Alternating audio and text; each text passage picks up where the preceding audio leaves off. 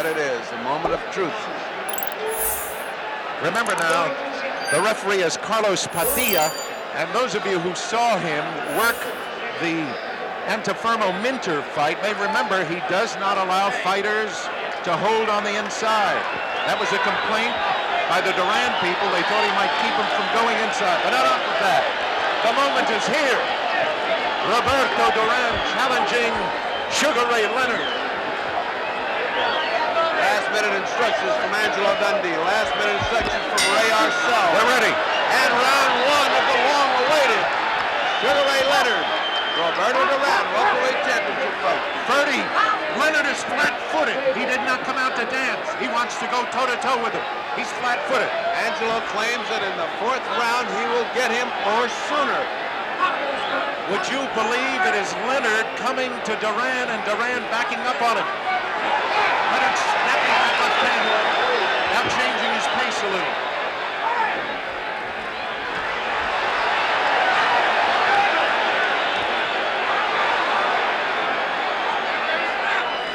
Did somebody say that Duran didn't have quick hands? He's a boxer, he's got quick hands, but Sugar Ray's got that fast jab and a jab that he moves away from after he throws it. Notice how Duran is keeping that right hand high. He knows that Leonard wants to get him with a hook. And Arcel told me before the fight, Dundee is not going to get it his way. He can't take him out in the first round. Throw that right hand. Duran. Overhand right by that missed because Roberto was leaning down at the time. You can't throw those overhand rights. You got to bring him up. Would you believe Duran is boxing him? Yes, Morant, but he's stalking him. He's slowly cutting that distance between them. He's faking. He's slowly cutting. You see that? Oh, he took a hard look up and hit him back. Leonard wants to trade with him. Leonard wants to trade with him, and Duran is willing to oblige. Leonard is not backing off. Leonard is not running. He wants to exchange with Duran. How about that cooking? Faked with the right hand and got him with the left hook. Roberto the aggressor right now. Duran the aggressor. But Leonard is biding his time. He's getting his shots in. They've been even so far. There's a lot of bad blood between the two at the weigh-in. Leonard blew a kiss at Duran, and Duran answered with a word which I cannot repeat. Duran does not like this man. But Roberto is trying to stay cool. The fury, the intensity, you can feel it. The intensity of Duran is incredible. But Sugar Ray is very cool, and he's punching very well, counter-punching coming in. They could catch each other. Duran goes to the body, but he's wild. He's wild. He's wild, but his intensity is great. He did not hit Leonard. The punches were not well landed. Leonard goes to the body and doubles up to the head. And Leonard is throwing leather. He is throwing bombs. Leonard is throwing everything he's got this first round. Number 5. 3 seconds to go in the round 2-1. There will be no knockout in the first round.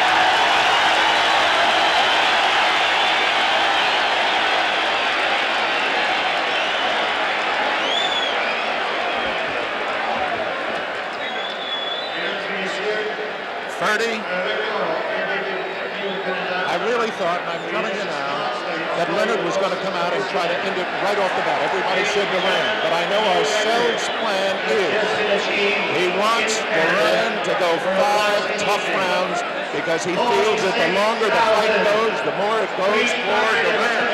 We shall see.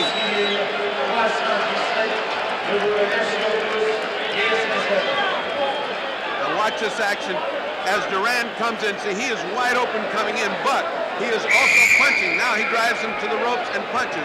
Now watch Duran. He's completely out of balance. He's got to be a little bit cooler than that with Leonard because Leonard will catch him off balance and finish him. Leonard fighting flat-footed like he did against Pete Ranzani. I'm amazed. I thought he'd dance with this man and try to sucker him into a left hand. Angelo says Leonard does not have to dance on him. He does not want him backing up with Duran. And Duran is willing to do his thing. He's got Duran backing up. There's a lot of feinting going on here. They're trying to feel each other out still in spite of that hectic first round. But the Leonard fast hands are something to see. So are Duran's. Duran is charging in like the charge of the Light Brigade. He's almost throwing caution to the wind. You see that charge? It's intensity, it's fierceness, it's fighting. Duran is throwing caution to the wind. That could cost him because Sugar Ray Leonard is cool. Yes, he is. If you notice, though, Ferdy, he wants to catch Leonard with that right hand, and to do it, he's got to beat one of the greatest left hands in the business. Duran is now closing the distance. Boy, I tell you, I was going to say they're going to try to establish that, but son of a gun. Look how close Duran is getting. They started out way apart. Good job by Duran.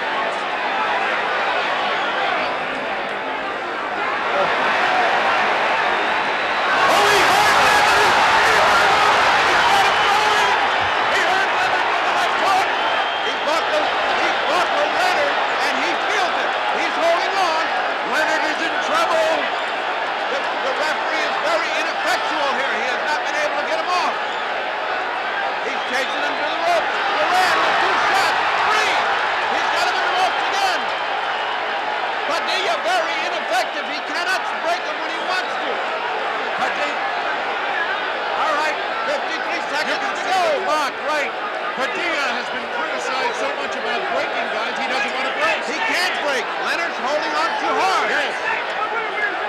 Leonard in trouble in round number 2.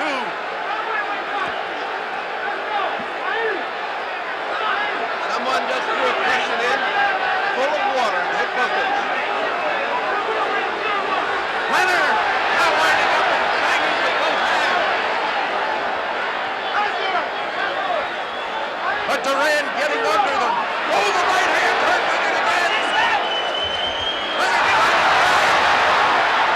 A wonderful display of courage by Leonard. What a fight! It's down to 7 seconds, 6, 5. And Duran has established himself. This The round is over.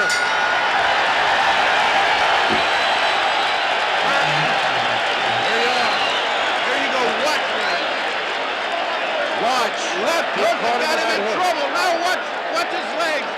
Leonard's legs buckled. He could not control himself. And now watch as he holds Duran.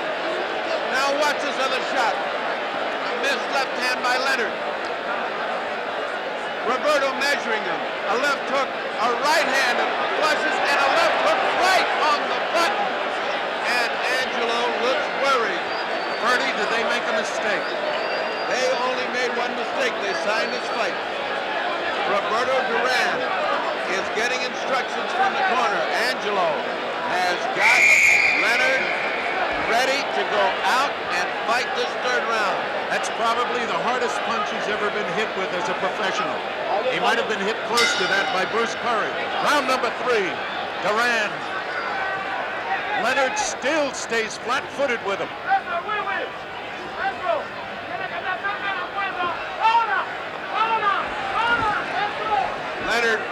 Leonard is reacting to every little thing. Every little feint of Duran's is causing him to flinch. He's a little gun-shy now. He is. And Yes, now's the time for Duran to take advantage of that. He is gun-shy. Absolutely. At this moment, Duran has him compelled, but he still has those quick hands. And I think he's got him intimidated. Unbelievable. Duran working on him again.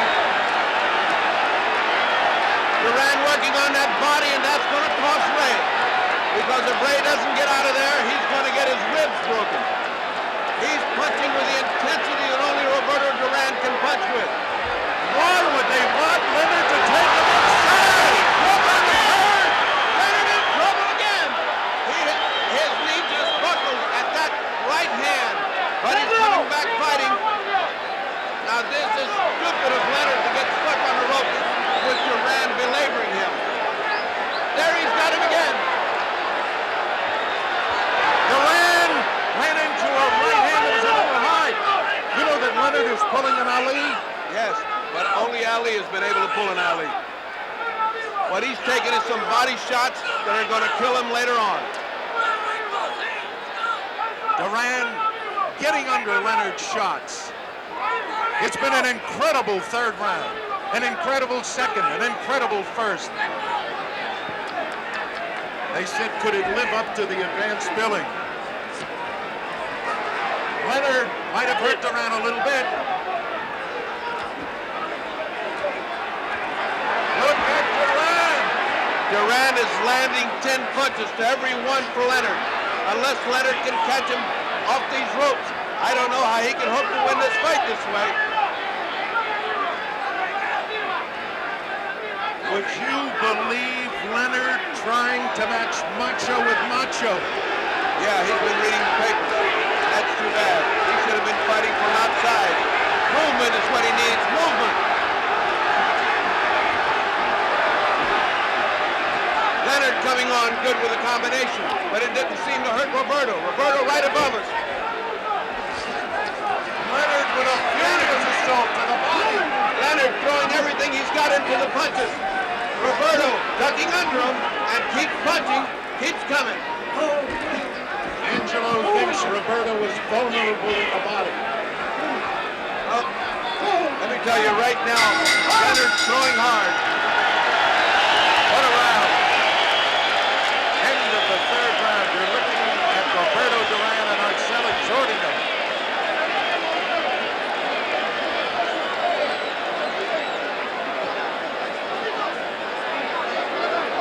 I just turned around to look at Wilfredo Benitez. Wilfredo? Duran not going away. I will be knocking him out in 2 rounds, you know, because in my best condition, nobody can beat me. What do you think about this Who do fight, you think though? is winning right now? ¿Quién gana ahora? So I seen the fight. Say it again. We had to get away for a moment.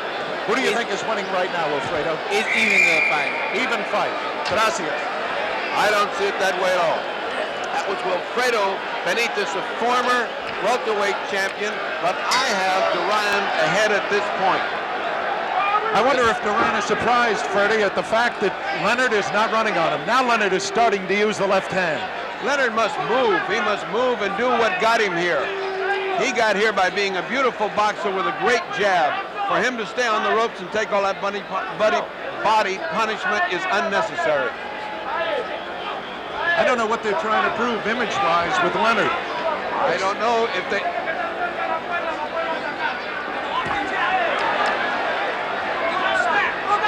He is reacting to every feint with the left hand.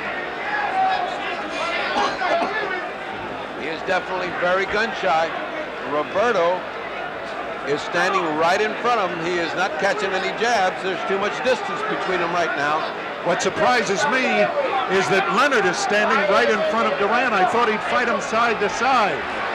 But Leonard apparently feels he can beat him that way and beat him at his game. That's what he wants to prove. Well, he hasn't beaten him so far. Unless they're waiting. Oh, he just got hit on. Leonard just got hit on the break. Not hard. But it goes to show you that Oh, a right hand! He hurt Leonard! a tremendous right hand by Duran drove Leonard back into the ropes.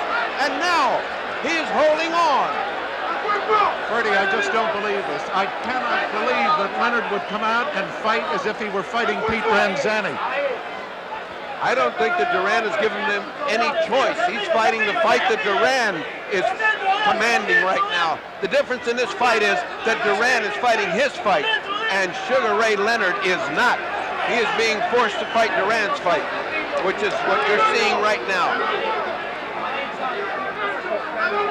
There were some who thought that a cold night would be bad for Duran. I said that he didn't have a real sweat. He's got one now as he punched himself out. Duran will never punch himself out. He hurt Leonard with that left hook. I would never have believed that they go to the pit this way. I would never have believed it of Ray because what he's doing is getting his ribs caved in. And that's going to tell later on in the fight. Ray is hoping to catch him off those ropes, and unless he does, he's in trouble. Oh, look at Duran with that right hand. And look at Leonard answer it back.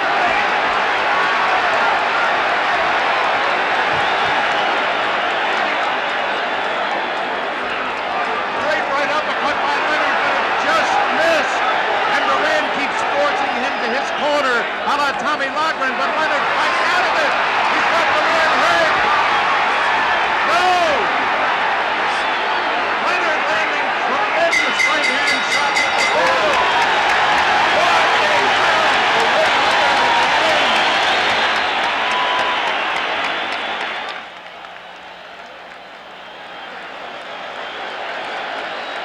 Ferdy, You can't see better fighting than this. I was going to say, if you wanted to write a script, you could not have written, because, I mean, let's face it, you figure a young man like Sugar Ray Leonard's going to come out, stick him, suck him into the left hook.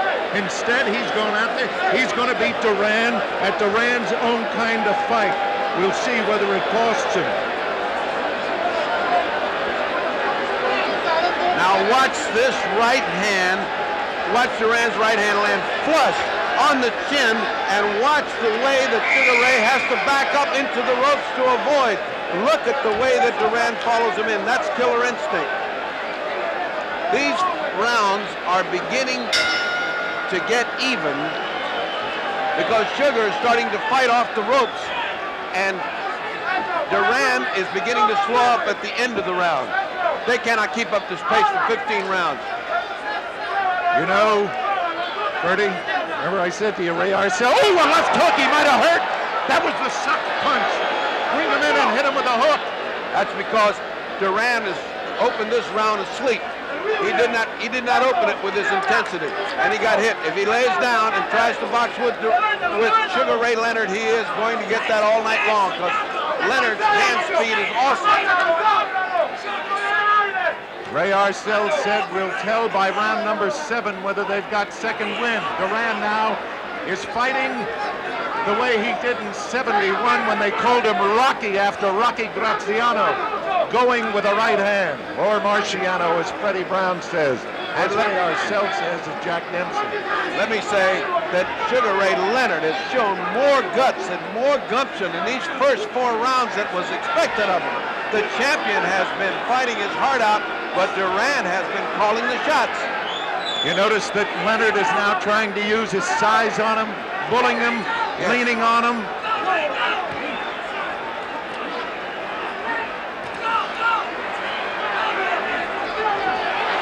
Right hand just a little high by Duran. But it was murder in that right hand. Putting the pressure on Ray.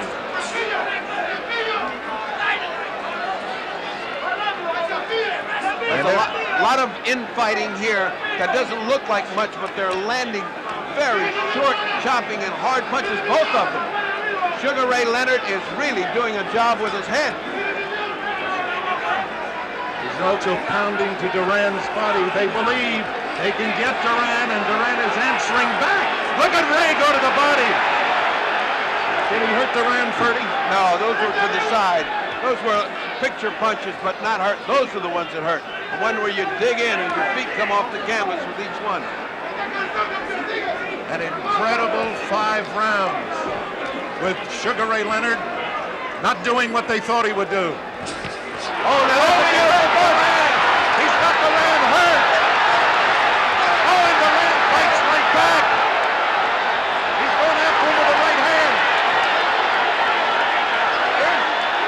Sugar Ray Leonard at his best.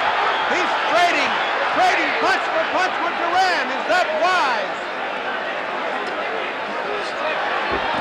Oh, Duran missed the right hand that would have ended it. As he got guts. What an incredible fight. They have been exchanging evenly.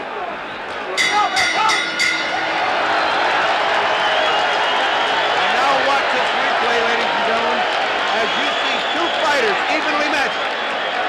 Watch Sugar Ray come out with everything he's got, but Duran is ducking all that ring experience. All of that ring experience. Now watch this watch this exchange between Leonard and Duran. As they get in close, they're beginning to really pummel each other. It's beginning to be tough. What Sugar Ray Leonard put on him at the end of that round should have dropped Duran, but it didn't. And now's where we get to find out how Leonard reacts to finding out that his punch is not going to knock out Duran. We know what Duran is thinking. You know, there was a discussion at the meeting about the use of smelling salts, and originally the Boxing Commission, the Montreal Boxing Commission, said no smelling salts. But both corners said we want to use them. You know why? Round number 6, Leonard and Duran. Leonard has shown a lot of class in these first 5 rounds.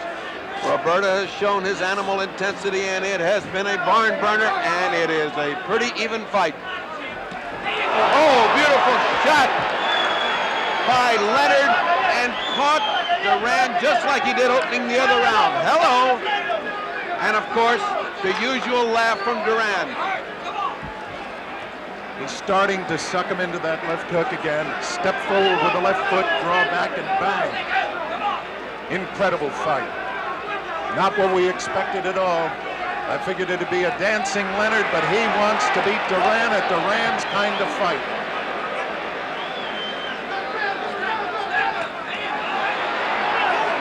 Beautiful body shot by Leonard, answered by a beautiful body shot by Duran. And back on the ropes. It seems that Duran is very satisfied to back him to the ropes and wail away at the body. Leonard should not be caught there. He feinted him twice, once with the left, then with the right, and tried to go with the left. Leonard now is not blinking or stepping away from the feints. Leonard is in those close exchanges. Leonard's landing some short punches. There they are. 2, 3, 4 combinations. But Roberto hangs. There it is again. That hand speed. Amazing hand speed by the champion Sugar Ray Leonard, but Duran hangs in there.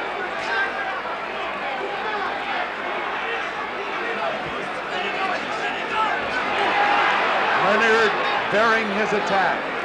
Body and then head. We thought that it would be Leonard holding on. That time it was Duran. Duran now trying to go underneath that left hand with a right uppercut to the body. But I must tell you, this has been a good round for Leonard. The referee keeps knocking down Duran. Oh, that was a great shot by Leonard.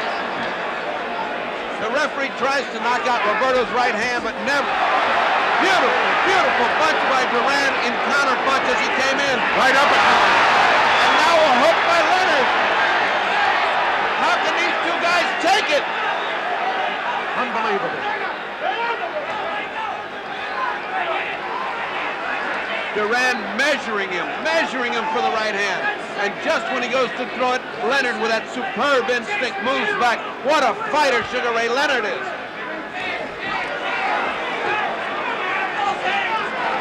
Left hand, not as good as it seemed. Duran was moving back with both. And the bell. There's the bell. Didn't even hear it.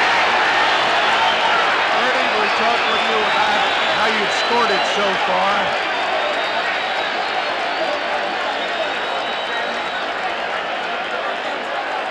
I notice you're keeping a score. I haven't been. How do you score it so far? So far, I have it just about even with Duran ahead by about a point. 58 for. But it is so hard to score. And remember, we have judges here that are love to see fine boxing. We have not seen any fine boxing in the European style. We have seen down in the trenches fighting. Everybody said, can he go to the pit with Duran? He is in the pits and he's doing fine. I tell you one thing, it is an even fight, and it's so subjective that either judge can have one or the other. Ray standing, waiting to go after him. Duran. Let's see if he hits him that hook again to begin with. No, this time Duran puts in a hard right hand to the body. Roberto Duran. Steam is coming off of both fighters. They're in the middle of the ring. They have plenty of distance between them. Duran has not yet forced him to the ropes to fight his fight. He beat Duran to the punch a little bit. Duran just missed with the right hand. Duran, by the way, was 29 years old, June 16th. Leonard is 24. Leonard, the taller of the two. I haven't identified them because I don't think you need identification. Two of the best-known fighters in the world. Again, Duran feinting with that right hand, looking to throw the left, but the right hand is his punch. Arcel and Freddie Brown up on the top step. Leonard has Duran in a bit of trouble.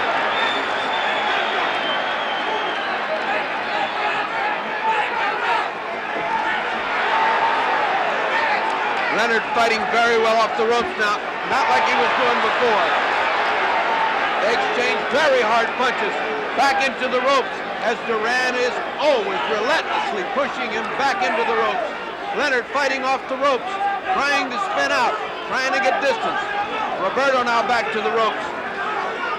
And for the first time we see Roberto Duran on the ropes, and for the first time I see a little anguish on the face of Roberto Duran. Punches to the body. The corner for Duran is yelling, "Get off the ropes, go to the center of the ring."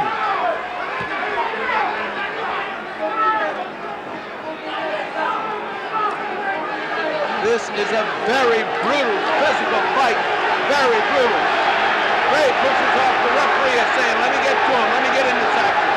Back to the ropes again. Fighting off the ropes comes Sugar Ray Leonard. Fighting back comes Duran, and they're back on the ropes. Leonard hasn't lost his hand speed. Duran seems to have lost a little of his. But now he opens up. Every time Leonard lands a great punch, Duran comes back with 3 or 4. Where does this man get the energy?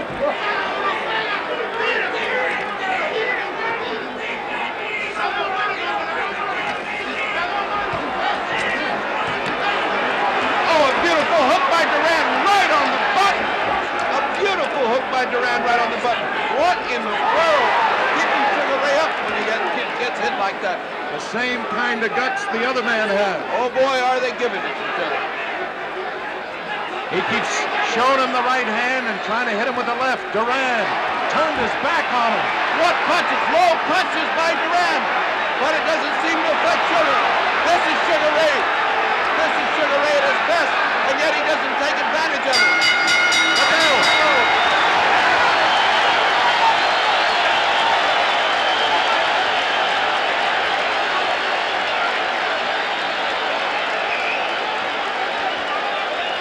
You know, Ferdy, they call him Sugar Ray Leonard. And Sugar Ray Robinson, I told you once before, George Costner touched his gloves and said there's only one Sugar Ray and you're not going to go more than 1 round. And he didn't. But he has said about this young man, Sugar Ray Leonard, he has the capacity and he's fighting a Robinson kind of fight tonight. Well, this fight is a seesaw battle.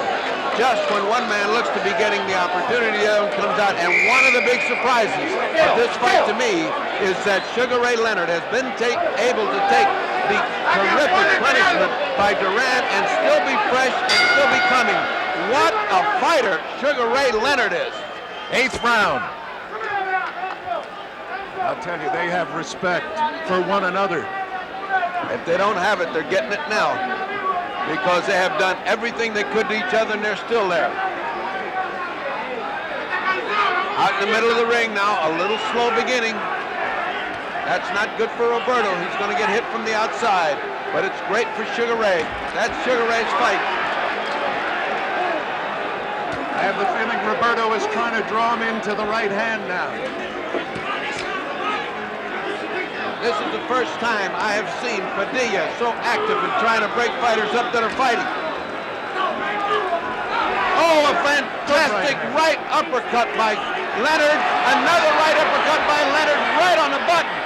But Duran is there, and here he comes. Look at him. Look at him doing a little dance. Now Leonard answers, but there has been no showboating in this fight by either man.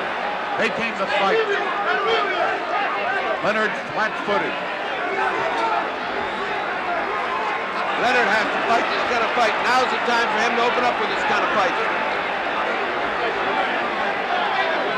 Roberto seems momentarily flustered. He's laughing at him. He's laughing at him, but here comes Sugar Ray. Roberto taking his first break. This is about the time he catches his second breath. Usually he got hurt with a left, but then he answered with a right to the body. It was a tremendous jab that Sugar put in, the kind that he should have been doing all along, but he has not. He has neglected his jab, and I don't know why. I thought Duran wanted to keep Leonard in front of him all the time, and it's Duran who's trying to come from the side. Step to one side or the other and bang with either hand. Leonard right in front of him all the time. No blink, no reaction to feints. Just the great hand speed in a terrific fight. Better than I thought it was going to be. I thought it was going to be great. If you can call this round slow, this is the first slow round we've had. If you can call this action slow. There goes Duran with a nice right hand that just missed. Here comes Leonard with hand speed. Duran's got him in the corner. Duran, he's trying to get out. Oh, a great shot from Duran. Another great shot from Leonard. Catches Duran. And a great right hand. A great right hand. How does Leonard stand it? A great right hand by Duran. I want to ask you one question. After I catch my breath, Ferdy, is it possible? We all know that lightweights never beat welterweights for championships except once. Don't say twice, once. Because Barney Ross beat McLaren, but when Armstrong won it, he was a featherweight. Does Duran not punch as hard as a welterweight as he did as a lightweight? He seems to be pushing pretty hard right now, not as hard as a lightweight.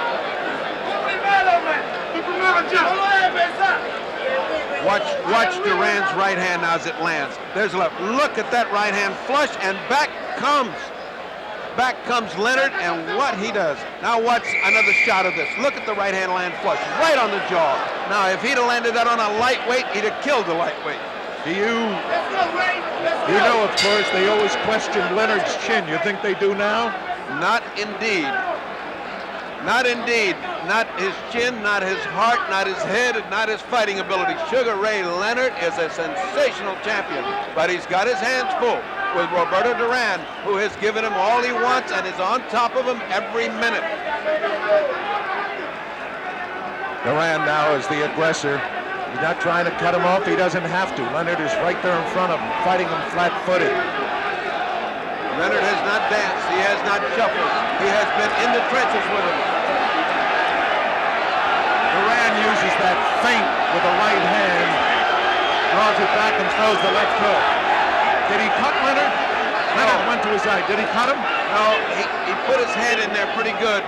Angelo screaming from the corner. Watch his head. Padilla's got a big lot of trouble to separate these two. Again, Duran off first. Leonard trying to fight off the ropes. He missed with a wild swinging hook and had to pay for it with a thumping body shot by Duran. Duran in a corner again. Again, Duran fighting. He's really pressured him a lot this round, and he hasn't given him a chance to get started. It's Leonard now that goes to the center of the ring. Duran charging with the jab, turns it into a hook, lands it. Now goes with both hands to the body, and Leonard has not done anything this round. Again, backing him up. Now more punches to the body by Duran. There's the ubiquitous referee in between. I don't know what Padilla's doing here. Padilla's interfering far too much in this fight. These two guys are fighting. They don't need a referee. There he goes again. They aren't even at the corner, and he's there. No rest. Leonard tried to spin him that time and couldn't do it. They are two master craftsmen. Superb fighters. Duran is winning this round unless Leonard can turn it around at the end here. This round has been all Duran. You cannot give Duran that kind of edge. Every round is going to be important from now on. Leonard's got to go to the uppercut if he expects to do anything, because Duran is coming in under those wide punches, as you pointed out, just coming under him. He has a great ability to bend under punches. Leonard has stopped fighting this round, and I don't know why, unless he's taking a breather. Catching a second breath, maybe. It's not like Angelo to tell his fight. Good right hand. Oh, they both do. Duran is on top of him again, and Leonard won't quit either. The round is almost over. Ray Arcel has the stool off the airfield, bell-ending the round. Oh, my aching back. What a fight.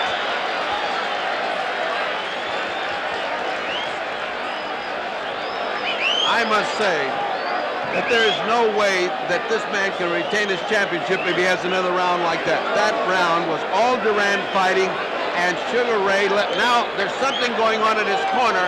They're pressing against his eye as if he has a cut or something is bothering Leonard's eye. That's what I mentioned to you before. And look. Angelo, the great cut man, is putting adrenaline in. Now Angelo's got some adrenaline. He is applying adrenaline to the eye of Sugar Ray Leonard, which means that Sugar Ray Leonard is cut right at the eyebrow of the right eye. It must not be big. I didn't see blood, but Sugar Ray felt it. And Angelo has put the adrenaline and the cut stuff in. Another factor in this fight. Round number 10. Number 10 coming up.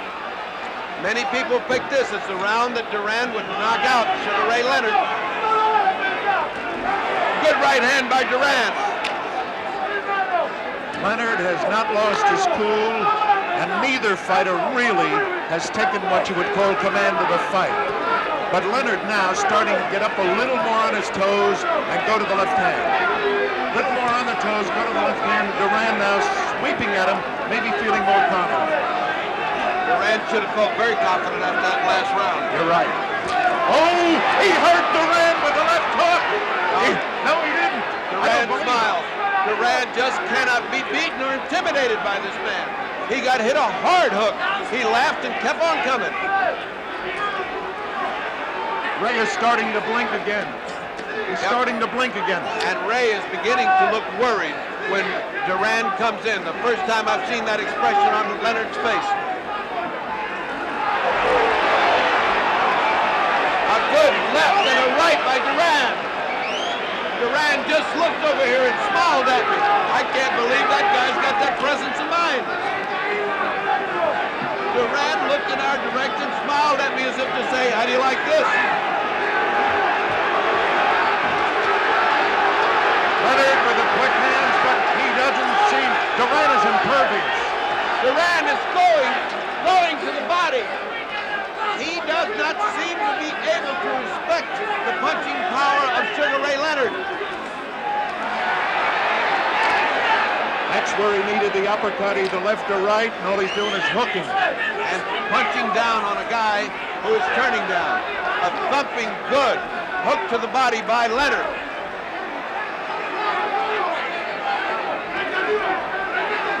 Duran has abandoned what's got him here this far. He's playing games with him. He's fading him. Oh, what a shot by Duran to the body of Leonard. Leonard came back with two ineffective punches to the body. Duran chasing him back to the ropes, which is where he wants to be. There he is, back to where he likes to be, home territory. Home cooking on the ropes for Duran. Leonard now coming after him, but let's face it, two great fighters. What can you say? They're both. They talk about Duran being an animal. I want to tell you, Sugar Ray is too. What exchanges by Leonard. Yes. Leonard going toe-to-toe with Duran and getting the best of that exchange. But Duran always relentless and back in the aggressor and pushing and pulling. As Leonard got off the three best punches of the round. Ferdy, you've been around Angelo how many years? 20 years.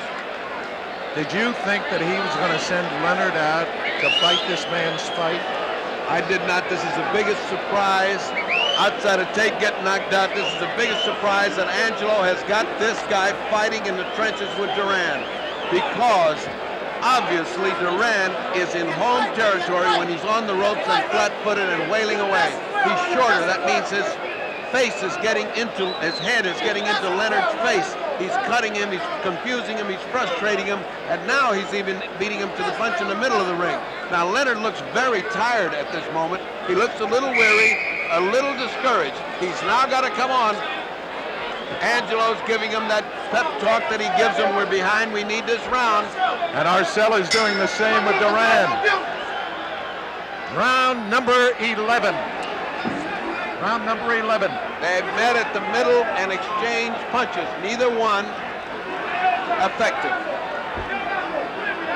Neither one.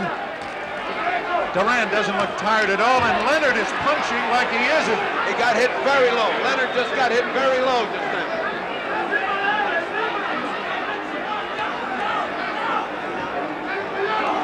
That isn't the first time a Duran fight has seen that. He holds no part of the man's body sacrosanct. He's a pit fighter. He's just throwing punches wherever. A good right hand landed on Duran. A good right hand landed, and now they're both exchanging furious volleys. As fast as Leonard goes, Duran comes back. Right back. Right back. No advantage to either one.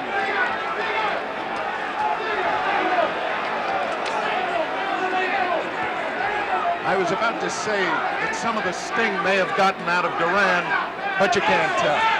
Hard to tell. Short punches now by Leonard, trying to take him with the right hand. I tell you, he's caught his breath. Leonard so far this round has used greater hand speed. And Duran has been punching without the authority that he had in the other rounds. He slowed down. Oh, Leonard beating a tattoo, but Duran stays on top of him and hurts him. He has just hurt Leonard, and Leonard comes back again. It's just that Duran won't quit. He just keeps throwing and throwing and throwing. Look at Leonard fight back, and Duran, unbelievable, reach into this crowd.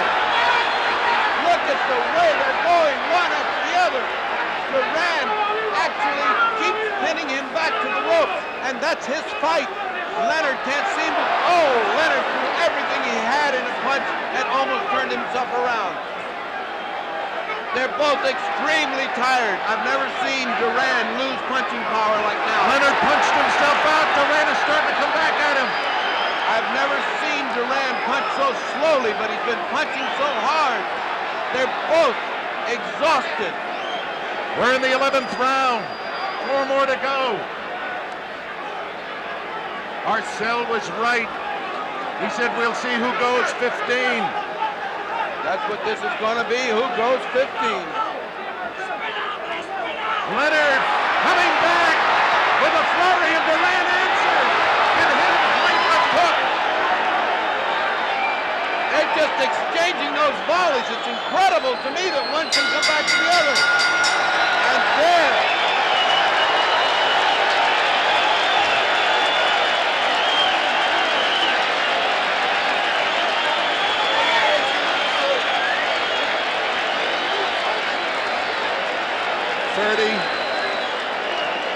What a fight. Leonard may have evened it up now, but I still have Duran slightly ahead. He may have evened it up. He was just starting to look good, and for the first time, Duran is beginning to look weary in his punching power. I have never seen Duran run out of steam when it comes to punching. The officials tonight, only the judges vote.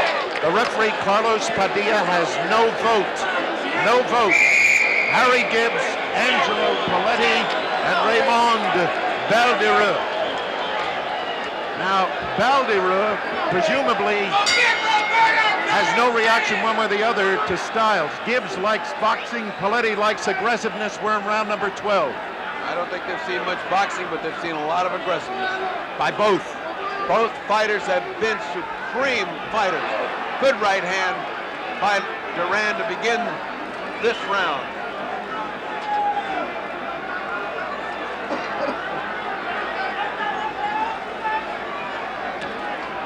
Exchanging jabs in the middle, not hurting each other, but not starting off fast. Duran doesn't seem to show any inclination to close right now, being satisfied to stay away for a few seconds. How can you blame them? They've been going toe-to-toe. Freddie, who's the stronger man of the two physically, do you think? Right now, you really can't tell. Right now, they're both pretty exhausted. What Sugar Ray Leonard has taken to the body should have caved in a heavyweight. This is a replay of Robinson LaMotta with a bang into the body.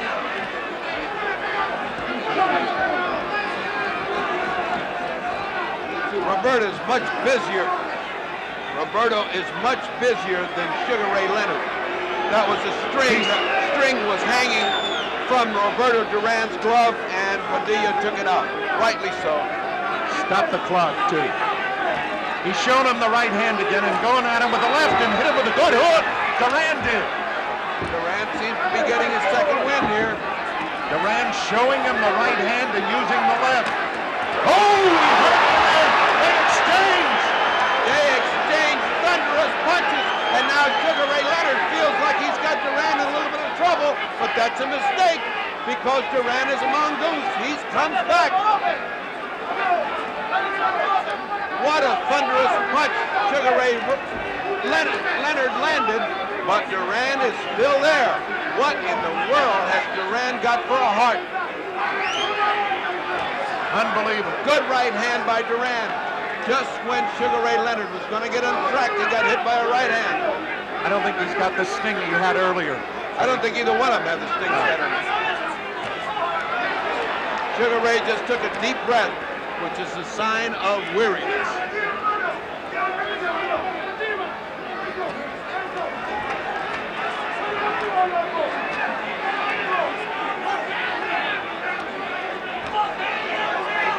It has been the plan, obviously, to go to Duran's body. Duran short with a right hand and does not look to be snapping it the way he did earlier. But you can't tell. You never can tell with Roberto. Leonard now hit him a little bit low. And the bell, 12th round. Now we'll see a replay, and you will see the kind of punch. Look at that shot land. Now comes back with another shot. Look at this shot land. I am telling you, these people are throwing the kind of leather that would knock anybody out. They missed on the last two punches, but they had landed solid the two punches before. What's keeping both of them up? I do not know, folks. Freddie, I have to remind everyone, a draw, the champion remains the champion. Please remember that. In the event of a draw, Leonard would retain his crown. I mention that because it is that close a fight. I want to tell you, in the event of a draw, meet me under the ring because there's going to be a lot of debris flying if this fight's a draw. Leonard standing. That's what Ader Joffrey used to do, the great Brazilian. He always stood. Round number 13. Round 13, and I believe that Roberto senses that he's got the fight if he keeps up the pressure. I do not believe that Sugar Ray thinks he's losing this fight. It's very possible both corners think they're ahead. It's that close. This is in the hands of the judges unless one of each. Oh, a left hook by Duran. Unless these fighters take the solution in their own hands, this is going to be a hard fight to judge. Duran a little more aggressive in this round than Leonard. Well, I believe he's been aggressive through the whole fight. Pushing Leonard to the ropes, mauling him, keeping him there. You have to give him points for aggressiveness, but Sugar Ray's fought brilliantly off the ropes at times. They're both trying to fake one another into a lead because they want to counter off the lead. Duran surprised, I am sure, at the body attack. I don't think he's ever gone through one like that. A left hook should have hurt Leonard. It didn't. It did not. Leonard had just landed a superb punch and got hit by the hook. He's retreating back to the corner. Duran's favorite hunting ground. That corner over there has been the pitfall for Sugar Ray Leonard. They seem to gravitate to that as if pulled by some kind of invisible magnet. And when he's there, it's all Duran. Ferdy, you were in Manila. I was not. Is this like the Thrilla in Manila? This is the Thrilla in Canada, in Montreal. This is just like the Thrilla in Manila. Oh, right hand! A right hand lead by Duran! And a right hand by Leonard! What a second, another exchange of great right hands and exchange of lefts. What they are landing. No sooner does one fighter land one thing than the other lands exactly the same. Now Leonard coming on with a combination of 3 different punches and landing it. We did it in chorus. Right above us, Roberto Duran and Sugar Ray exchanging furious punches. Here comes Duran. Leonard taking the punches, has to back up. And now Leonard trying to come back. But he takes the punishment as he's coming up. Now Leonard trying to pin Duran to the ropes. They're exchanging punches. Again, they're exchanging. And neither man has been hurt.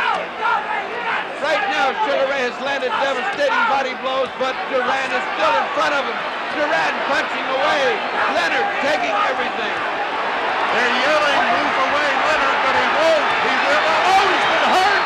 On the foot, but he comes back. He's hurt Duran. Duran is hurt. Duran is hurt. Look out.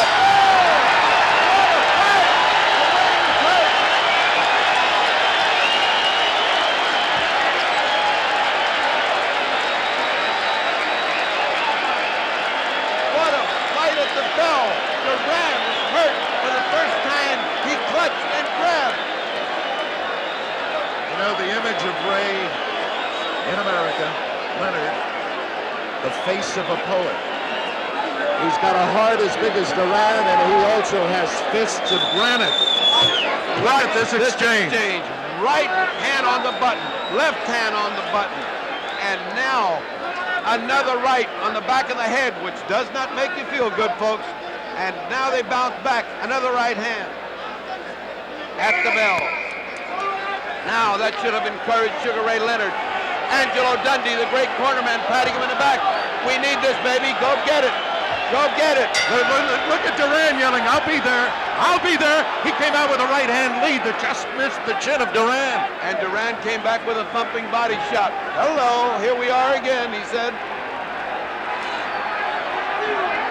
That's not enough to intimidate Roberto Duran. It's round 14. And if he's going to save his championship, Sugar Ray Leonard must fight. Oh, a great Leonard! Now Sugar Ray is fighting an inspired fight. He seems to sense that he needs this. He's trading with him. I can't believe it. I cannot believe that Leonard would fight this kind of fight. He's not only made a believer, he's doing a hell of a job at it.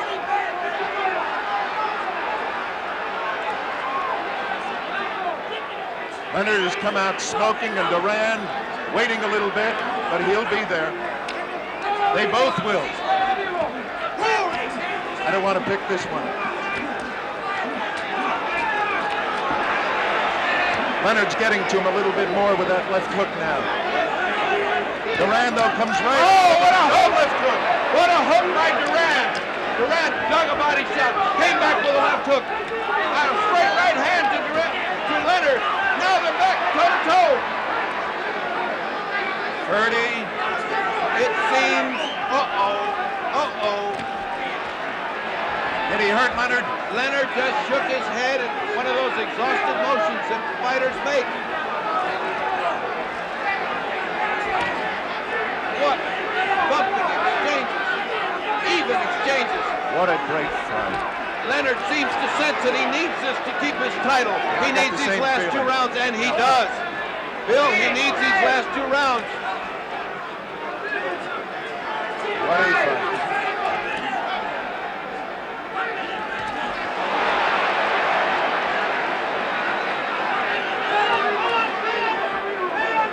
you mentioned in the tape fight about digging him with your toes to the canvas, that's what they're doing. Oh, what a shot by Roberto! And Leonard is right back. What a shot by Roberto Duran! But Leonard snapped back to life and answers with a volley of punches. In boxing terms, they call this a war. 24 seconds remaining in the 14th round. Leonard, Gavilan Bolo. First Bolo shot of the fight, and it landed right on Roberto's chin. 10 seconds! 10 seconds to go. 9, 8. 5 seconds, Leonard, go! Go, Leonard, go! Go! Leonard is... Look at the look on Duran's face. Watch this exchange as you see the slow motion. Here comes the Bolo. Right on the button. And just like Kid. Let's see another fight. Let's see another view of this. Here comes the... There he goes. He winds it up once. He winds it up twice and lets it fly. When's the last time you saw that, folks? Kid Gavilan. 30.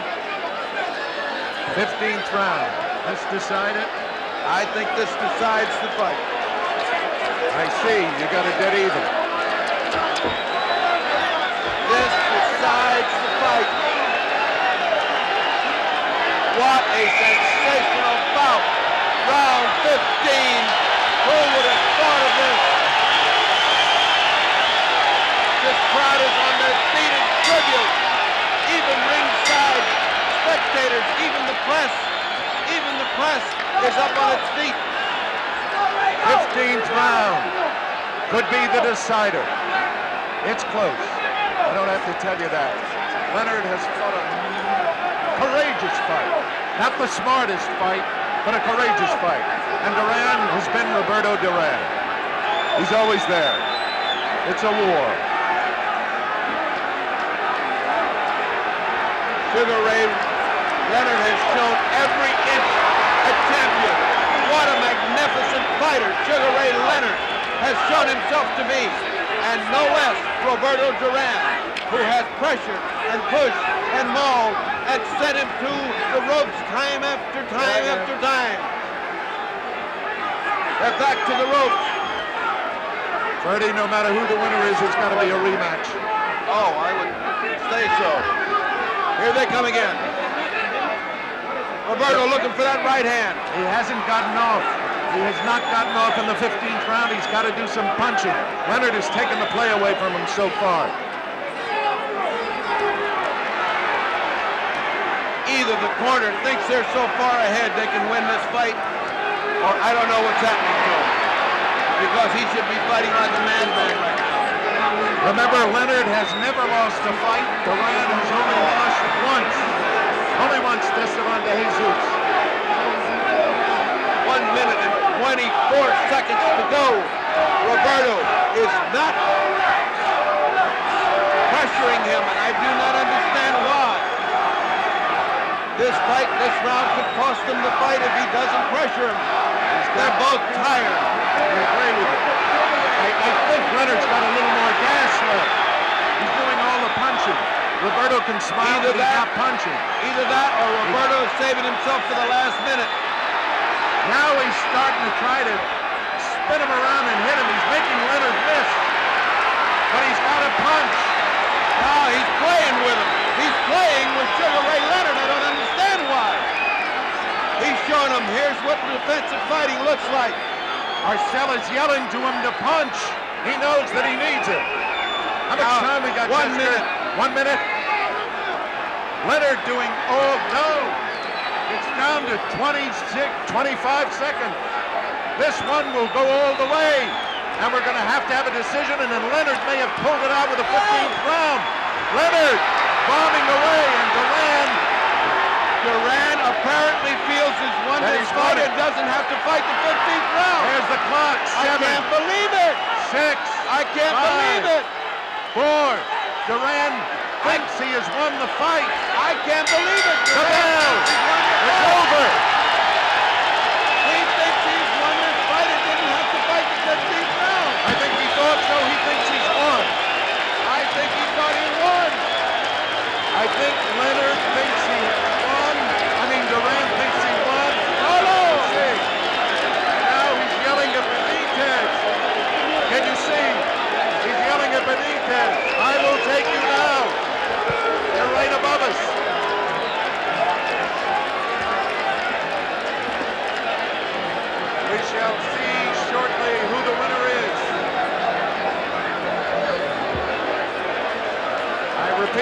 said to you before, in case of a draw, Leonard, They're having trouble. the corners, the corners are getting after one another. They've got to stop that. They've got to stop it. In case of a draw, Leonard is the winner. Remember that. Ashton is going on in the corner because of the corner of Leonard, who's looking like they want to fight.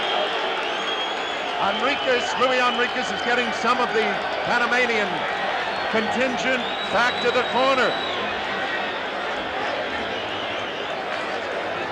I cannot even begin to give you an idea. But it looks close. Well, what it looks like, Bill, is that Sugar's resigned to losing, and Duran knows he won the fight. Let us hope it works. We shall see. Claude Mouton will give you the decision. Here you are. Here you are. Here you are. Here's the decision. Claude, come to the middle so we can see you and hear you. Le président du Conseil mondial de la boxe et president of WBC, Seigneur José Suleiman, le président de la Fédération canadienne et president of the Canadian Federation, Murray Sleep, le président de la Commission athlétique de Montréal et president of the Montreal Athletic Commission, Arthur Gagnon, et le président exécutif du Conseil mondial de la boxe et executive president of the World Boxing Council, Piero Pini, from Italy. Let's have the decision. Come on.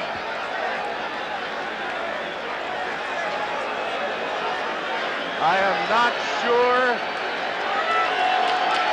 what is the decision.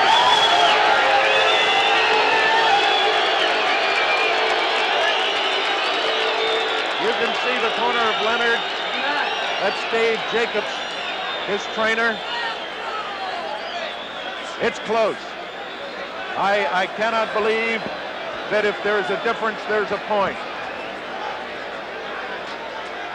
But obviously, Duran's corner thought he was winning because in the 15th round, they let Leonard do all of the leading.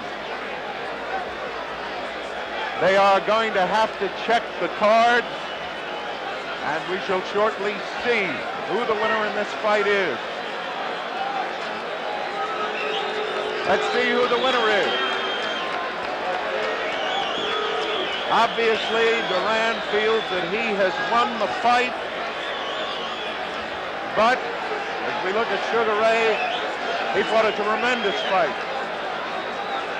Let us hear. Come on, men.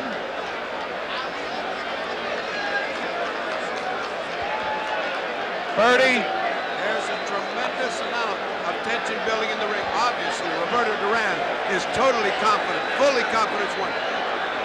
And Leonard seems to be very dejected.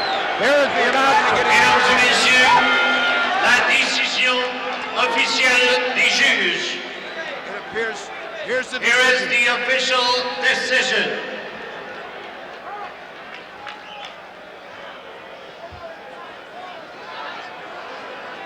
Le juge Badirou. Duran, 146, 146. Leonard, 144, 144.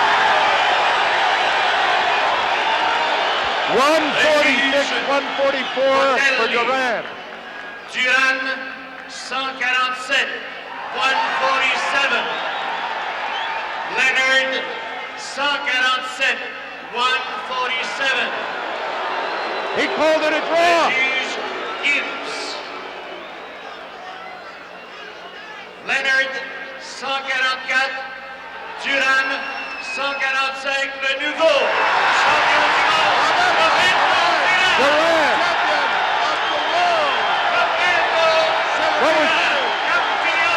What was the last vote? What was the last vote? I did not hear the last vote.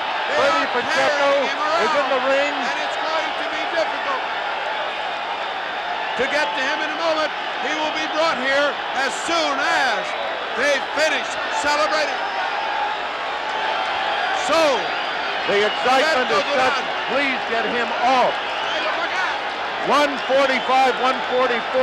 It was a split decision. I was off by a point. I thought it was a draw. Roberto Duran has won the welterweight championship of the world. Sugar Ray Leonard continues to bob and weave, not paying any attention at all to Hearns. And for the call of this championship fight, let's go to Don Dunphy. Thank you very much, Marv Albert. The scoring, the 10-point must. 10 points to the winner of a round, 9 or less to the loser. By 3 judges, the referee does not score. The mandatory 8 count is in effect, but the 3 knockdown rule has been waived. You can be knocked down as many times as the referee allows.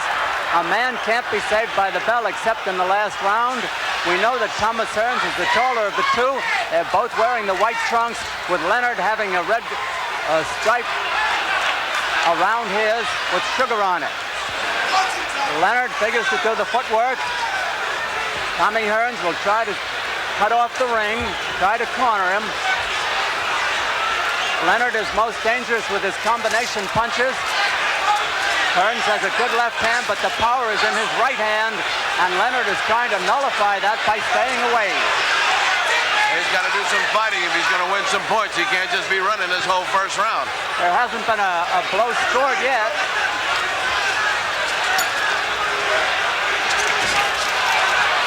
Now finally Hearns got in with a light tap to the body.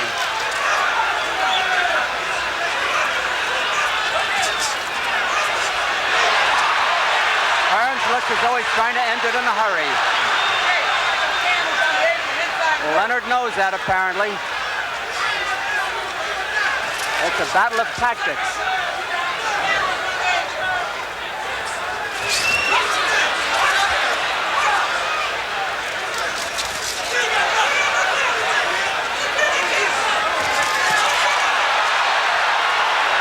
Now the battle is underway. They've both opened up.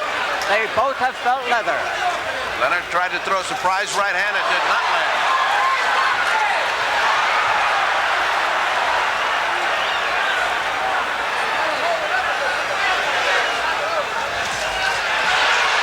Leonard catches that jab twice. So far, it's Thomas Hearns here in the first round. And the first round is as important as any other.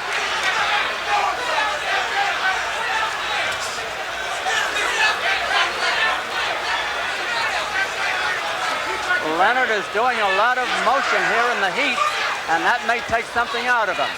Hearns is coming in a step at a time. Leonard is doing all the moving. That jab is getting closer and closer. He's shortening the range between them as this round progresses, and it's only the first round. Hearns is a very confident individual. We can't tell from Leonard's expression how he feels. Time running out in round 1, seconds to go. A good round for Thomas Hearns. The jab has done it for him here.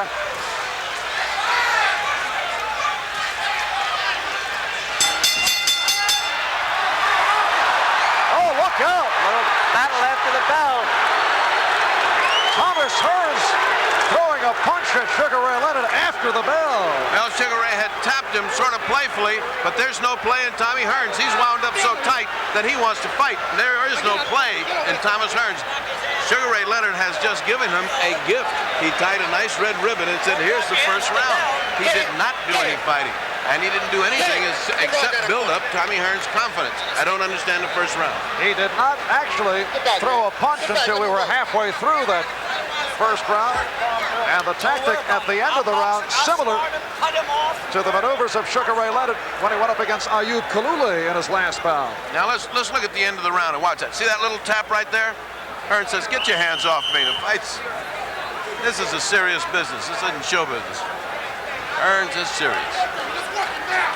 We're ready for round 2, and the question is Sugar Ray Leonard making a mistake doing all that moving? under 97 degrees, maybe over 100 degrees temperature under these ring lights. Round 2. Thomas Hearns, as you see, is much the taller of the two, and he's definitely trying to cut the ring. The thing that impressed me, Don, is that he was closing the distance in order to jab with him by the end of the round. At the beginning of the round, they have this huge distance between them. So gradually he got close, and he's close now. No question. Leonard may feel, because he has gone 15 rounds twice, that perhaps Hearns can't go the distance. He's only gone 13 once. But it's a hot night here in Las Vegas under these ring lights. The distance is very close between them as they get to the ropes. Punching distance for Hearns.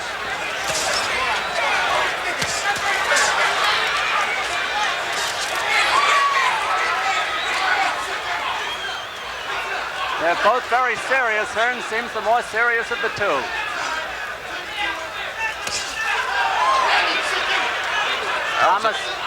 Thomas trying to bring the guard down. That was a nice counter move there. Hearns jabbed to the body. Leonard tried to put the right hand over the jab and missed. Incidentally, that's no patty cake jab that Hearns is throwing. It's a good solid left hand.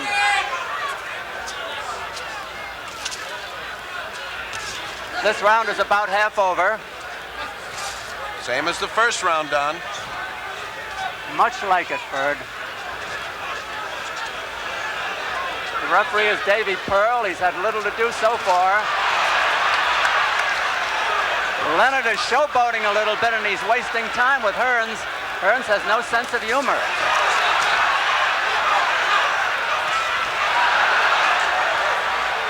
Leonard wants to let that right hand fly. He's got that thing cocked, and that's what he's looking for.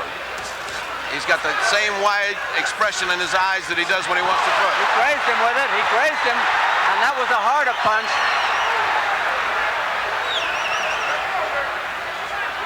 .45 seconds left to go in the round.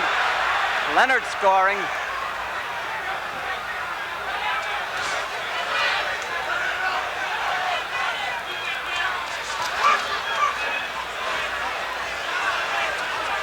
Leonard has gone flat-footed. He's not bounding around the ring as he used to in the earlier parts of this round and the first. A good jab, a good hook by Leonard.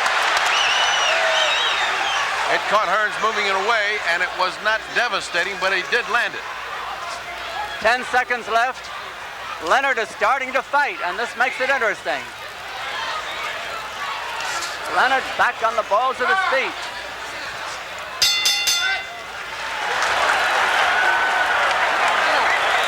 Sugar Ray Leonard with his most impressive moments fighting in spurts in the second round. But still content to give away the round.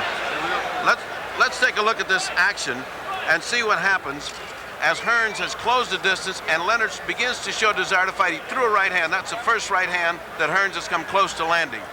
It backed up Leonard, but Leonard comes back. Leonard looks like he's getting ready to start those combinations. There was a punch that Leonard landed that didn't do any damage because Hearns was already backing up. I still gave that round to Tommy Hearns. He is now given a gift of 2 rounds to Tommy Hearns. The philosophy of Sugar Ray Leonard to try and take this fight as long as possible, particularly in this intense heat here in Las Vegas. Marv Albert with Bertie Pacheco, Don Dunphy. Round 3 coming up. Let's go back to Don. We'll see if Leonard alters his strategy and comes out fighting as he entered the last round instead of bounding around the ring as he started it. Now he's up on his toes again.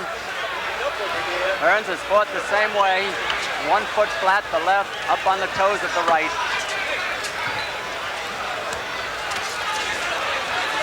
Leonard apparently is trying to get Hearns off balance.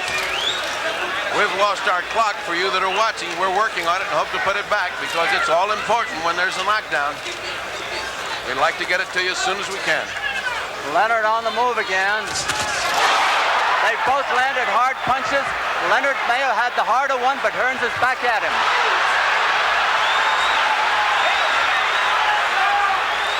Leonard giving it to Muhammad Ali.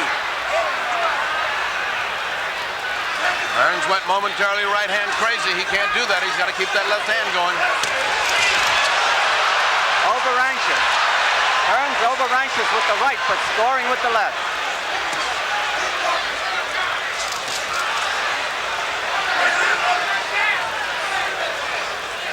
Sugar showing that ring mastery, but in the meantime, he's not punching. Hearns is very wild with the right hand. He's very tight, Don. He seems very tight. It's well for Leonard that he is.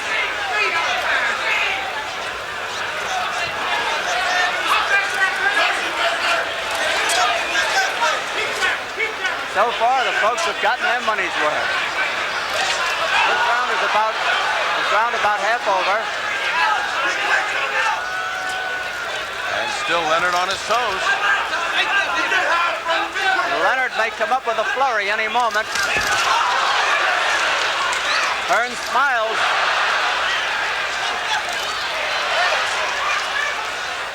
Leonard doing that dance that Ali did and flicking a jab off the dance. Those jabs don't hurt, they look pretty. About 50 seconds left in this round.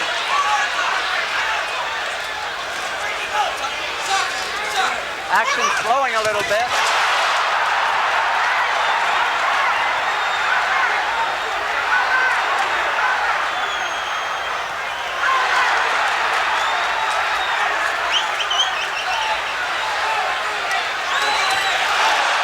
Big right hand by Leonard.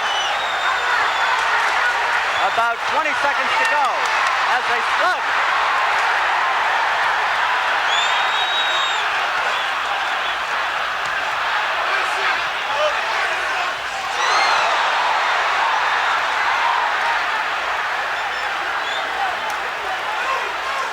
Round almost over. Leonard taking a beating here. Leonard took a beating at the end of that round.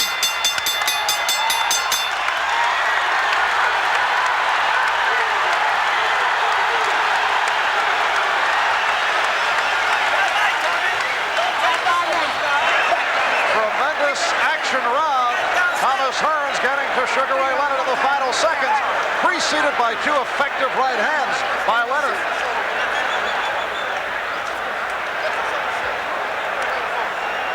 Leonard not able to connect on Hearns right here. Now the right hand.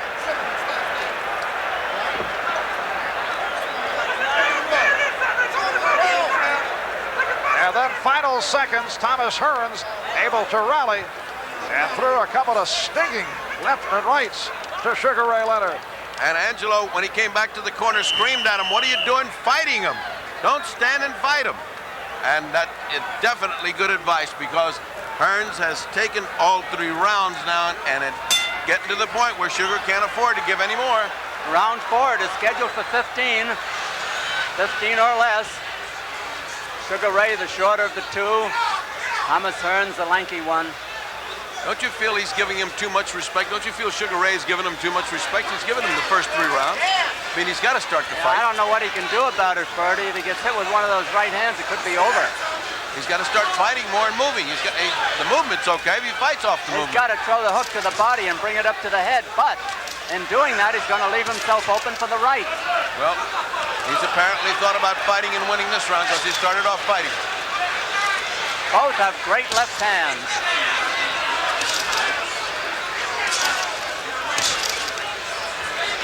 Hearns scoring with hooks to the body. 4 or 5 unanswered jabs to the body. I'm sorry, jabs. And now Hearns is starting to work the body. Both are going for the head with the left hand.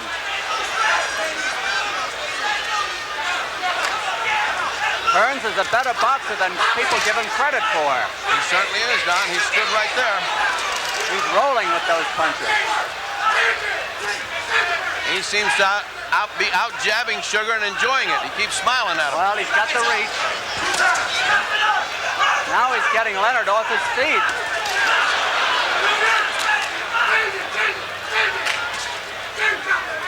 I say an early round counts as much as a scoring as a late one. And those late ones are oh so hard to win, Don. Right. These easy ones are pancakes. Those later ones are devastating.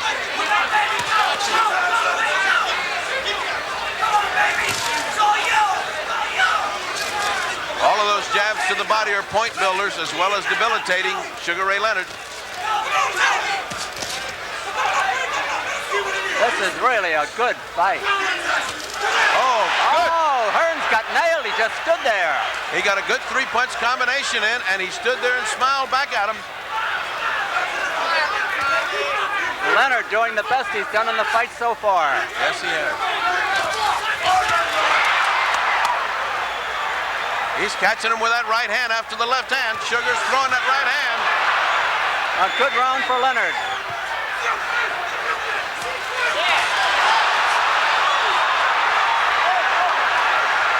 Leonard taking some devastating punishment. Body punches, that will do it. Those body punches with the right hand. Leonard is getting hammered by Hearns. Hearns can shorten up on his punches.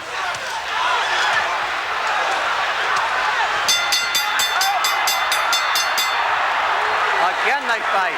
Again, punching after the bell. We saw this at the end of round one. And again, Thomas Hearns, very effective in the final 30 seconds after Leonard had landed the excellent combination with about a minute remaining. Looks to be a sizable lump under the left eye of Sugar Ray Leonard. Now watch as Hearns exacts his toll on Leonard for getting frisky. Leonard landed some good combinations, but Hearns is so measured in his punches. He comes right in and doesn't stop. Finally backs up Leonard into the ropes where Leonard has quit fighting. As the round ended, they exchanged hard punches after the bell. There's more of the action that shows you how Leonard began with these combinations. There's the combination that hit Hearns, and then Hearns literally knocked him off his feet. Once again, Thomas Hearns finishing strong at the end of the round, and we are on to round 5. Round 5 it is.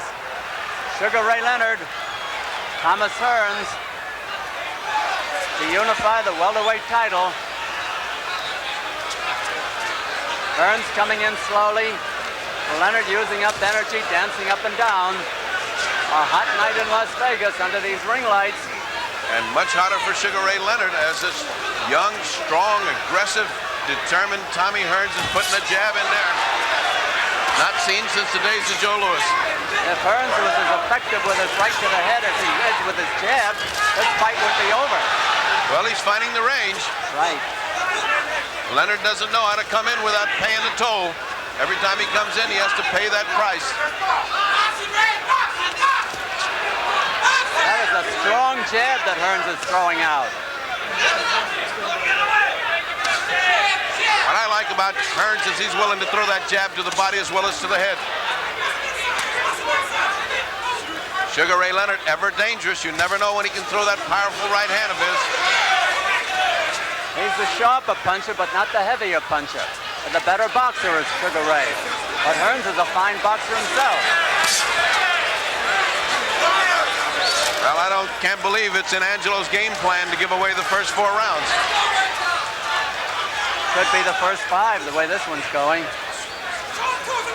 Well, Tommy doesn't change. He dictates the fight. He's fighting when he wants to. Good right hand by Leonard, but doesn't quite land. Hearns just laughs. One good right hand doesn't neutralize 20 jabs that Hearns is landing. Leonard off balance.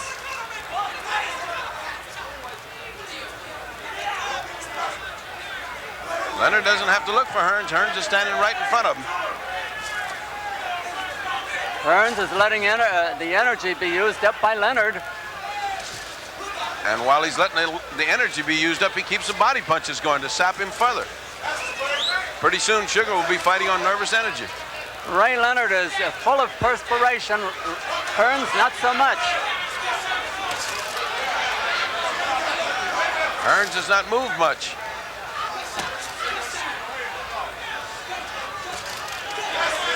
Under 30 seconds. And Leonard still has not done anything to win this round. He won't do it by waving the right hand that way. Yeah, this is not Roberto Duran. Hearns is mimicking him now. Hearns is laughing at him.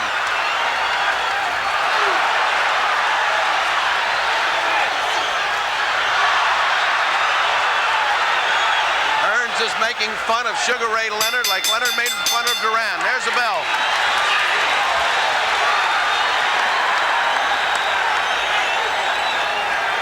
A round of pantomime, not much action in round 5, but again looked to be Thomas Hearns' round. Don't look that fight. Let's go down the corner. Listen to Angelo.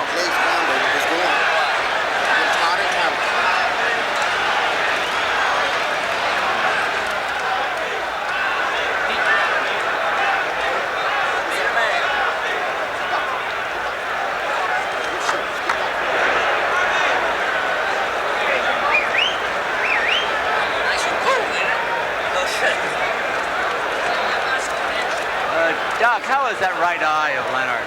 Leonard's is starting to get a little puffy in the right eye. His left eye has been giving him trouble in training by puffing up, but it's his right eye that's getting puffed up now. Nothing is happening to Tommy Hearns. Round 6 it is. Davy Pearl, the referee, waves them to action. And again, Leonard starts out dancing around. Hearns, fighting flat-footed, just watches him and looks for an opening. I could not hear Angelo Dundee's instructions, but I am sure, knowing Angelo, he's saying, start fighting, baby. We're blowing this fight.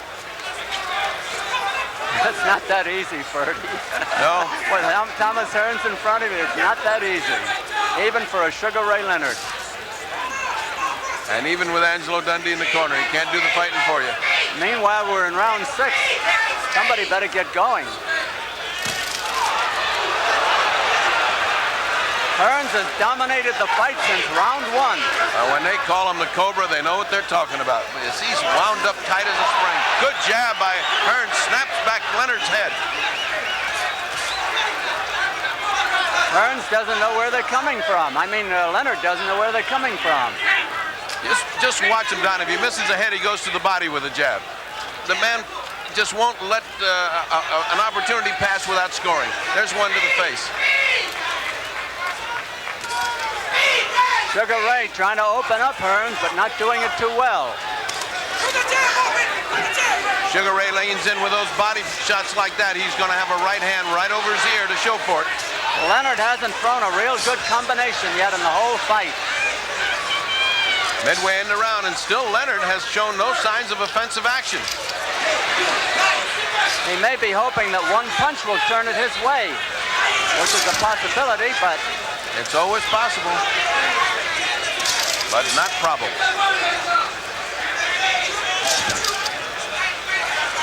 Hearns, calm, cool, collected, is making a chopping block of Leonard now.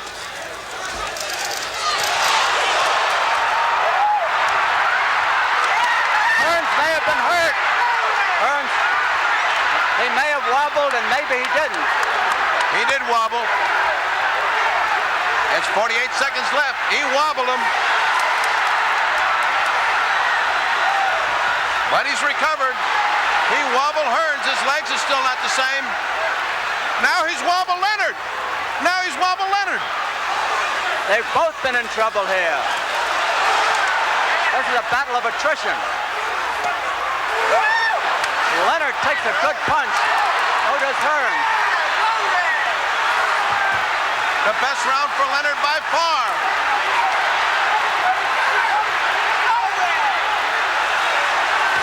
Seconds to go. Leonard is in better shape at this point. Leonard's got him. 5 seconds.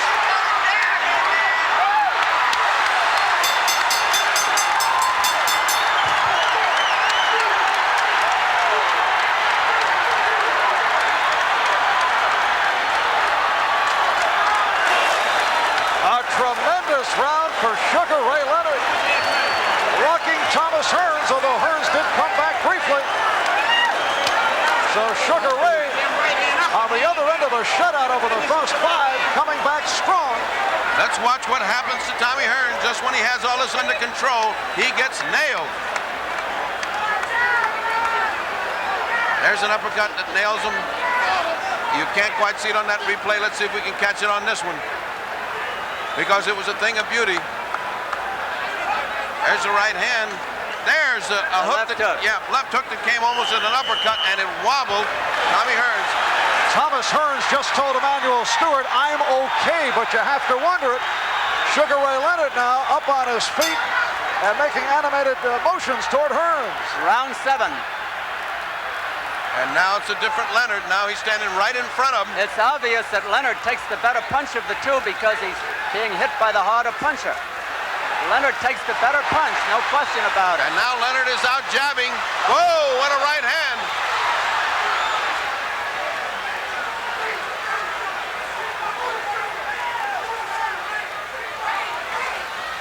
Leonard watching Hearns go back into his methodical style. Leonard is closer to Hearns than he's been all night. Leonard may get careless. Leonard is game, so is Hearns, no question. Two great fighters. They're throwing their best shots at each other, Don. Hearns is playing possum right now. Those left hooks to the body by Leonard are taking a toll. Leonard all over him. Leonard may have been hurt.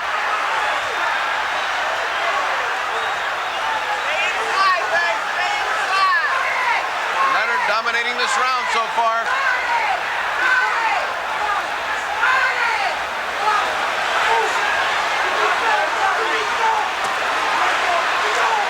Hearns can't get off. Hearns is rocked back again.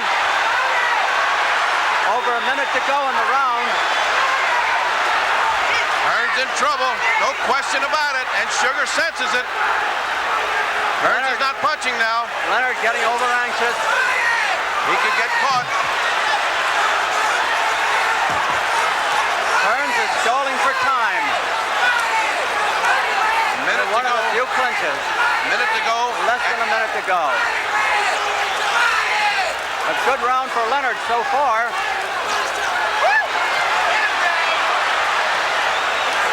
Hearns may be tiring. Those body shots.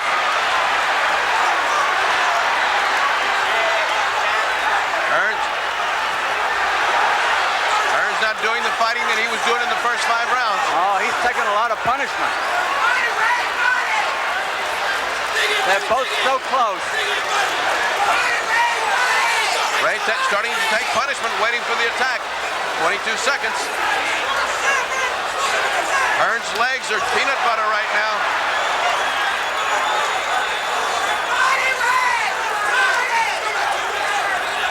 Hearns is backed into the corner. 6 seconds, he may have let him off the hook. Still banging. There's the bell.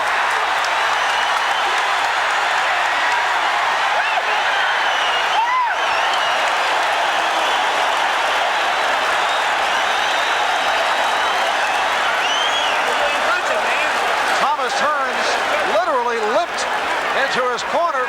The last 2 rounds, he has been only a shell of himself. It's been Sugar Ray Leonard. Thomas Hearns does not have legs at this point. He is fighting from memory that last round. I don't know what kept him up. I don't know if Sugar shot his boat that time because he hit him with everything in the arsenal. And Ferdy, when we look back at this one, although Hearns had the early lead, Sugar Ray will say, well, this was his philosophy. Let's see if Hearns can tire himself out. Of course, you take a chance like that. This is a heck of a chance, but with those 2 big rounds, the fight is pulling even. It's 67-65. Tommy Hearns right now. Right 8, round 8. Hearns is out in the center with Leonard again, the taller of the two. Hearns has had rough going in the last 2 rounds. Leonard had rough going in the first 5 rounds. I would have to say at this point that Leonard is in better shape. But that could turn with 1 punch. He's got a way to go. He's still behind. And if he lets Tommy recover and he can get that second win, it may be something else. Now it's Tommy on his toes.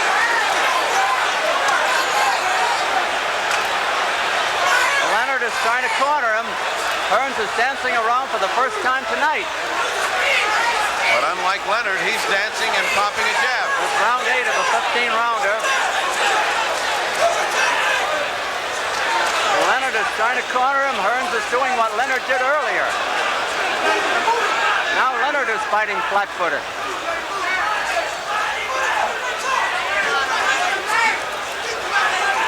Leonard is just back to waiting for Hearns to dictate the fight. Meanwhile, Hearns is picking up a few points with that jab.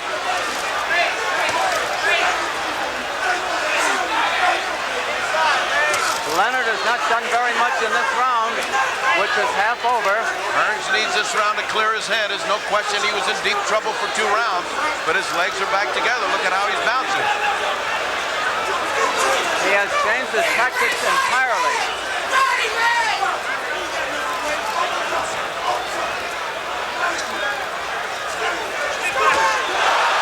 There's that long right hand. The only punch in the round, but it landed. Hearns may have been hurt again.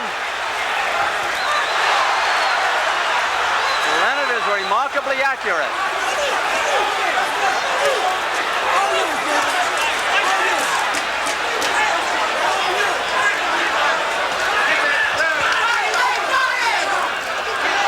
Hearns outboxing Leonard this time. 30 seconds to go. Leonard missed with that right hand, missed with that one. Good punches by Leonard.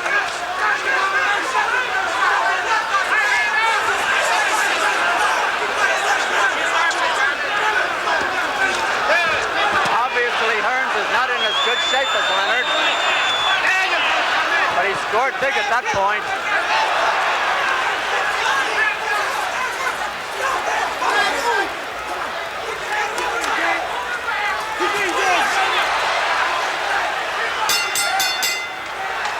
Again, a round for Sugar Ray Leonard, stalking Hearns after a slow start.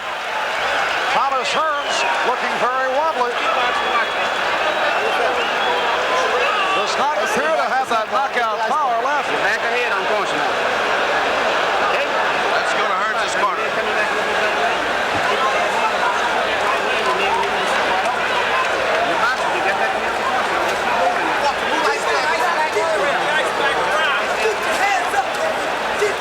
And with the temperature here at 97 degrees at ringside, plus the added heat from the overhead lights, at this point, the conditioning of Sugar Ray Leonard has to be a major factor. It certainly does. He's fought like the tremendous champion he is. The first 5 rounds were inexplicably dull and given away, but from then on, you've seen the real Sugar Ray Robinson, Sugar Ray Leonard. He even looks like Sugar Ray Robinson the way he came out. Round 9.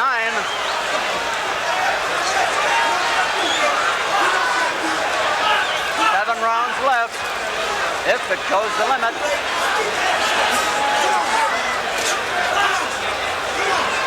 Now Hearns is doing the running, the moving that Leonard did in the first couple of rounds.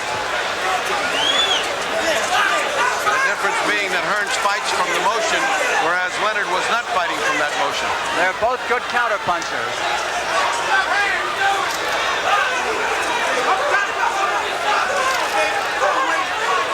Nothing landing so far.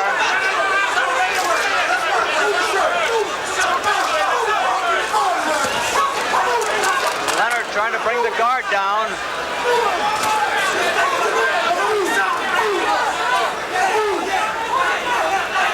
Hearns has got an awful lot of respect for Sugar Ray Leonard's punching power in the 6th and 7th round. He is not willing to mix it up like he was before. Maybe he's lost some confidence in his own punching power. Well, he's hit Ray with some good ones, no question about that.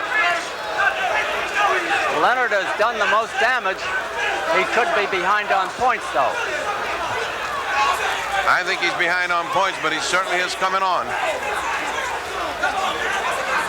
Nobody's coming on so far in this round. Oh, it's an even round.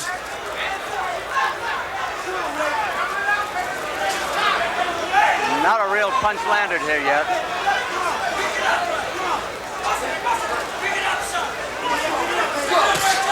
There's a good one. 2 in a row by Hearns.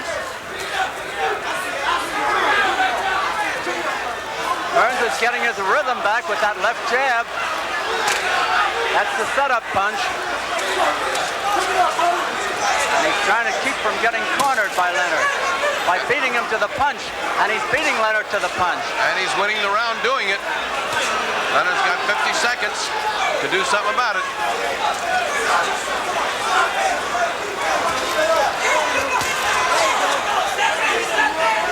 They're both in tremendous condition, no question. No question that Leonard's the aggressor, but no question that he hadn't thrown any punches. And Hearns, with 32 seconds, has taken the round thus far. Leonard is trying to put on a fast finish now.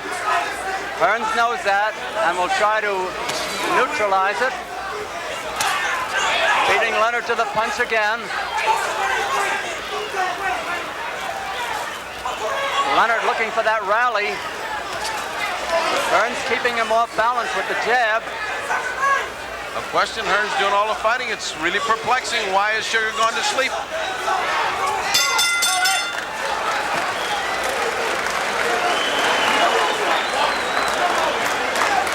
Angelo Dundee in the corner of Sugar Ray Leonard. And a much more active round for Thomas Hearns after the problems of the last 3-4 rounds. I think the cobwebs are gone, and I think his corner wanted him to have a couple of rounds where he just got his head back together. Train him back. Let it go. Okay, let's go.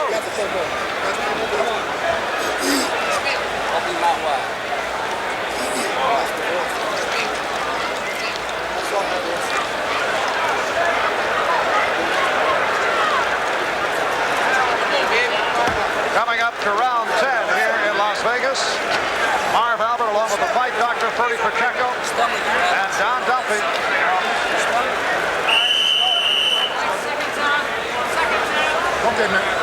And this is round 10. Leonard got up a little too soon, then he sat down again. Davy Pearl, the referee, has not had too much to do. Leonard, the shorter of the two. There has barely been a clinch in this fight. There have been no knockdowns. Hearns was rocked a couple of times. Leonard, I don't think, was rocked at all, but he did take some good punches. I think you'll probably see more activity by Leonard in this round. He has to. Leonard's got the heart of a lion, there's no question about it. He is a true champion. He just won't let this go away and fritter away.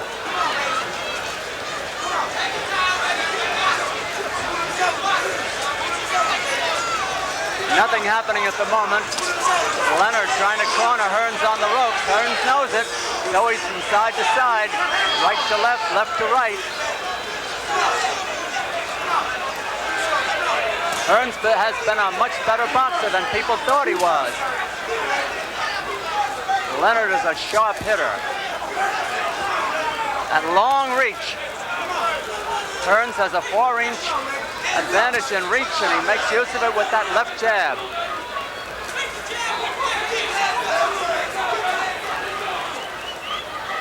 His right, while good, has not been as effective tonight as it has been other times. I suppose this corner is telling Hearns, look, it's working for you. We're getting these rounds by just bouncing around and popping. Don't fight with it. The round a little bit more than half over.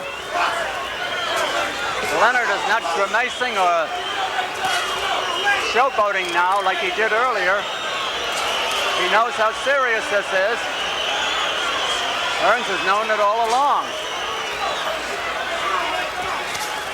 Well, why the lack of action on the part of Sugar Ray? He's chasing, but he's not punching. Why? He's looking for a shot for his right hand, and he can't seem to find it. Leonard is a masterful boxer. Hearns a masterful boxer at the moment. Good move by Hearns just then.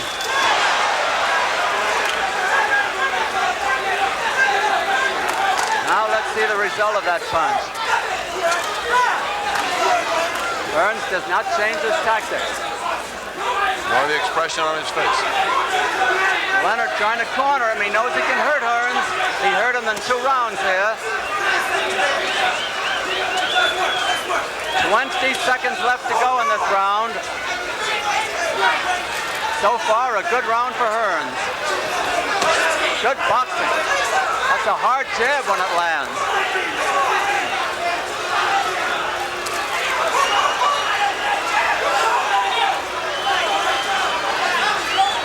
Round almost over.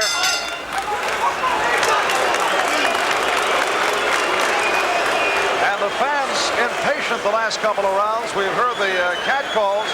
Fans here in Las Vegas looking for more action, particularly in that last round. Sugar Ray Leonard has gone 15 rounds on 2 occasions. The longest Thomas Hearns has gone 13 rounds back in April earlier this year in a victory over Randy Shields. Here's a punch that landed and could have done some damage, but from the rest of the, there was a technical problem there. We wanted to show you the right hands that Leonard landed on Hearns, and then Hearns backed out. Apparently there's some type of damage to Hearns' ribs. They've been working on his ribs, and certainly he caved in when the body attack of Leonard was mounted in those big rounds, the 6th and 7th.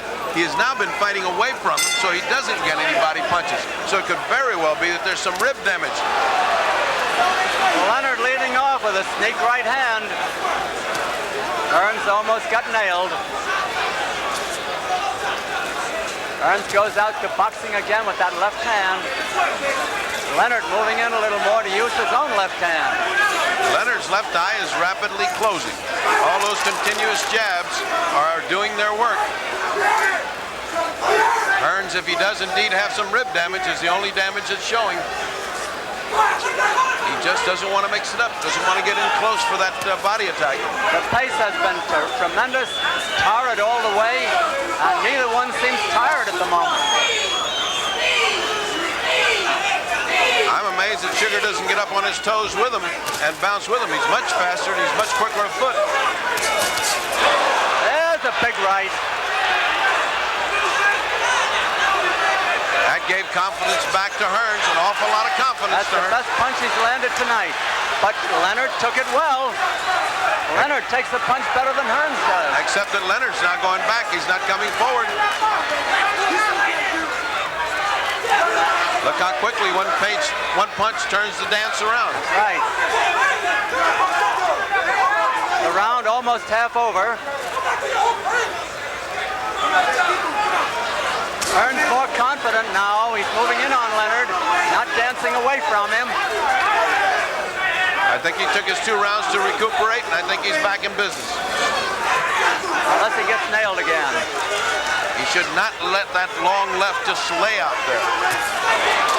He's finding Leonard with the right hand now. Leonard standing still. A big round for Hearns.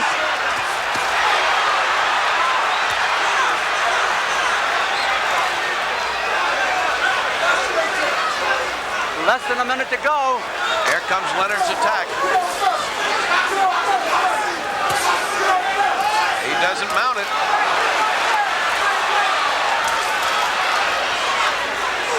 Leonard is game. He trades with his man, but he's taking a battering in this round. He's trading 1 punch for 4 or 5.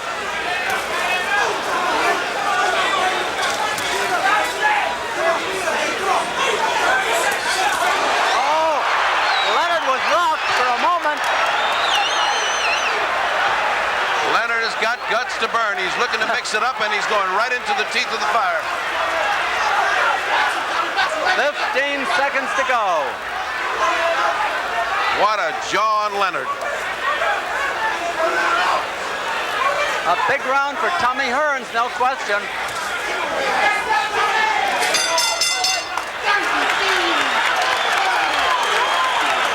A decisive round for this man, Thomas Hearns. We speculated about a possible injury to his ribs. We checked with the corner of Thomas Hearns, and they say, no, nothing wrong at all. All right, here's the setup as Thomas Hearns lands on Sugar Ray Leonard. You see how Hearns punches 1, 2, 3. He is not one of those guys who just throws one punch and lets it go. There's a right and a left. And comes back with more.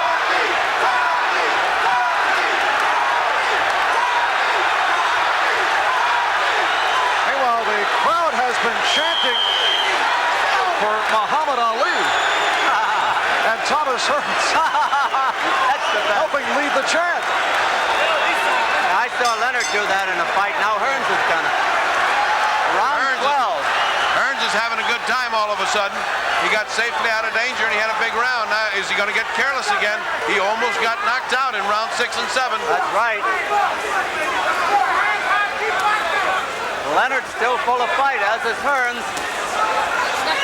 One of the few clinches, and they break by themselves. Hasn't been a real clinch in the fight. There has not been one real clinch in the Even fight. when Hearns was hurt in 2 rounds, he did not clinch.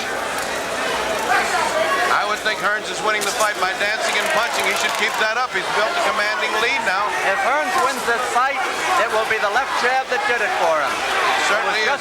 It was just too long for Leonard. It has closed Leonard's eye. It's blackened it up. His left eye He's having trouble, which means he'll have trouble seeing the right hand. and he's getting hit by almost every Hearns right hand, and that is the devastating punch of left. Leonard fighting in desperation now. Leonard hoping for that one opening that'll get him even. He knows he had him almost out, and he's trying to reproduce that. But it's a question how long a man can carry his punch, Bertie. Can he carry it into the 13th round, 12th round, 14th round? All of a sudden, Hearns has been gaining steam and looking better and better each round as it goes longer now. And he's throwing that jab harder. Leonard's rallying. He's been looking for that right hand. He landed it twice, but it didn't stop Tommy. The tide has changed again with Hearns having the momentum now.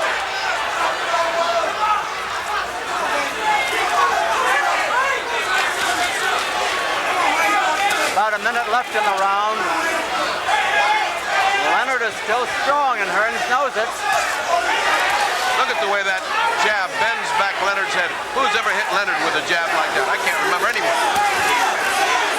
Leonard's left eye is a caution now. It's almost completely closed.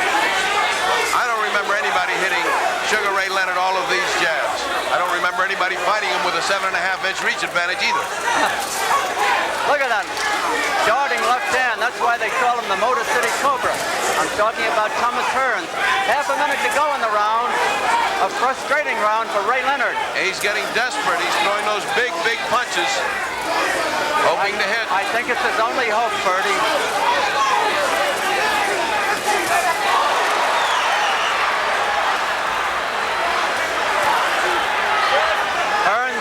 Hearns must be way ahead on points. He certainly is on my card. And mine. As we've been discussing, that left jab of Thomas Hearns has been doing it for Hitman. We just saw a sampling of the left jab. Sugar Ray Leonard with that eye closing.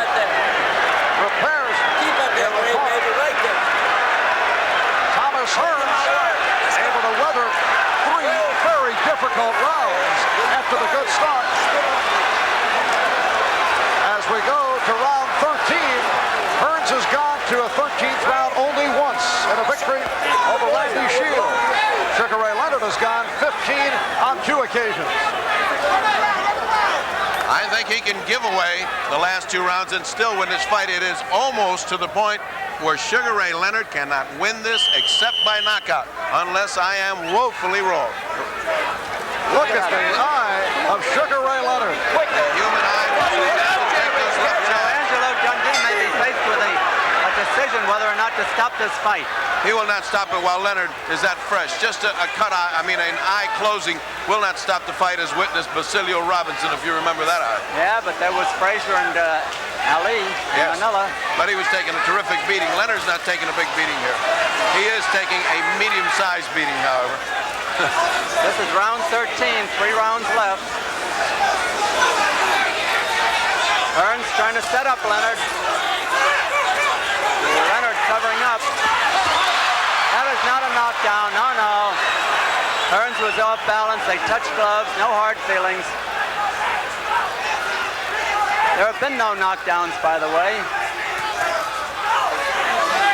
Hearns looks like he might be getting a little careless again, as he did in round 6. He let his concentration wander and he got hit.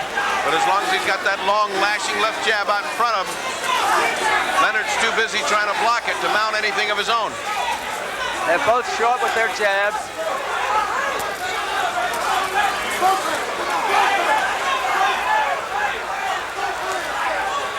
Hearns is still full of bounce. Leonard is fighting flat-footed now. Usually the slugger does that. Leonard should be the boxer. But boxing has not turned it his way.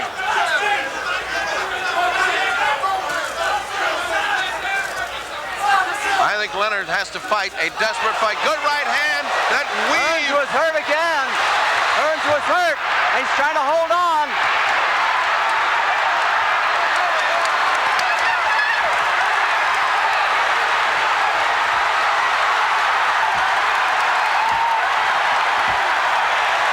There is the first knockdown of the fight. No, the referee says it's not a knockdown. The referee says it is not a knockdown. People was He went shouting. There's a minute left. Hearns is no question in big trouble.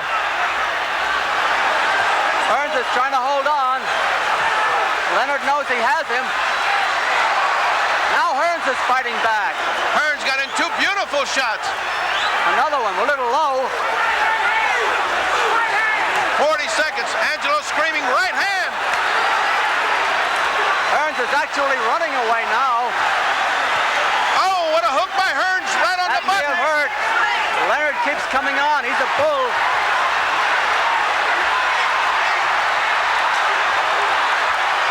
Leonard takes the better punch. 19 seconds to go. Can he weather it? I don't know. He's hitting on the brakes. He's doing everything. 12 seconds to go. Hearns is in desperate trouble. The bell cannot save him if he goes down.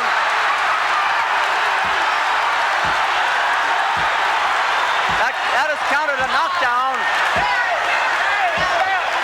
He's letting time run out. His time ran out. A big round for Leonard.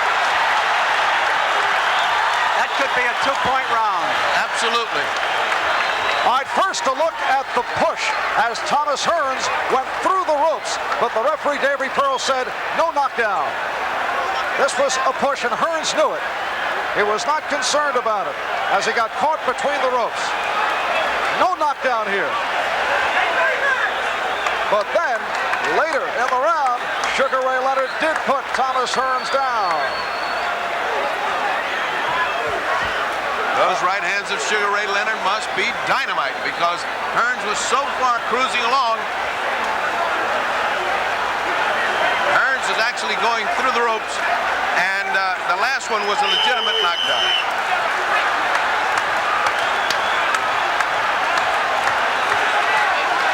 And we remind you the bell does not save a fighter except at the end of the last round. Therefore, he got the full count. Round 14, Leonard actually runs out there. You'll remember I remarked in the last round that Hearns might get careless, and he did. And we also remarked he needs a knockout to win, and Leonard knows it. He really, really almost put him away. He is fierce. He is tough. Hearns opening up on Leonard now. Leonard throwing his punches in desperation.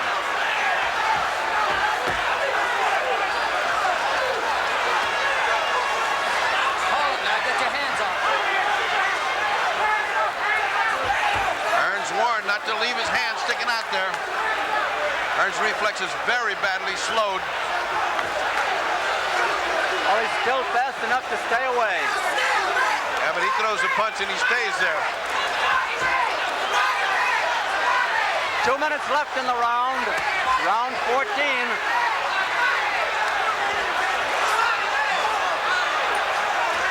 Leonard coming on again.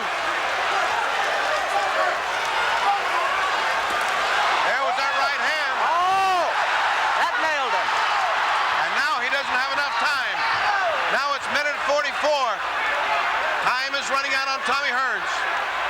He's got to grab him. Leonard gives him no rest. Hearns is in real trouble. Hearns got a punch. Hearns has got to give him some respect.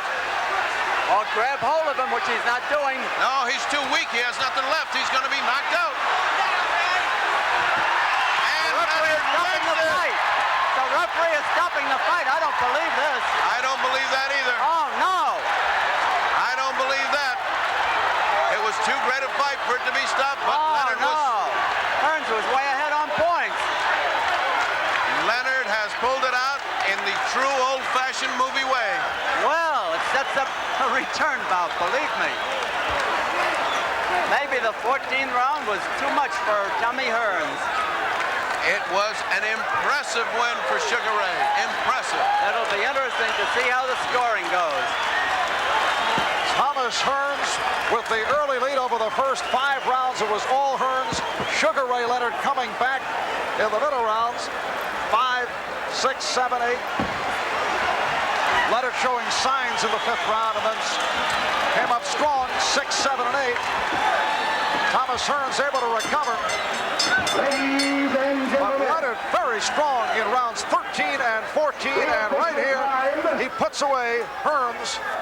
And Sugar Ray Leonard has done it at 1 minute 45 seconds. Round. Hail Round 14. Undisputed. So the undisputed world welterweight champion is Ray Leonard. You're at Caesars. All right, both of the rules, shake hands, good luck to you both. Okay. All right, let's go. And so we're ready to go, live from Caesars Palace in Las Vegas. At stake, the undisputed middleweight championship of the world.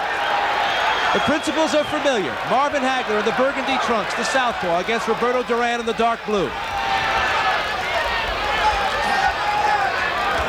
These first moments, so important. Both fighters wanting to test the strength of the other. Hagler, of course, familiar to most people, that left-handed style. Remember, he will switch to righty at various times throughout this fight if he thinks it'll be effective against Duran.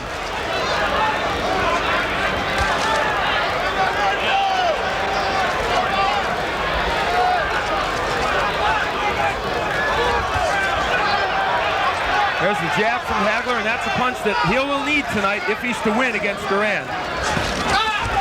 Duran working the body of Hagler, and he gets a warning from the referee to watch it or low. Hagler told me that if he finds out early that he seems to be stronger than Duran, he'll go right at him, take him out of there immediately. And indeed, Duran trying to go to the body early, that is a tactic many people believed he would do. Duran has lost 4 times. In all 4 defeats, his opponents have stayed outside his range of power. Here in the early moments, Hagler has done that. We don't expect that for the rest of the evening.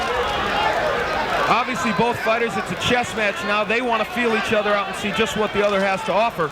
And for Hagler, so far, he's found out one thing. He can land his jab a little bit against Duran, and that will be important to him if he can continue to do it.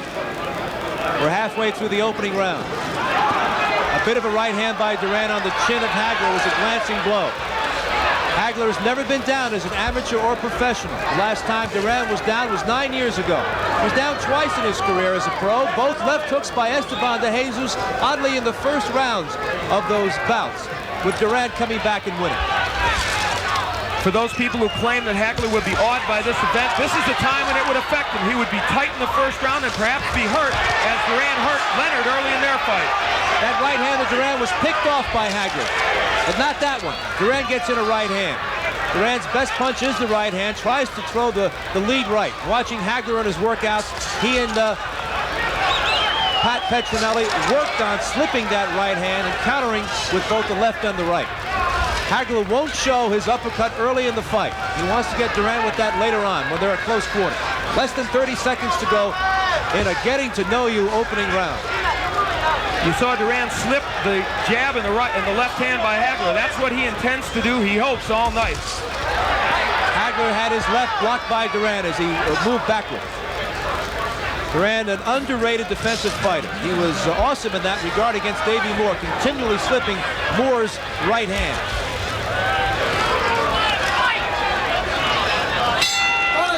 A quiet opening round. Let's go to the corner of Marvin Hagler. The Petronellis are there. Pat and Goody.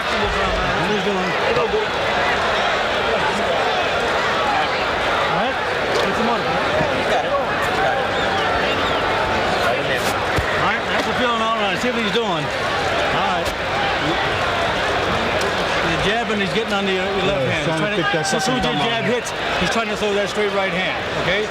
So when you throw that jab, when he bends over, come up with that uppercut. Like you've been doing. You lean over that side every time. Otherwise, box like you've been boxing. Catch him coming in and stay with your speed. He'll come at you. Sí mismo va bien. La posición que te toca, apúrate. El mismo viene, pero insistiendo con tu jab. Insistiendo con tu jab, pues. You heard Goody Petronelli in the Hagler's corner telling him that obviously Duran's trying to load up with the right. That's not a scoop. Everybody knows it. Round 2 scheduled for 15. And Hagler said something very interesting. He said, yeah, I know. He's trying to get that thumb in there. Of course, Duran gave a thumb to Davey Moore early in their fight, whether intentional or not. It blinded Moore's vision and helped him win that fight, and the Hagler camp very concerned about that tonight.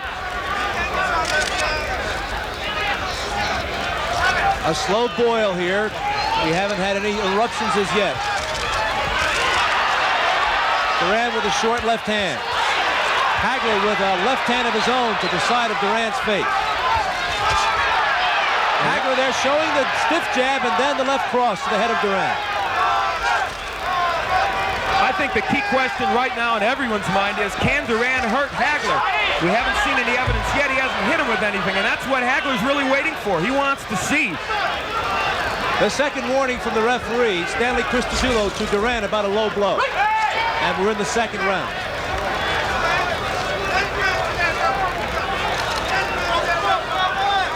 Early on, Duran is getting under the jab and the straight left of Hagler, and so it'll be incumbent upon Hagler as he blocks that right to use the uppercut effectively on the inside, as he's doing right there. Hagler working with the free left hand there as Duran was holding on. Duran with a short right.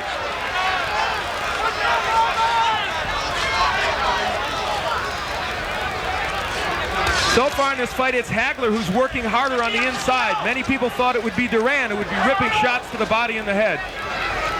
Just past the halfway mark of round 2. Hagler with a left hand to the head of Duran. That straightened him up. That right hand of Duran was blocked by Hagler. And we're starting to get the first indications of strength here. As it looks like Hagler's having no problem moving Duran. Hagler comes from downstairs with an uppercut. Less than a minute to go. Hagler with the left hand on the head of Duran, and Duran gives him a sneer. The familiar sneer of Duran is back. And now we're starting to percolate as the champion, Hagler, is starting to unwind. Duran with the right hand on the head of Hagler. Duran just waiting to drop the right hand in. He feels that's his ticket to win this fight. So far, most have been blocked by Hagler, but 1 or 2 have gotten in. That one was blocked. The crowd erupts every time Duran throws something, and in the last few seconds, he had a right hand block that he missed with a right, but yet there were cheers from the crowd.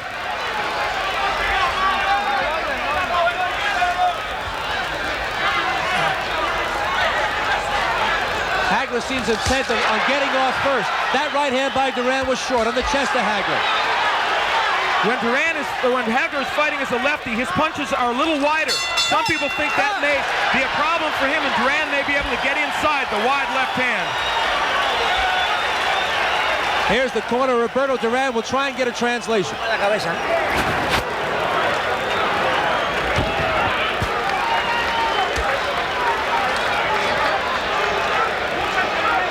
Sí mismo, compa, no te precipites, ¿viste? Antes apurate el pie. No lo apure, el pie de atrás tiene que mantenerte ahí para cuando él ataca, que él le gusta atacar. Sí, tú tienes con qué ahí mismo, ¿ves? Okay.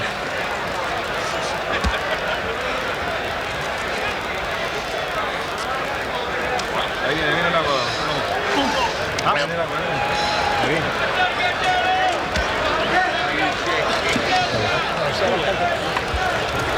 In Hagler's corner now.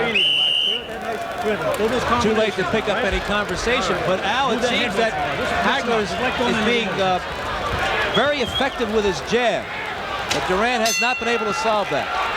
Well, as we head into round 3, he's landing the jab, but I don't think quite as often as he wants to, Sal. But will Duran be able to avoid it as we go on in this fight? That right hand by Duran picked off by Hagler again. And through 2 rounds, Hagler staying outside of Duran's power. Step back. We thought we might see a little more lateral movement from Hagler to confuse Duran. That was something Moore and Cuevas did not do in their fights, but he really has been going right at Duran.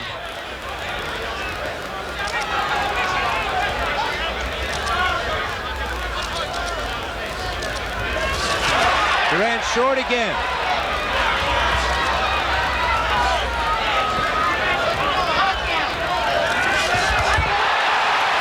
Left to the stomach by Duran as Hagler missed and was out of position. So the legend still has the cute moves, knows when to take advantage. And as we said at the top, if there's a way that Duran would win this fight, I think it would be that way. He just slipped a straight left by Hagler. It's his defensive skills that I think will make this fight for him. Now on the inside, Hagler doing most of the punching.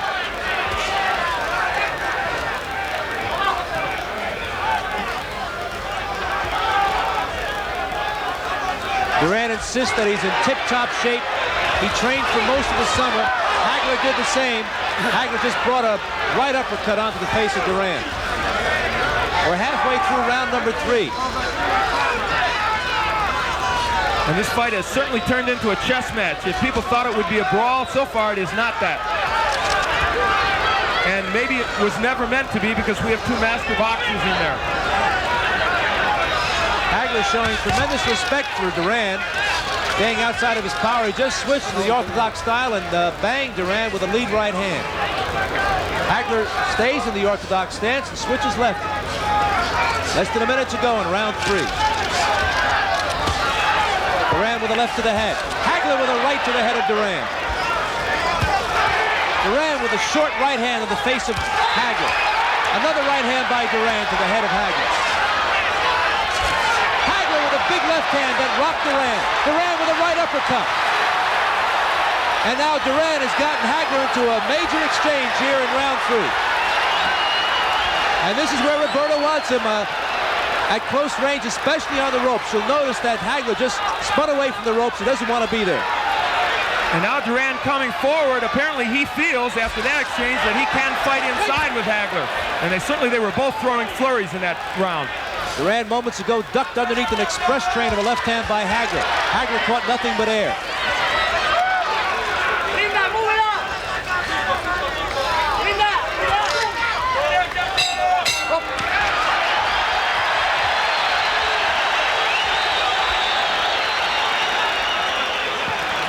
Tight out there, Marvin. Loosen up, Lou. You're a little bit tight out there. Don't try and knock him out every punch. That's not the name of the game. He's setting back on you, see? Yeah, that's what he's trying to do. I'm trying not to fall in the trap. Don't fall in the trap.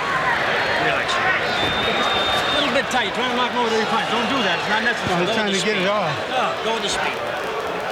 Some action from round number 3. And on the inside, people wondered, would Hagler just hold on as he did against Antuofermo, or would he throw punches? This indicates he is throwing punches, but certainly Roberto scored well on the inside.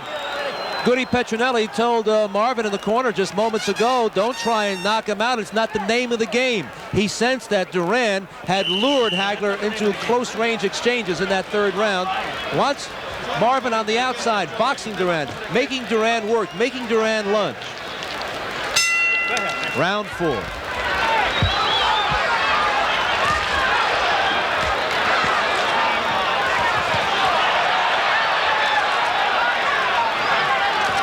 Duran has closed the distance to Hagler. They're closer than ever before. And they are both smiling at each other at alternate times during these rounds. There's the jab and the left hand by Hagler. That's what he wants to get in, but Duran has done a fairly good job of slipping that jab. Now here's the dancing and the lateral movement by Hagler. Perhaps we'll see more of it as the fight progresses. There's no question that Hagler respects the strength of Duran at this point. And Duran with his 3rd warning about a low blow.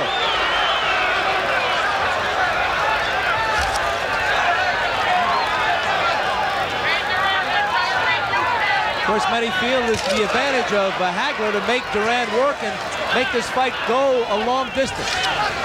And now Hagler's starting to throw some feints at Duran and trying to show him a little movement. And so far, Duran, while Hagler hasn't landed much, Duran's going for all those feints. Right hand by Duran. Hagler with a left to the body. That backed up Duran for an instant.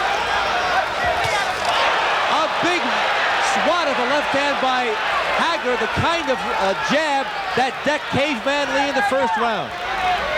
And indeed, now Hagler is starting to get his jab on track, and I guess that's the most important weapon for him in this fight. If he can land it, he'll be very effective.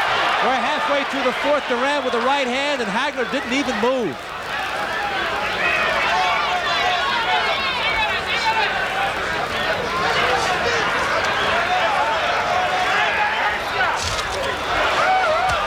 A right hand by Duran, right on the butt. That caught Hagler on the chin. Less than a minute to go in round 4. Duran has shown us one thing. The right hand can get home to Hagler. Hasn't done that much in this fight, but he has landed it several times. That's good news for him and his fans. A right to the body by Duran, but he paid the price. Hagler countered with a left hook to the head. Hagler starting to throw some combinations. That's been absent so far from both fighters in the first 3.5 rounds. Less than 30 seconds to go in the round. No question, Hagler reverted back to the boxing style here in round 4 after getting into a couple of toe-to-toe exchanges with Duran in round 3. And I think by and large he was more effective because of it. And here comes the chant of Duran's name.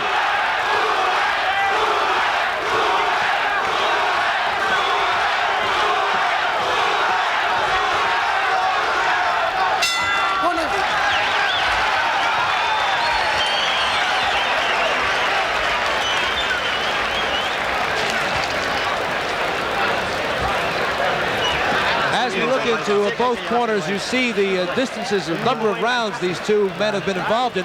Marvin Hagler in his 7 defenses went as far as the 11th, but he made short work of his other opponents. He was taken to the 11th round by Mustafa Hamsho, but he won every round. That was a devastating display by Hagler in that fight. As the fight goes on, people will wonder which fighter will have the stamina. But I think both certainly can go the distance. At the very least here, Al, through 4 rounds, I think Roberto Duran now knows that he's not facing an indomitable force here, that he's still very much in this fight. He's not going to be steamrolled by Marvin Hagler. No, that's clearly the case. And what he also knows is that occasionally he can get that right hand in. And if he can hurt Hagler with it, could do himself some good in this fight. Round 5, scheduled for 15. Hagler with a bit of a left hand, Duran with a right hand in response. Not too much impact there. I mentioned at the outset that Hagler likes to switch to the righty style.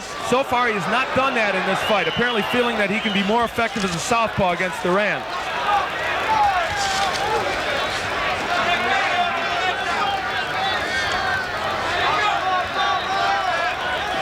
And there he does it. As soon as I said he hadn't done it, he switches to the righty stance. Left hook to the head from the righty stance by Marvin Hagler. Well, in the brief time he's changed righty, he's fought well against Duran.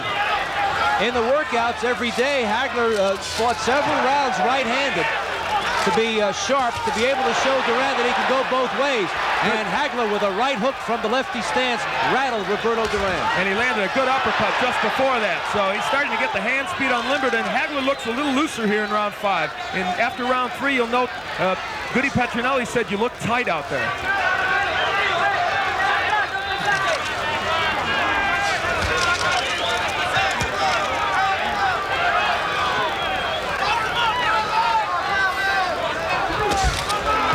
Switched again to the orthodox style, tried a left hook, but he missed.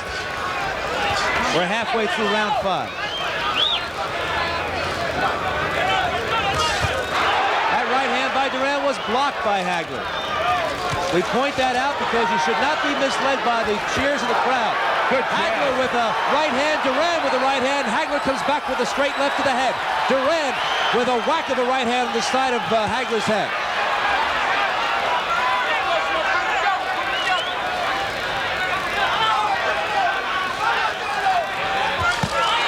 Less than a minute to go in the round. Duran gets away with a low blow out of the view of the referee. Neither fighter has done much body work in the last several rounds. That's something they're both noted for.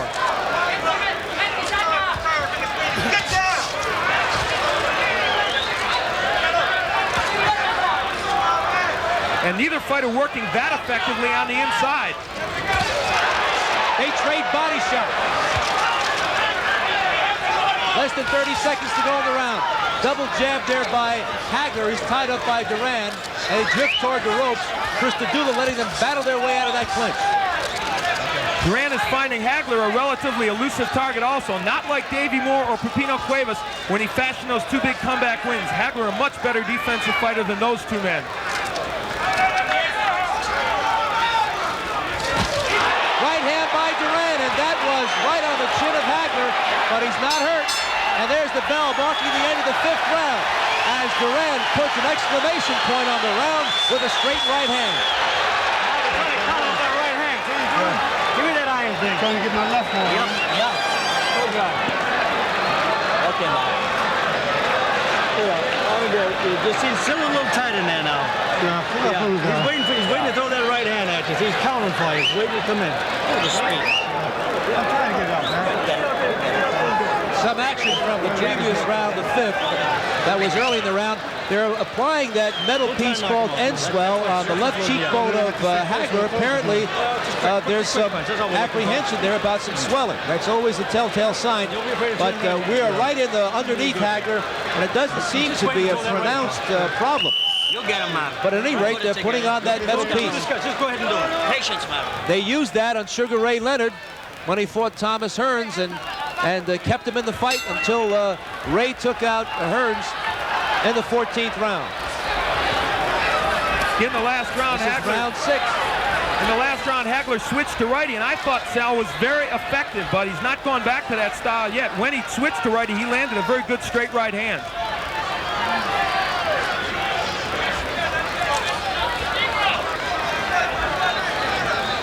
This is a tactical fight, and the experts were divided on who they thought would win if it became this kind of fight. Many people felt Duran could not fight him from the outside, but Roberto's not doing that badly from the outside against Hagler. A left hand by Hagler. Duran shakes his head, no, I'm not hurt. The couple of jabs there by Hagler had put Duran off balance and wide open for the shot. Duran with a right hand after he was hit by a right by Hagler. So we're getting some toe-to-toe stuff here. I think when Hagler switches to righty, he is much more effective against Duran, and there he does it now. He can land often in the righty stance. There's the good jab by Hagler. A good right by Hagler. This is the way he needs to be in this fight. A hard jab by Hagler from the orthodox stance. Hagler with a left hook to the head. Hagler switches to lefty, goes to righty, and they're in the center of the ring now. Duran not been able to make full connections as much as Hagler. And I think we're seeing the key to this fight. If Marvin Hagler could sustain his attack as a righty, I think he'd be very effective. Good uppercut by Hagler. We're halfway through the 6th round. Duran with a right and left. Hagler here applying some pressure. He's gone into another gear. And it's Hagler on the inside, not Duran, who's dominating the action as many people thought. Hagler now digging in now, throwing shots, and he is catching Duran. Duran still coming forward. Big right hand by Hagler from the righty stance. That was his best punch. Less than a minute to go now, and Duran is starting to feel some of that power from Hagler. And again, Marvin goes back to lefty. I don't know why he's so effective as a right-hander against Duran. There's no question in this round, Hagler made up his mind to start to drill Duran, and he has approached Duran from a different philosophy, and that is he has turned into slugger here. He was boxing Duran earlier in the fight. Duran is flat-footed, breathing hard. Less than 30 seconds to go in the 6th, and Hagler is digging in and throwing shots from his heels. And the strength of Hagler taking over here now. The first real middleweight that Duran has faced, and he's finding out how powerful Hagler is. Hagler with the left hand, another left hand. In between, Duran missed with an uppercut. A strong 6th round for Marvin Hagler.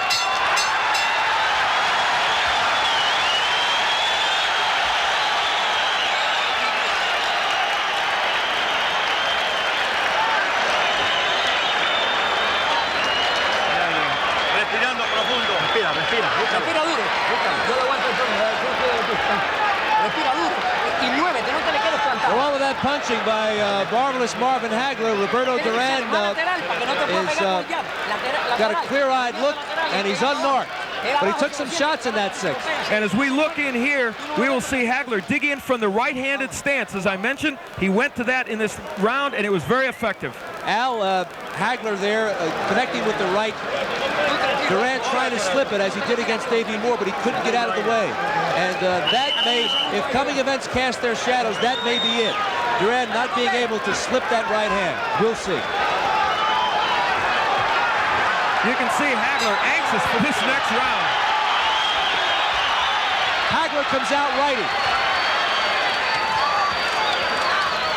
Sal, I wonder if he deliberately fought the first few rounds lefty to lull Duran into a false sense of security, knowing that he could win with the right-handed stance. Although he's switched now again back to the southpaw stance. Hagler giving Roberto a different look. He switches again.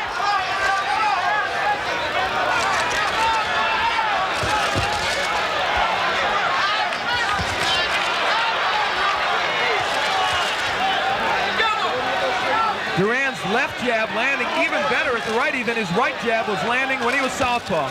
Right hand lead by Hagler from the orthodox stance. No question, Hagler not only has gone into a different gear, he has stepped up the pace. And he just poked his glove at Duran as if to say, you're trying to thumb me. Duran giving him his now famous sneer. And Duran that time slipped the right hand. A strange show of bravado by Duran after his worst round in the fight in round 6. Maybe he knows something.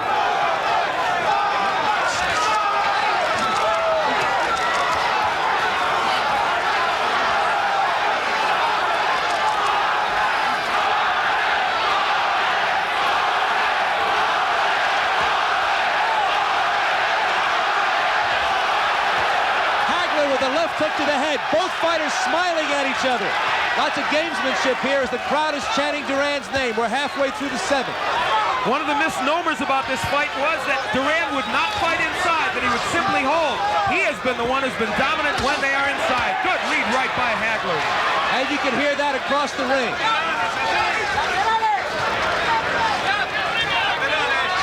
Hagler pushing Duran to a fast pace here. He wants Duran to work hard. Hagler out-punching Duran here in the 7th as he did in the 6th, and Duran seems undismayed. He mocks Hagler, smiles at him. Hagler's expression is unchanged since he entered the ring.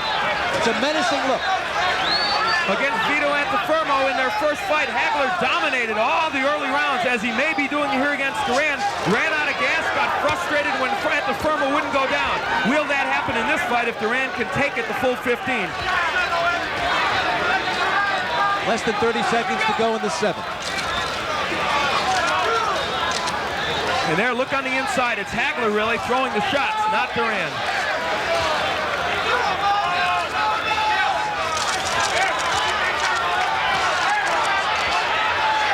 It is Hagler who's got Duran against the ropes. Duran wanted this, but he wanted the other way. He wanted to press the attack against Hagler. Has not been able to do that. They're at close range, and Hagler rumbling pretty well. A right hand by Duran at the bell, and they stare at each other. Take the pace, man. Fast pace. It was a good round. Good round. Take a deep breath.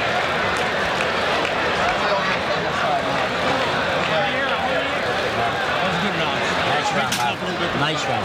Ivan, when you took the right hand, you're doing good. You turn yourself good. Come back Now he's leaning over. You throw that straight left hand, he's leaning under. Turn into a half uppercut and half hook. Understand? That's when you catch him. He's ducking out. Right? You're looking good. He's contending boxing. Yeah, he's getting. That was a good round, big round, but don't go going cool. Make your speed back. Duran knows that Hagler had extremely effective rounds in the 6th and 7th. He wasn't hurt. He may have been stunned. He wasn't hurt. He remains unmarked. Very much in this fight. Hagler has given him his best, but Hagler has not been able to be domineering. We're ready for round 8. Neither man has been cuttered down.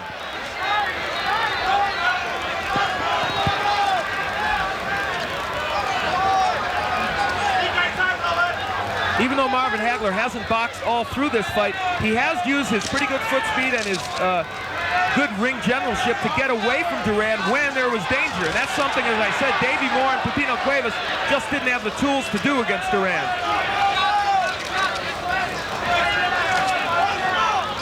Sal, I think now Hagler would like for Duran to lunge in with the right hand. Certainly Duran must sense he's falling behind. Hagler would like to catch him with counter shots as Duran lunges in with the right. We are approaching the halfway mark of the fight. Al, I want your impressions about how one man has been able to prevail his will over the other, or has that occurred? Well, I think Hagler has done so more out of technical abilities than anything else. He is simply a better boxer than Duran has faced in recent times.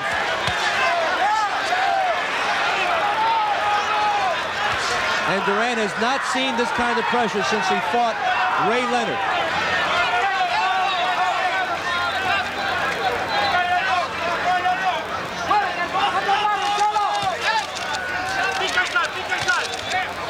You see the right hand blocked by Hagler. Hagler has fought a pretty good defensive fight.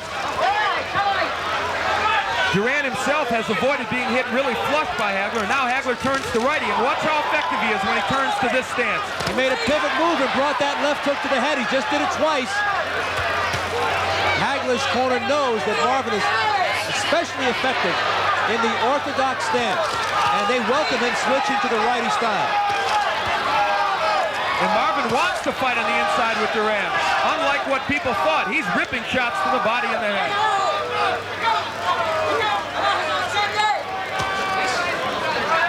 Less than a minute to go in round 8.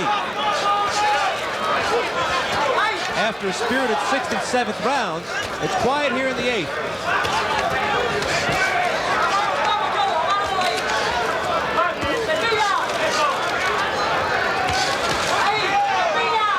And if there's an edge in body work, it certainly would go to Hagler, and that is a factor as we go on in this fight. Will that take something out of Duran? Hagler blocks those punches. They're starting to bang their heads here in round 8. There's always the problem of the butt. And of course, Hagler himself has occasionally been guilty, as he was in his second fight with Antuofermo, of using his head as a weapon.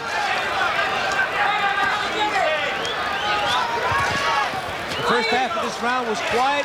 It's been stepped up because of Hagler's ability to punch in bunches. Hard jab there by Hagler. Yet another one. A countering right hand by Duran, and a little extracurricular activity that Hagler did not like. I think the last thing Roberto Duran needs now is to make Marvin Hagler more motivated than he is already. Hagler has gotten loose here in the last couple of rounds after being tight early and has done well. Let Greg take that. Come on. Okay, Marv, listen, use your jab more often, all right? You're not getting too much of a slugging guy. Even though you're beating him, try not to get too much slugging guy there. Use that jab, double up with the jab. He'll come at you. I like it right-handed, Marv. Yeah, doing real good. Stay right-handed once in a while. Don't confuse the hell out because all your punches are coming together. When you throw that straight left hand, he gets under it. It's got to be 200 and a half. Some action from the previous round as Hagler scored well with the jab. Customato, the venerable trainer, says that Roberto Duran is the smartest fighter in the ring today. And I think that even Marvin Hagler has to agree that after 8 rounds against Duran, he hasn't actually gone through him like a hot knife through butter. He has to give him the acknowledgement that he's a pretty good boxer. Duran comes out flat-footed for round number 9. A wide stance. It looks like Duran here wants to really rumble. He wants to get Hagler at close quarters. And Hagler again as a righty. You heard Goody Petronelli say, I like you as a righty. Change up and use that often. Hagler looks like he's ready to accommodate Mr. Duran if he wants to go toe-to-toe here at close quarters. Duran has closed the distance between himself and Hagler. We've talked about Duran's defense, and it's excellent, but Marvin Hagler in this fight has shown that he also is a good defensive fighter, picking off punches and slipping others. Although occasionally Duran does get in with that straight right hand. The jab of Duran has been almost non-existent in this fight.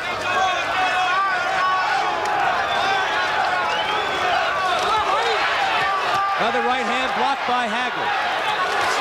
Hagler with a 3-punch combination on the head of Duran. Hagler slipping the jabs and pounding the body of Roberto Duran. Then he came upstairs with some uppercuts. And that brought an ooh and an ah from the crowd. Right hook by Hagler. This fight is very reminiscent of the fight that Hagler fought here in Las Vegas against Vito Antuofermo when he tried to lift the title. He beat Antuofermo as he's beating Duran right now, but around this time in the fight is when it shifted and Vito started putting pressure on. Let's see if history repeats itself. Duran has certainly not come close to going down in this fight. Hagler said he learned a great lesson from that controversial draw. He knew he ran out of gas down the final 5 rounds. He said he learned how to train for 15 rounds. He vowed it would never happen again. And so far, no indication that Hagler is slowing the tempo. Good counter hook by Duran. It has no impact on Hagler. Hagler threw a lead left hand, and Duran came with that countering hook. Less than a minute to go in the round. Hagler continues also to work the body very effectively. Hammering right hand by Duran on the head of Hagler.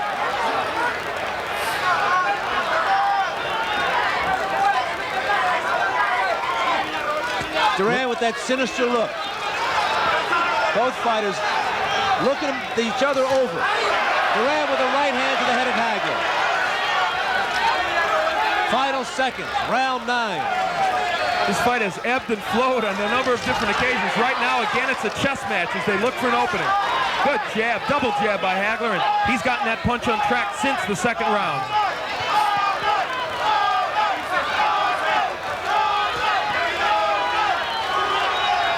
Early in the round, the Hagler with an eruption, a 3-punch combination, and later some body work. That was the major noise in an otherwise unspectacular 9th round.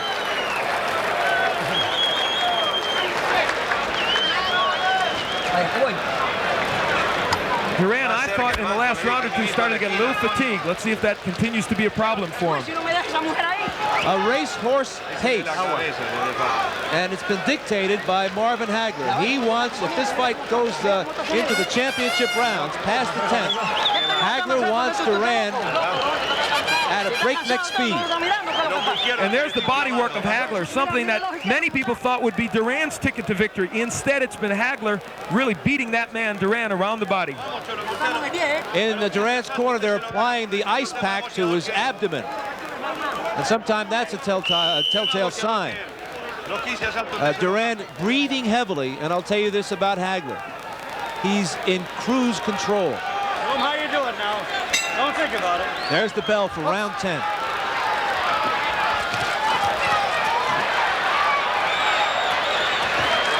And again, Hagler starts in the right-handed stance. He has switched up often in this fight. I think it has confused Duran, and as a righty, I still maintain Hagler has done his best work. Look at on the inside. This is where Duran was supposed to win, but instead it's Hagler.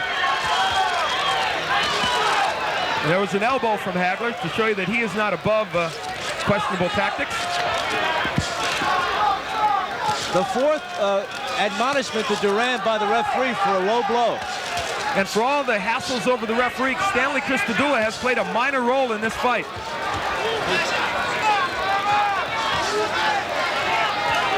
They're on the inside here in round 10. Imagine walking down that lonely, dark street, fighting on the inside against either of these men. Both men are masters on the inside, and at this point anyway, it looks like the idea that Hagler is a true middleweight and Duran has come up too many weight divisions would appear to be the case on the inside. Hagler appears strong there. They just banged heads. Hagler pressing the attack here. Right now, Sal, he is simply bullying Duran, and the body work very effective. Alexis Arguello and Leonard apparently were right. Duran could not fight on the inside. We're halfway through the 10th. Duran has slowed down somewhat.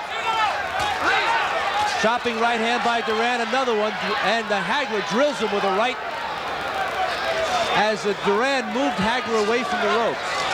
Another low blow by Roberto Duran. As I count him, that's number 5. Still no points being taken away, however, by Christodoulou. We're in the final 60 seconds of the 10th round. It has actually been a relatively clean fight, considering what many boxing observers were expecting. I think Duran is slowing down discernibly here in round 10. And a right hand by Duran. Just when he was backing up, Hagler walked right into it.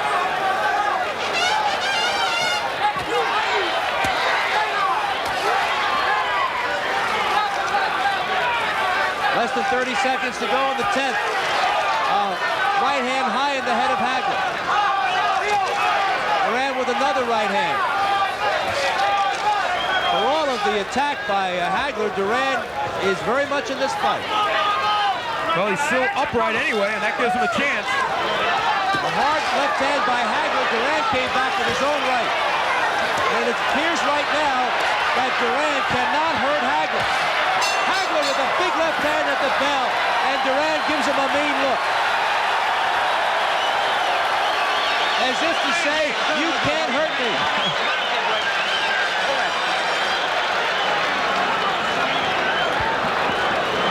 Okay, Mr.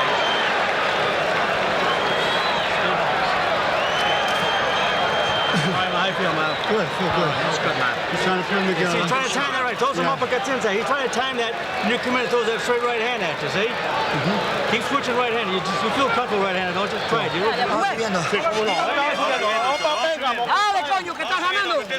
As we look into Roberto Duran's corner, remember that piece of metal being applied to the left cheekbone of Marvin Hagler. That is to keep the swelling within reason. And I guess there must be concern about Hagler's left cheekbone. They began doing that in the second round. And as we look, we saw Hagler there toward the end of the round landing a couple of good combinations.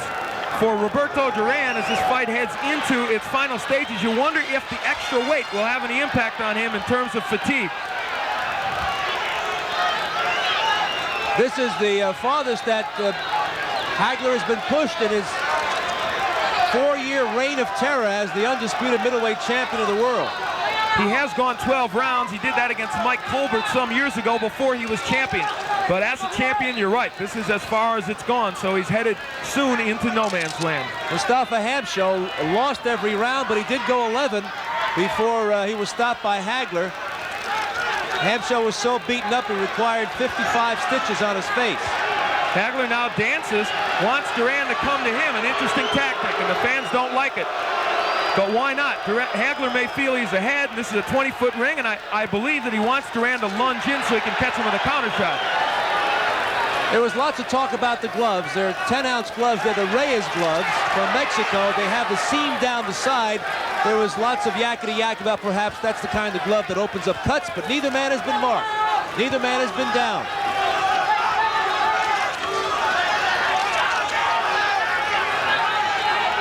Some people may question this strategy. They might say, isn't it better for Hagler to put the pressure on Duran? Get him tired, working these last few rounds. But Hagler obviously has it in his mind to box in this 11th round.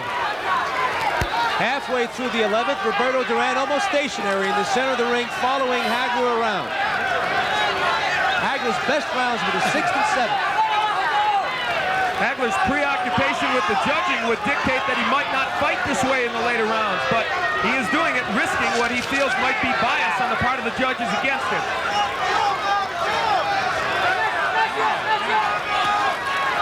Not many punches from Marvin Hagler in this round, or Duran for that matter. Less than a minute to go in a quiet 11th round.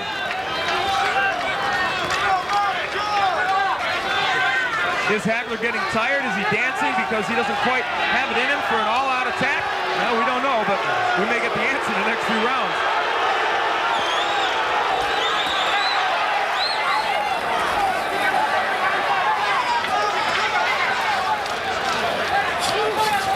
Referee once again lets them battle their way out of the clinch with less than 30 seconds to go in the 11th. And here's where a rally by either fighter might steal this round. Step back.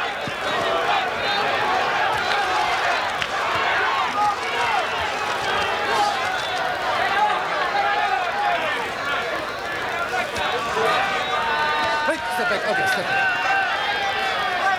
Certainly the quietest round of the fight. After going toe-to-toe in the middle rounds, Hagler decided to circle outside of Duran's power. in the 11th round, and that'll be a tough one to judge. It'd be interesting to look at the scorecards in the 11th round. Duran, as we look at him, he pressed the attack in that 11th round, but threw very few punches. You have to wonder, Sal, what was the strategy on Hagler's part? Is he trying to set Duran up for an assault in these last 3 rounds? Bust this bitch up. 12 rounds. Bust this bitch up. So, he's getting tired now. that round was a little bit too much moving that round.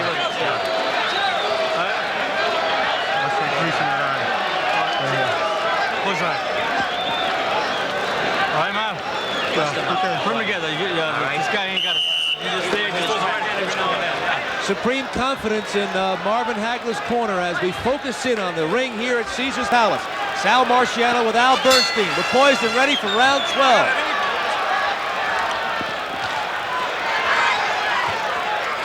Hagler comes out right-handed and he comes out banging. They told him too much movement in the last round, and he takes care of it by going right to Duran.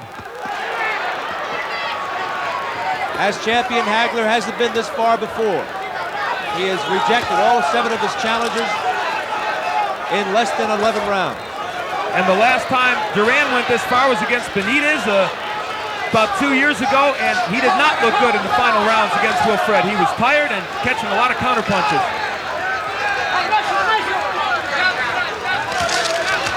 Right hand by Duran on Hagler's head. But you know, Al, in my mind's eye, as I go back over the previous 11 rounds, Hagler has been difficult for Duran to hit. He's been blocking a lot of punches. He has shown good defense in this fight. Better, I think, than Duran expected. Duran breathing very heavily, and I think Marvin now trying to go to the body to exploit that. Hagler took a breather in the last round, but not in round 12. Hagler is back on the inside, takes a right hand from Duran, does some work with the uppercuts, and this is a whole different kind of style as contrasted against the previous round, the 11th. Left hook by Duran to the head of Hagler. Now Duran is punching more on the inside, working the body a little bit. It may be too late, but he has certainly picked up the pace on the inside, what we expected early from him. Duran with a right uppercut. There's swelling underneath the eye, the left eye of Hagler. They go toe-to-toe here in the 12th. Duran mocking Hagler. Dropped his hands to his side. Hagler's protecting his left eye. And Marvin looks a little bit tired.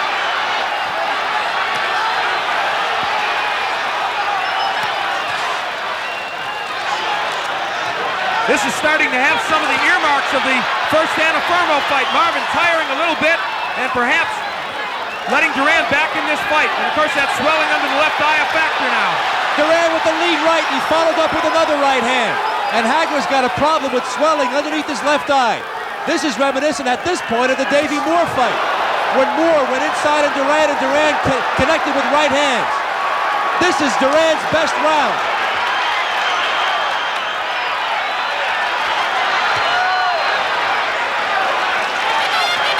Hagler with the left hand, an uppercut, points to his chin, as if to say, come on, hit me. Hagler with the left hand, Roberto with the right. And this is what it's all about. 2 champions going toe-to-toe.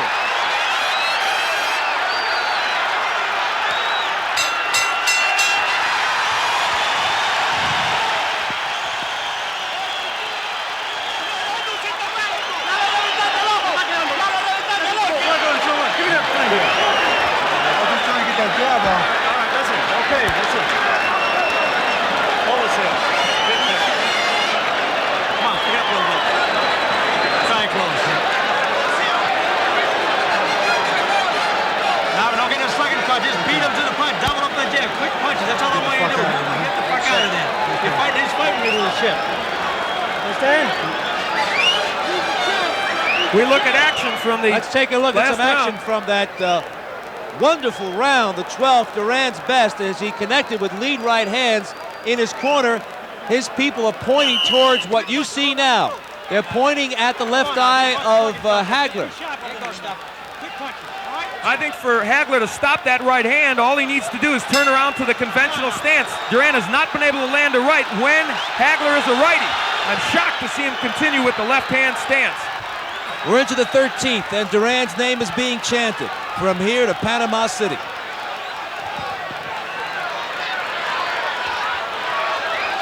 Hagler still has vision. It's a swelling underneath his left eye. Duran looking to unload the right hand. Hagler punishes him with a couple of hard jabs. And that doubling up with the jab is exactly what Goody Petronelli told him to do. They don't want him looking for one knockout punch. Hagler with a crunching left hand to the head of Duran. Roberto Duran has shown us he can take the punch of a full-fledged middleweight because there are not many more full-fledged than Hagler, and he's hit him with some good shots in this fight. Whether Duran is behind in this fight, or ultimately if he's the loser, he continues to be a formidable fighter. As a lightweight, 7 years the champion. As a welterweight champion. As the junior middleweight champion. And here in his first middleweight fight, he has really rumbled with the best there's been since Carlos Monzon. Right hand by Duran. Hagler was moved by that shot. You know, Roberto Duran is huffing and puffing. I really think he's fatigued, but Sal, he is fighting this fight now on intestinal fortitude. And of course, the long training that he put in for this fight. We're halfway through the 13th round. A left hand by Hagler, a right by Duran.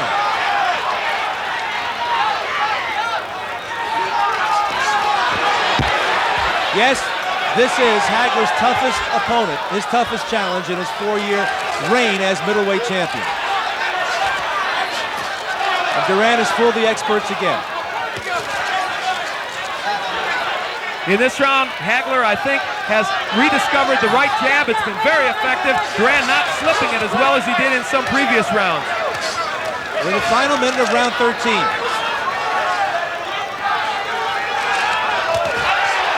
Right hand by Duran. Hagler came with a right hook. And that was pretty much a standoff. Both punches landed cleanly and both did some damage. And both fighters have ignored the body. They are headhunting now. Duran with 2 right hands. Suddenly Hagler is on the take from that shot.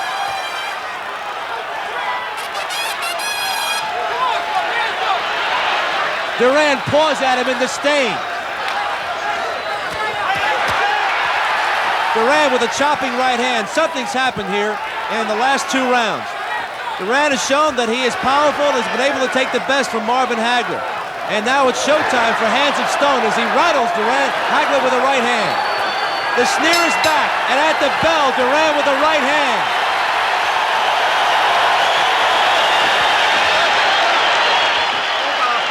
And in that round, while Hagler won the beginning of the round, the first half, there's no question Duran won the second half. And any fighter will tell you they'd rather have the second half of the round that's fresh in the minds of the judges. And there's a lot of intrigue now about the scoring of this fight as we continue.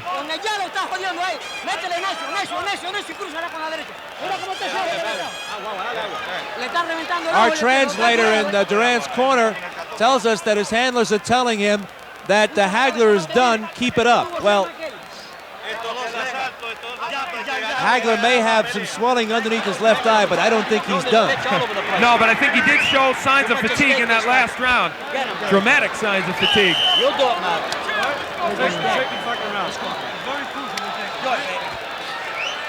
No question about it that Roberto Duran is trying to bring that right hand, and he is sharpshooting for that left eye of Marvin Hagler as swelling underneath on the cheekbone. We're into the 14th. Hagler comes out winging. And he came out right-handed and was effective. Again, I'm puzzled by the fact that he won't fight right-handed more often. Look at him go to the body of Duran. Good uppercuts by Hagler. In the first 20 seconds of this round, Hagler has been a tremendous force here. Duran backing up, looking to get some punching room.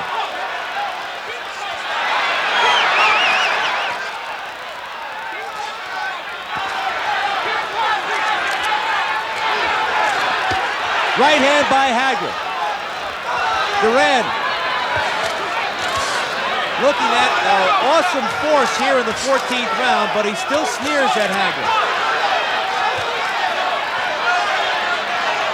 The fight of the year? Yes, I think so. It certainly has been everything it was billed to be. And I said the onus was on Duran at the beginning to make this fight. He has shown us. He has come back from an early deficit and fought well toward the end of this fight. But I think Hagler's having a very good round 14 here. But will Duran come on in the second half of the round as he did in 13? Hagler with a right hand that caught Duran. Duran still sneering. He's joking with Hagler, and we're deep into this fight. We're in the 14th, and we're halfway through the round. And this is what Marvin Hagler did not want, a relatively close fight going into the final rounds. He was very, very concerned about this. Now Duran is giving some lateral movement to Hagler, and he's taunting him. Duran stuck his mouthpiece out at Hagler, taunting him, trying to intimidate him. He may be sticking his mouthpiece out, but Hagler, I think, has done most of the scoring here in round 14. We're in the final minute of the next to last round.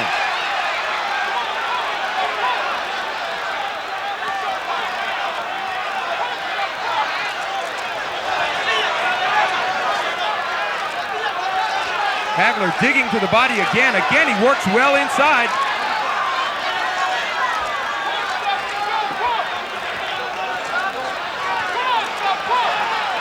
Less than 30 seconds to go in the 14th, a round in which Hagler's done a lot of punching. He's come back strongly. I see blood.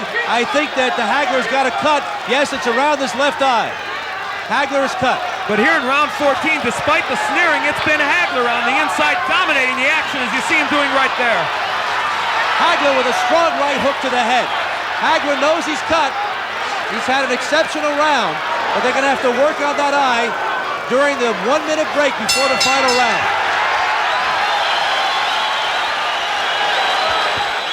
Hagler is cut in his left eyebrow. I swear. Come on, quick, come on. That's a big round fight. Big round fight. Big round fight. Okay, that's the last round coming up just like that. You need every goddamn round. You need every round. Every round. Last round. Ya lo tienes ya, no te vayas para atrás, que ya lo tienes ya. Mira cómo está sonando cortado. Cámbiate de mano ahora. Ok. Sí. Tú sabes más que 10 veces. Fíjate cómo le cortaste. Our interpreter tells us that in the Duran corner, they're of course telling him to go for the eye because Hagler is cut. It's a small cut on the left cheekbone. It's not a major cut on the left eyebrow, excuse me. And they continue to apply the end swell on the left cheekbone. Al, as we approach the final round, the way you have it scored, let's hear it. Well, I don't have the numbers added up, but I'll tell you what, I feel that Hagler is ahead in this fight. I think that he is leading, and I think that it is up to Duran to have a big 15th round. He may, in my opinion, he may need a knockout to win, but it's up to the judges. Duran points towards his chest. He says, come to me, I want you. And I'm sure the Marvelous One will accommodate him. And the strange thing about this fight is, on the outside, Duran has done relatively well. On the inside, I think it's been Hagler who has been dominant. Some people thought it was the other way around. Look at Hagler ripping shots on the inside. He's so effective. They're working the body and the head. Hagler goes right to it here in the final round. He's staying close to Duran. And I think that's the best place for him to be. Take away the power of Duran and work him on the inside. Big left hand by Hagler on the chin of Duran, but Duran is okay, so okay, he sneered again at Hagler. Hagler appears he doesn't want to take any chances. He continues to punch a lot. And this fight has shown us Hagler, the hard worker in boxing, and Duran, he's the showman. So far, the hard worker in this round is getting the job done. The big news is that Duran was able to score heavily with the right hand tonight against Hagler. So much so that he caused a swelling on the left cheekbone. Many people did not think he could get those right hands home. He's gotten enough home, as you said, to cause the swelling, but is it enough to win? Here on the inside, Hagler still working very, very effectively. We just passed the halfway mark of the final round. Hagler is throwing 5 and 6 punches to every one in this round for Duran. And that cut has not reopened on the left eyebrow of Hagler. Duran now sensing that we only have a few ticks left on the clock. trying to get close enough, trying to get some punching room, but it's all Hagler down the stretch. Hagler with a big right hook and a left cross. Hagler takes a right hand from Duran. Hagler not taking any chances here, and he wallops Duran with the left hand. Duran with his back to the rope takes a right hook. Hagler finishing with a drum roll here. If he feels there's a doubt about this decision, he certainly must be cementing it here in this 15th round. Ripping body and head shots to the head of Roberto Duran. 20-odd seconds to go in the fight. Left hand by Hagler, and Roberto Duran drilled Hagler with his own right. 15 seconds to go. Two warriors, two champions, going the full 15 rounds. Hands of Stone turned out to be a formidable opponent, and he rocks Hagler with the right hand, Hagler with the left, as we head for the belt.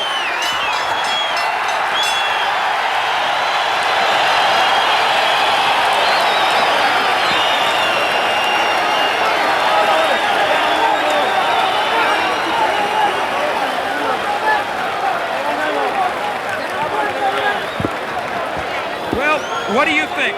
You look at Marvin Hagler, he was taking 15 tough rounds by Roberto Duran. To recap early in the fight, it was Duran there, you see him on the receiving end during most of the exchanges. He seems to think he won, but that man Marvin Hagler certainly had the better of the early rounds, while Roberto Duran came on at the end. Duran still cheerleading to this crowd. Toward the end of the fight, you saw Roberto Duran mugging, taunting Hagler, but for Marvin Hagler, the last two rounds, 14 and 15, were a clinic to boxing fans. You look at Marvin, he seems happy, seems to think he will retain his undisputed title. Some action from the 15th round. On the inside, this was where Hagler did such effective work. Many people thought he would simply hold and wait for the referee to break, wanting to get Duran at long range. It didn't work that way. More action from the 15th round. Hagler worked the uppercuts and the body shots so effectively in that 15th round.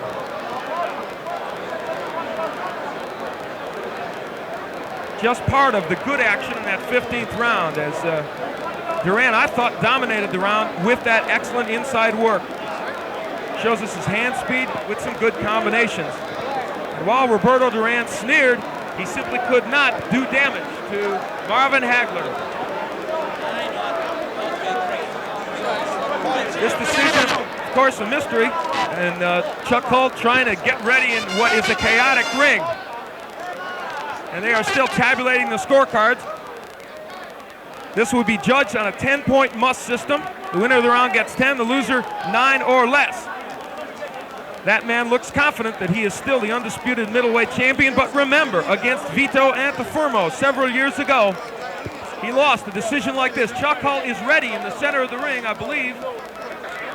Let's go up to Sal Marciano. He is in the ring now. Okay, Big Al. Of course, the ring is crowded. Roberto Duran and Hagler still trying to walk it off. They're, of course, they have a lot of body heat. There's no question about that. The early round, the big lead by Marvin Hagler. He was especially effective in the 6th and 7th. The 12th round was titanic as far as Roberto Duran was concerned. Chuck Hull has the decision. Let's go to Chuck in the center of the ring.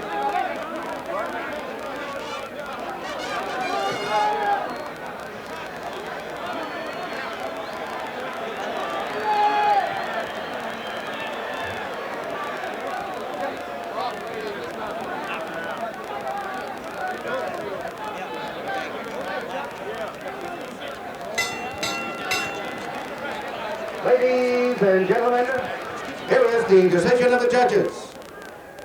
Judge Guy Jutra's scores 144-142. Judge Yasaka Yoshida scores 146-145. Judge Obi Oberson scores 144-143 for the winner by unanimous decision, and still the undisputed middleweight champion of the world, Marvelous Marvin Hagler. 12 Thomas Hearns came in right at the limit of 154 pounds as we see the referee Carlos Padilla giving the instructions, and Roberto Duran at 153 1/4. Of course, the reach advantage goes to Thomas Hearns with 78 inches to 67 inches for Roberto Duran. The age factor, well, could be one. Thomas Hearns, certainly in his prime at 25, however, has had only 2 fights in the last 2 years because of hand injuries. Roberto Duran will be 33 years old tomorrow. The fact that he's had to come down from weights up to close to 190 pounds to get to 154, the older he gets, the tougher that task must prove, and the effect of it over 12 rounds may be seen tonight. Round number 1. Carlos Padilla is the referee. He will not score. Harry Gibbs from England, Newton Campos from Brazil, Hans Desver from Belgium will be the scoring judges on the 10-point must system. 9 or fewer points to the loser of a round. Tim, Roberto Duran has a real heavy beard. In most states, that's illegal. I'm surprised that Emmanuel Stewart didn't complain to the commission about that. Well, Thomas Hearns has a real light beard, so well, so far the beard championship has gone to Roberto. But your point is quite well taken, Gil, and we'll see if it has an effect that you can pick up in terms of Hearns landing his blows to the face of Duran.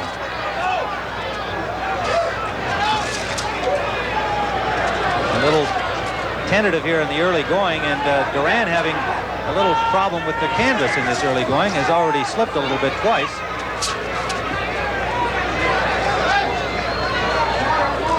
.90 degrees at the time of the bell for the first round here in Las Vegas, with the sun starting to sink in the west. Tim Ryan and Gil Clancy, round 1 scheduled for 12, remember, under WBC rules, a 12-round title bout. Tim, Tommy Hearns should be working that jab overtime. Instead, he's looking to land the big bomb, and he landed a good right hand. A good right hand to the ear of Duran that sent him back into the ropes. Of course, the Macho Duran quickly saying, "It didn't hurt me." There's that left jab of Hearns backing up Roberto Duran. But Duran is making the mistake, Tim, of standing straight up. He's fighting a tall guy. He should get lower. He's not going to be able to reach up to Hearns. He's got to slip the punches, get underneath him. Can't get his head moved back with that jab, or he's really going to get nailed. Under a minute to go, and Duran slipped. However, there is blood over the left eye of Roberto Duran. A slice, it looks like it's on the eyelid in the corner of the left eye of Roberto Duran. And Hearns is backing Roberto Duran up at will. A solid right, and down goes Duran. Duran is on the canvas and looks stunned.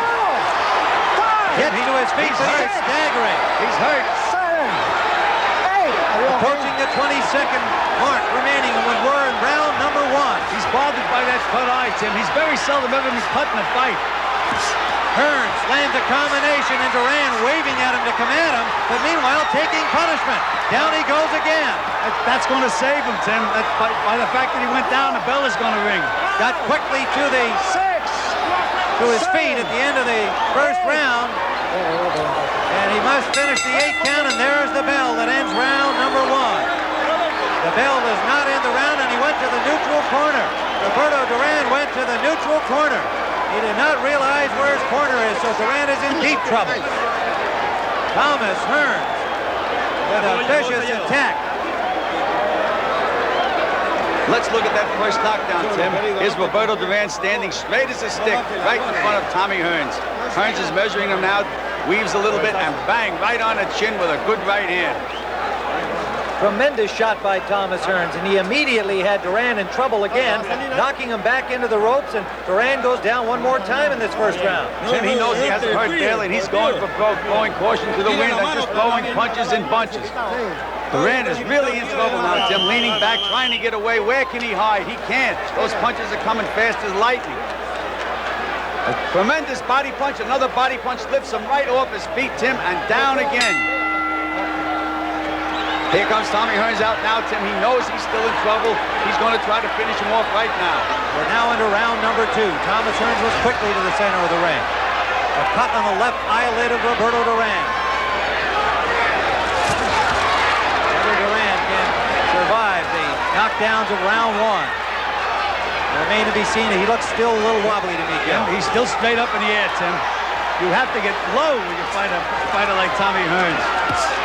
Good left and a right behind it by the champion. Duran in trouble again in his corner. Has not hung on at all. Now finally he grabs Hearns.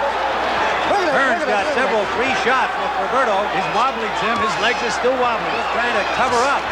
Another solid right hand by Thomas Hearns in a combination. The referee Padilla watching. There, he's up in the air again. Duran just fighting on instinct, though, Gil. He's just hanging a big right hand. That's it, Tim. Anytime you fall forward, the fight's over, Tim. A huge right hand by Thomas Hearns. Right to the cheekbone of Roberto Duran, and it is all over. A second-round knockout for the hitman, Thomas Hearns, who said he would knock out Duran in 2, and he did just that. He sure did, Tim. We've said so many times before, a fighter can go into the ring and he can age overnight. And that's exactly what happened to Roberto Duran. He didn't have it from the opening bell. I'm just cautioning you now. Obey my command at all times. Shake hands. Good luck to both of you. Let's go. Very simple instructions. And finally, it's Hagler against Hearns. The camera's going to have to go. Eloquent simplicity by Richard Steele. Let's go. He knows, they know. Staring at each other through the national anthem. A stare down, of course, so customary before these fights. And here we go. Round 1. Hagler, right off the bat, attempting to get inside. He'd love to be able to pin Hearns on the ropes if he can. A more aggressive start by Hagler. Look at him, right for the body. Marvin Hagler only wants the body, and he bangs Marvin. Oh, Hearns may have hurt him with a right hand. Hearns with another right. Hearns hits him with an uppercut. Hagler is hurt. Hagler is stunned. Hearns got inside. Hit him with a right uppercut. Marvin ties him up. Marvin Hagler is still hurt. So it was Hagler coming out like a bullet. A good left by Hagler, but Hearns didn't flinch. Marvin going for the body. Wild first round. Wow, what a shot. And it was Hagler who initiated it, not Thomas Hearns. On a left by Hagler. Hearns comes back. Another right. That one stunned Hearns. What a first minute of the fight. Tommy Hearns has been able to drop that right hand in, and it has hurt Hagler, a surprise to many people. Another right hand from Hearns. Hearns moving. Hagler still pursuing. Comes in with a right. Missing with a left hook. Here's where I believe Hagler should turn to righty. He could block that right hand easier, and he would land his own left hook.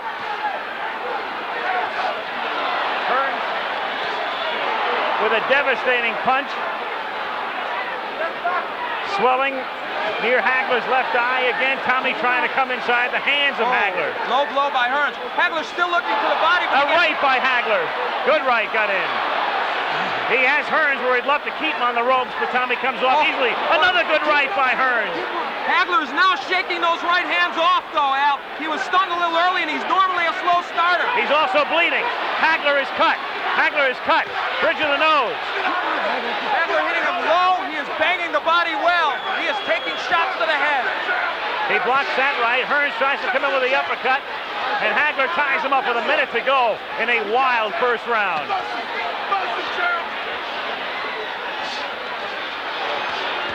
Marvin with a good left hand. There's blood all over Marvin Hagler's face. Can't tell where it's coming from. I thought it started from the bridge of the nose originally, but blood all over the face of Hagler here in round 1. But Hagler has him on the ropes. Hagler working on him.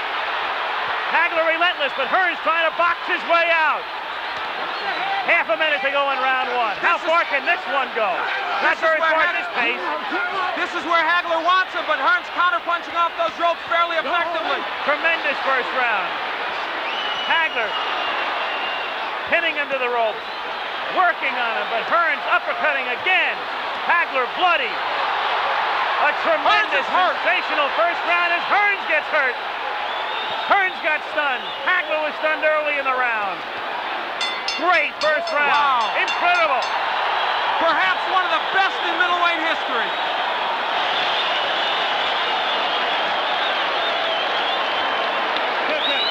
That was an entire fight encompassed in 3 minutes. Where is it? Right there, no problem.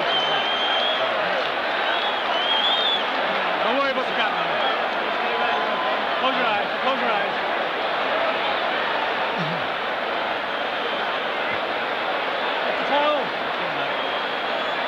water right now, Pat. The cut is over the right eye of Marvin Hagler. It's hard to tell if it's not on the eyelid, though. It looks to be on his forehead. That may not be as much of a problem. As we look at it, that was where it came, I believe, from that uppercut from Tommy Hearns. That was early in the round, but now later, Marvin Hagler digging to the body and throwing a right hook. Fought most of that round, in fact, all of it as a southpaw. He took the action of Hearns, a surprise early. Well, the first round lived up to all the hype, and then some.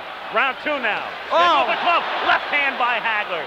They said this fight would be determined on heart and the good chin. Right now, that's exactly what it's being determined on. Both men have been hurt. You can throw the strategy out the window right now. A wild first round. Hearns again trying to uppercut. Hearns trying to box. Moving, slipping off the ropes. Coming back and trying to land that right.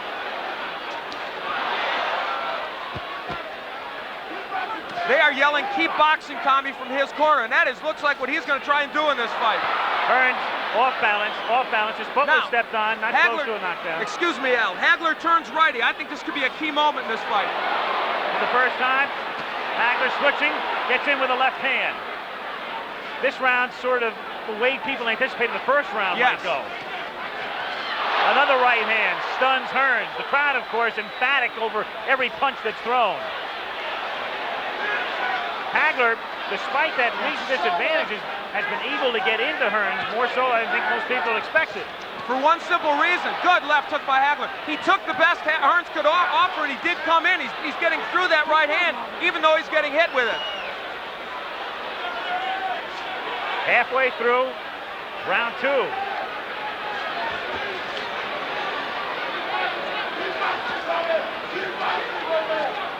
Hagler has fought most of this round as a righty. Now he switches southpaw and lands. Not as effective as a righty as I thought, but now as a southpaw, the jab lands well. That right jab. Hagler coming in with a left. Richard Steele saying, punch your way out, punch your way out. A key element now is Hagler is working when he's on the inside. He's not just holding, he is working the body of Tommy Hearns. Boy, Hearns looks awkward, and his legs look like they're not there. A little rubbery here in round 2. Tommy, though, fluid and moving. Trying to get inside again. The cut opens up over Hagler's forehead. And the blood begins to trickle down. Hagler working inside, now up top. Half a minute to go in round 2. What a left. Hearns trading with him. Hagler comes back to the right or left, and another right. He has Hearns in trouble on the ropes. Tommy trying to punch his way off the ropes. Hagler wants to keep him there, goes to the body. Hagler throws low blows. Marvin Hagler wants to turn this into an alley war, and he's done it. Another low blow. Richard Steele may take points away soon, but will it matter? Second round coming to an end. Hagler bloody, but very much unbowed. End of round 2.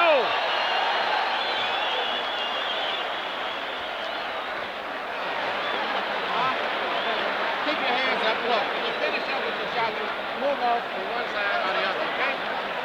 You're not boxing to being out here. Try to work on letting him miss with the left and going over here and then coming back with the right. You got to cut up bad. Cut up. Just box him. Stay away and box him. Boxing. Let's get your second win and relax like nothing had to do with Colo Jones. Let's think carefully. Let's box it. When you get through with your shot, move off to one side or the other. You're getting hit on tail end punches. You understand? You can hear Manny Stewart talking to Hearns. They work on the cut of Hagler. And the Petronelli's good cut men. Goody and Pat have done an excellent job on the cuts of Hagler. What a shock that that man initiated this war right from the beginning. And you know what? I thought he would do well as a righty. He has done better as a southpaw, and he may stay at that. Again, Stewart telling Hearns to box. As you say, though, Hagler turning it into a street fight. Well, he turns righty. He wants it to be a street fight. Listen, Marvin Hagler has been rough inside. He's thrown some low blows. He has thrown some elbows. Don't push. But you know what? Now the right is getting there, but it's not hurting Hagler. We've got our answer, I think, to some extent. Tommy has been hard-pressed to hurt him with that right. Stunned him early, but not in the last round or two. Very early. Had him stunned, has him cut. but it was Hagler doing the damage in round 2. And now, just as we thought might happen, Tommy Hearns was hurt early, so he is boxing. Now, he has good boxing skills. He did this against Sugar Ray. Can Hagler get to him in this posture? Some people thought, as he again becomes off balance, some thought that if Hearns stayed outside and stayed on his bicycle, it would become a dull fight with Marvin chasing him. But Marvin has been able to corner him, and when Marvin gets him in the corner, he is roughhousing him well. Again, Hagler is all bloodied. Time is called by Richard Steele to send Hagler over to the ring doctor. He's calling the ring doctor in. Of course, the last thing in the world Hagler wants is the fight to be stopped. The doctor looks at it. Back comes Hagler with a wild left hand. It has to be impeding his vision with the right eye. You never know it, though. Tremendous right. Hearns appears rubbery. He appeared that way in the second round. You know, Richard Steele is breaking these fighters very quickly. That's uncharacteristic of him. It's hurting Hagler because he wants to work inside. Hearns is smiling, but he's taking shots. Another right hand. Hearns turns his back, takes another right. Hearns in deep trouble again. Hearns is down. Hearns is down in the third round and on his back. And he's not going to beat the count. I don't believe. Tommy Hearns tries to get up and They've got to stop this fight. Does he get up? He just does no. He can't continue. It's Hagler full of blood. Blood, no doubt, impeding his vision, stopping him in the third round after Hearns almost ended it on a first-round knockout. It didn't go very far, but it was a beauty. And Tommy Hearns predicted a knockout in the third. Instead, it is Marvin Hagler, and we certainly hope Tommy Hearns will be all right. He is still wobbly. What a shot.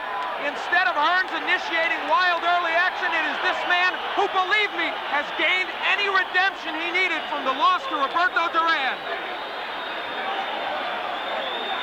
Marvelous Marvin Hagler. So close to being knocked out in the first round. Withstood the barrage. You'd have to figure he lost round 1, came back round 2, despite the deep cut time called by Richard Steele in round 3. Ring doctor observes, comes back, knocks him out in round 3. So it's Marvelous Marvin Hagler, 61, 2-2. Another look as we watch it at the end. Hagler with that right hand, that lunging right hand. Hearns turning his back on him, and then you'll see Hagler come in and deliver a right to the side of the head. Hearns backing off again, taking the right hand. Legs gone at that point. Down on his back, got up at the count of 10. That was the end of it. Different angle. Hearns, whose legs became rubbery in the second round, having trouble with his balance in round 3. Turning his back. Another right hand from Hagler. But at this point, the damage had been done. Finishing right there, but Hearns was on his way down anyway. Only disappointment is that it didn't go longer. What a 3 rounds. Different angle again now. Right hand from Hagler. And Hearns at that point finished. Off balance and stumbling. And so the man from Brockton, Massachusetts may finally get the respect that he feels he deserves. And acclaim as one of the greatest middleweights in history. Doing nothing to dispute that tonight. Shaking off some thunderous blows in round 1. Withstanding the barrage. Suffering the cut. Coming back strong in round 2. Finishing them in round 3. Hearns right above us in the corner. Tommy still shaking. Tommy on his stool. And Tommy, of course, very disappointed and frustrated as Marvin Hagler, Marvelous Marvin Hagler, the legal name, retains the undisputed middleweight title. He said he has his trunks up around his neck. Now let's see if Angelo bothers him. All right, listen. I gave both of you your instructions in your dressing room. I want to caution you again. Obey my commands at all times. Shake hands and good luck. Good. He speaks with a forked tongue. Didn't have the guts to do it. Your old friend Angelo. Well, I'm just as glad that there was nothing of that kind. This has been a very professional presentation from the very beginning since it was signed. The fighters have acted in a very professional style. Let's see what happens now. Ray Leonard said that the first round is going to be the most important round of the fight. He says he has to win the first round and gain Marvelous Marvin's respect. Let's see if he can do it. And here we go. Need I say, Leonard in white and Hagler in blue. And Hagler is not boxing as a southpaw. I just don't like that at all. Why he does that, I'll never know.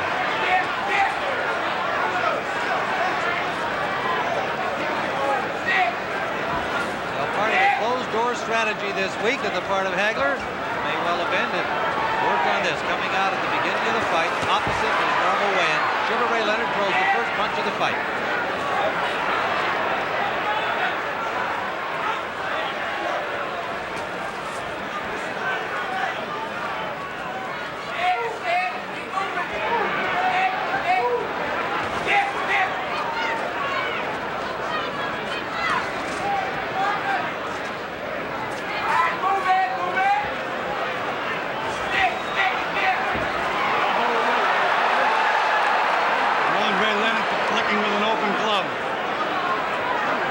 Speaking of the gloves, they are the tabbed variety with the thumbs attached to the body of the glove.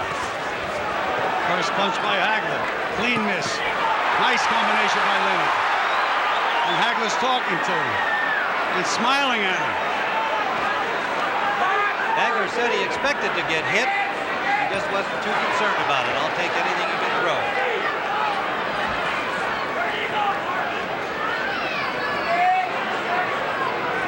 Leonard has used all of this more than 21-foot ring so far. A brief flurry, no damage.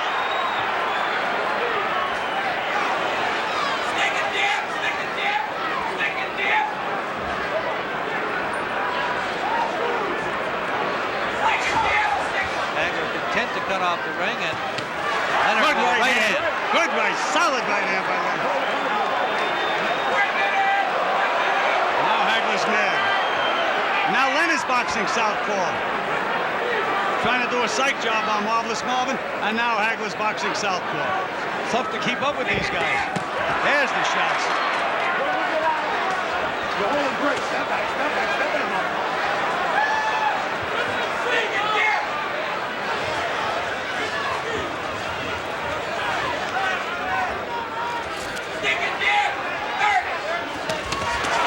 Combination by Leonard. Right. Hagler waiting for the break. Under 30 seconds, round one. That's him right now. Leonard is floating like a butterfly and stinging like a bee. But can he keep it up? Feinting, moving, moving, feinting. Final seconds of round one.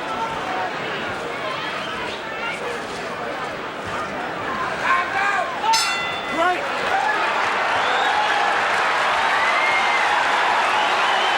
Sugar Ray Leonard landed the most effective punch of the round, a straight right hand. He had another good combination late, otherwise not a lot of contact, but some sense of the psych job, as you refer to it. Relax, buddy. You got him all out of his mind already. Just keep it up.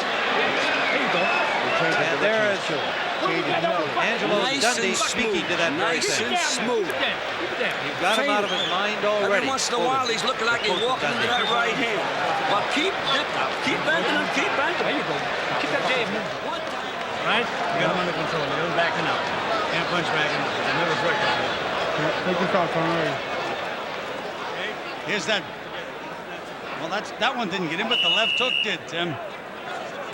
Yeah, that was not the big right hand that we saw scored by Ray Leonard. The first serious punch of the fight. Round number 2, scheduled for 12 under the WBC rules, and at Leonard's insistence.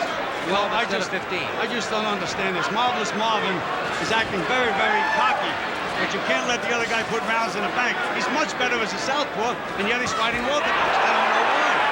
Just landed a left hook lead. Trying to cut that ring off.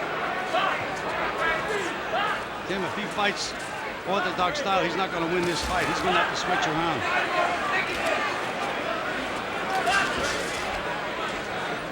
Well, that may be only a matter of time until he makes the switch, but it is a good question. I think each of them is trying to gain that psychological edge. Yeah, but Tim, the rounds go in the bank. Give me psychology good for a minute to make sure you win the round. Hold in and smile to the crowd and bang on his body. Come on, work it, get out. Work it.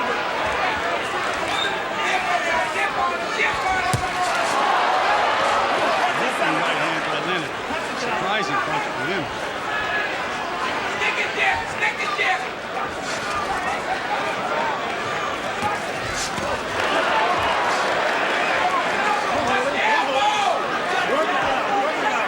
Step back, clean. Break. Stick it there. Snap that punch from Leonard. Honestly. I think Marvin is making a mistake. He's trying to prove that he can outbox Leonard. It's not necessary. Just try to win the fight. And therefore, Ray has done a psych job on him.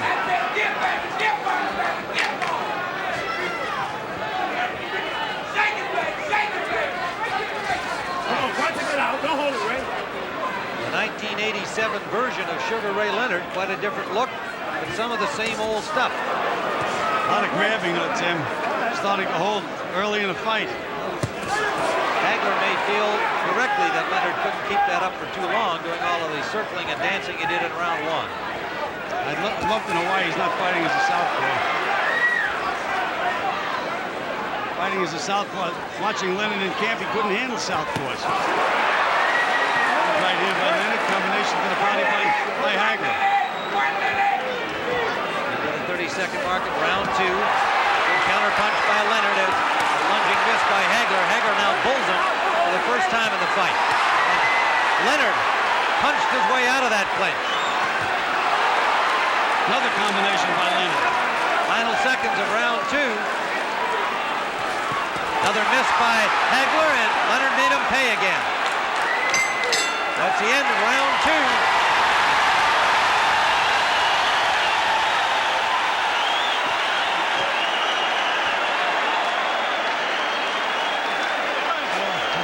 Take southpaw that one. You're right-handed that round. Take southpaw this next round, okay? Yeah, get the water. Don't get it tight. I'll try and be a little looser. Just let him go. Throw those 1-2s and then keep pressing like you're pressing. And rough his body up, stop. Tear him up. Throw him inside. Right? And be nice. You can't swap left. Don't change the movement. Be my man. You made these people take noise. You got them crazy. Keep it up. I want you smooth, baby. Smooth. You get me? Wipe it down. Angelo Dundee against Singh. You'll get him. Loosen up right in here. Look. To your southpaw. Not putting it to him. Keep the pressure on. Get a little up. Hagler's already thrown 54 punches. I even say that he's landed 11. 20, excuse me. 11, 20%. Round number 3, scheduled for 12. All right, now let's see. Now he's fighting as a southpaw. Let's see if there's any difference at all. Leonard at the moment circling to the right. And Gil, you note that he does that more than most fighters do, and in your opinion should. Well, Tim, watching him in the gym when he did that, he was getting nailed with straight left hands. There he goes to the right, now back to the left this time.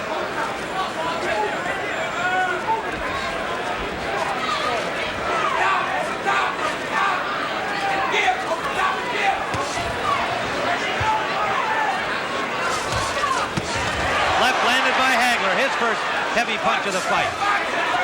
Much better as a southpaw, Tim. That's why I don't understand him giving Leonard the first 2 rounds. Well, we scored them both for Leonard, and I would expect the judges did as well.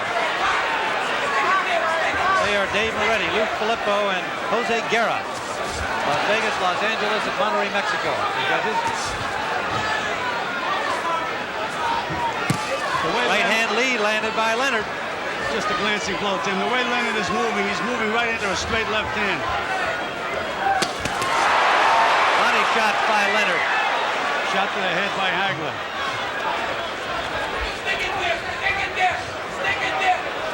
Again, the movement by Leonard as in round 1. Hagler's a little slow getting off that time, Tim. A little slow.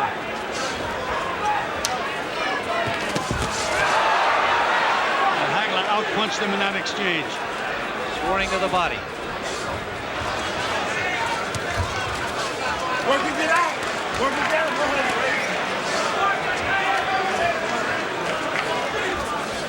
Leonard still showboating. Come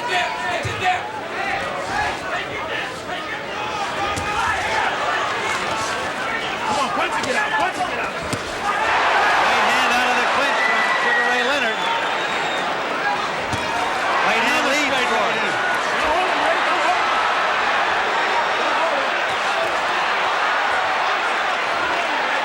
Hagler's starting to lose his temper, Tim. Now Leonard's confidence is building, and he senses that Hagler's losing his temper. He wanted that. He said, you've got to frustrate Marvin Hagler. Warning for pushing against Leonard.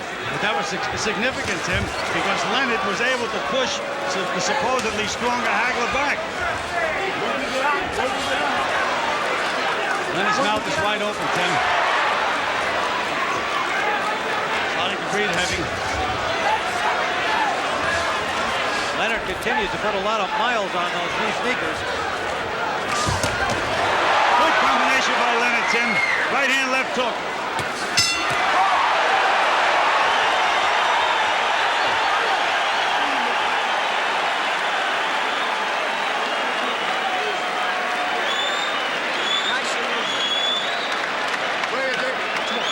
Well, on our card, 3 rounds in the bank for Sugar Ray Leonard, even though Hagler came out in his natural southpaw style for the 3rd round. He did a little better, but the way we saw it, Leonard won the round. The 3rd round was a little close, Tim. Nice and smart. Get me? And the crowd is yelling, Sugar Ray, Sugar Ray, Sugar Ray. How about those jabs? Well, maybe I was right after those all. jabs? Fake this sucker, he'll go. Well, it seemed like about an even split. Okay, The crowd's emotions. Here we see the replays now. Nice combination by Leonard. Right hand to the body, right hand to the head.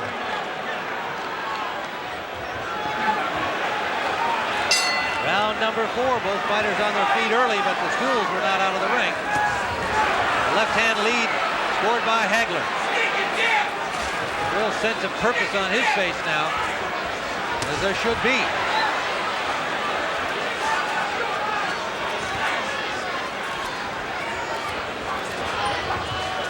Well, you know, Tim, we say that the ring is square, it's not round.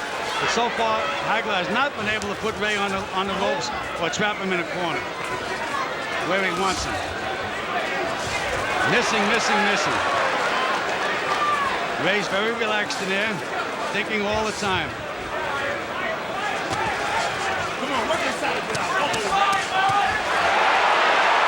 Richard Steele scored a couple of points for Rick Leonard. Ray was holding, he said, working there. No holding work, and Ray sure did work. Nice combination.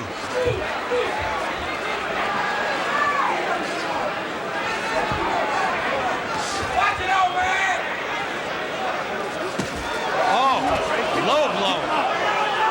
And a hard low blow.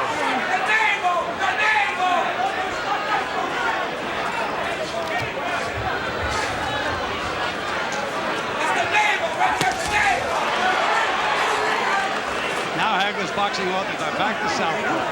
He's a little confused by Leonard, Tim. I mean, really, he can't find Leonard at all.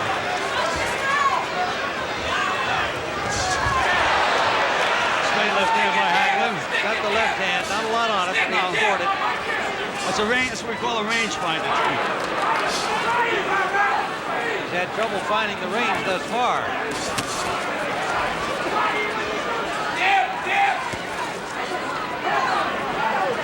Looks like Leonard, to me, is going to nail Hagler the other way around. Good move by Leonard out of that corner. Hagler thought he had him there. And now Leonard scored the combination. Confidence seeming to build as each second of the fight ticks away. Good body shots by Hagler, though, Tim. They're hard punches. Hagler's body punches. He's got to land them. A little showboat punch from Leonard. That brought the crowd alive, many of them to their feet. It's a great performance by Sugar Ray Leonard so far, Tim. Great performance. Under 30 seconds in round 4. Well, good combination again. Leonard timing things perfectly. I don't know why Hagler's laughing, Tim. The rounds are going in the bank. Landed a left there. Leonard walking away contemptuously. shook his head and it didn't hurt.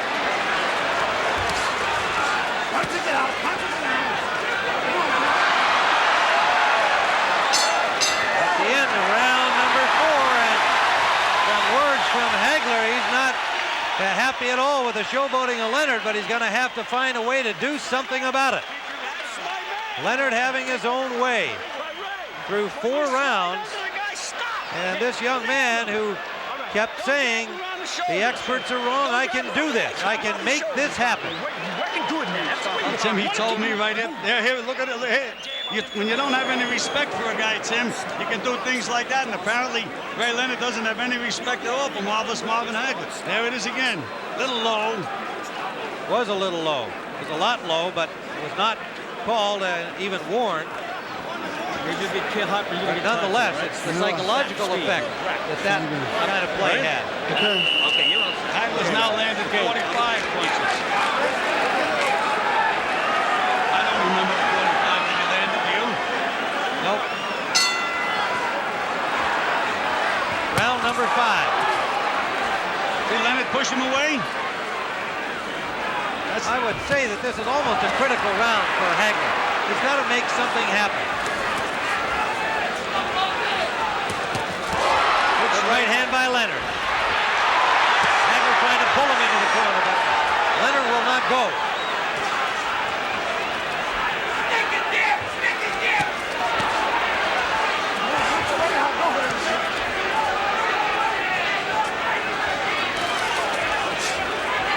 Looks like Leonard is starting to find the range more with his right hand. There it is again.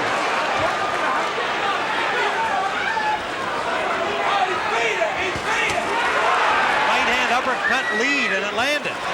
He's now, Leonard is fighting. Tim, he's looking to nail Hagler. Got nailed himself that time with that right hook. Hagler still talking. Leonard would hope it's in frustration. And it is, Tim. No question about that. Leonard is definitely frustrated. Short chopping right landed by Leonard.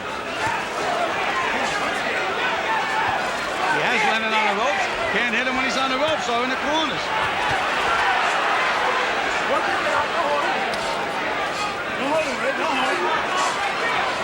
He's going to nail Hagler again. I can see the punches coming. He just missed that combination, however. Didn't miss that one.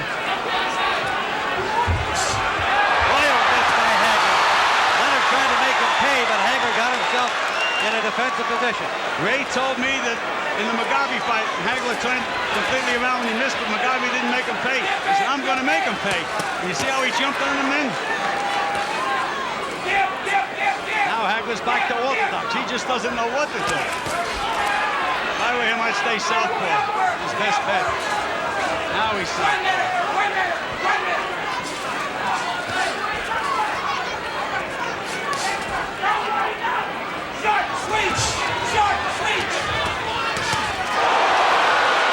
By Leonard.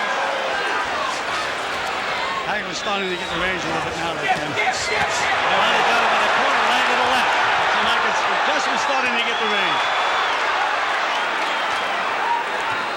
The conditioning of these two athletes is extraordinary. Hagler solid right by Hagler. He's starting to get the range, Tim. You can just see it. That one forced Leonard to grab him. No question, Gil.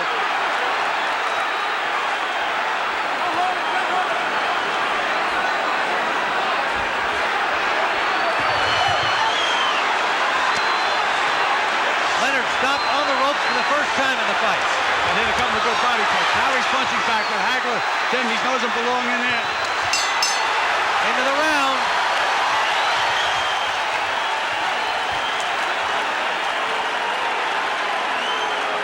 A little more heavy breathing from Leonard as he comes back here after this 5th round. See, you blew that round. You're trying to load up. Don't load up. Don't load up. Continue boxing him, Ray, and keep moving. All right? Don't let him draw you into a punching match. That's Dave Jacobs. Quiet. I want you to box. That is all. When you get him a sucker shot, fine. Angelo Dundee. Let's go back into that round. The best so far by Hagler. A little muscling to set him up. A short left and a hard right from underneath, and that wobbled Ray. Knocked him backwards. Here we see it again, Tim. A little closer range. There's that uppercut. Right uppercut.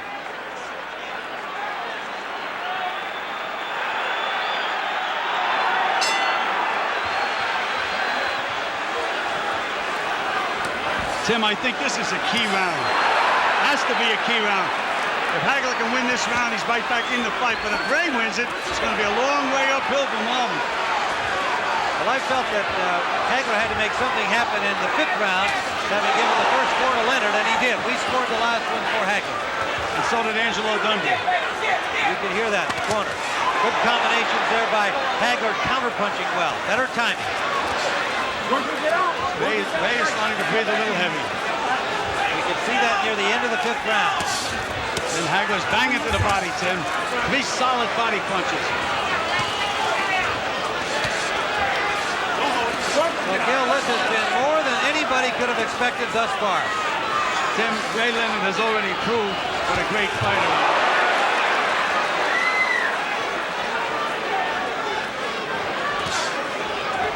Hagler's starting to get the range, getting where he wants him, and Ray is starting to breathe heavy. Ray now is going to have to nail him with a good punch. Got to slow him up a little bit. Tried to do it that time. Nothing on it. Nothing on Ray's punches, Tim. Nothing at all. Beautiful move. Great movement there. That was some of the old Sugar Ray. And a right-hand lead landed. There's nothing on the punches, Tim.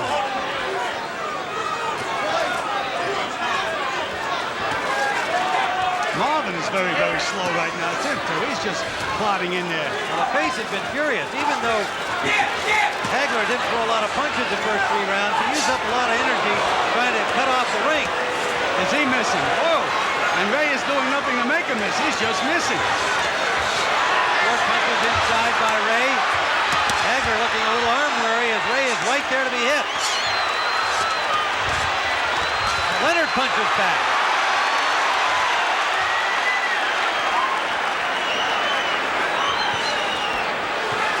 Hagler does not look sharp at all, Tim. Hagler messed with an overhand right. Leonard, pardon me, with that long right. Short right inside, scored on the break. Ray Leonard is holding and hitting.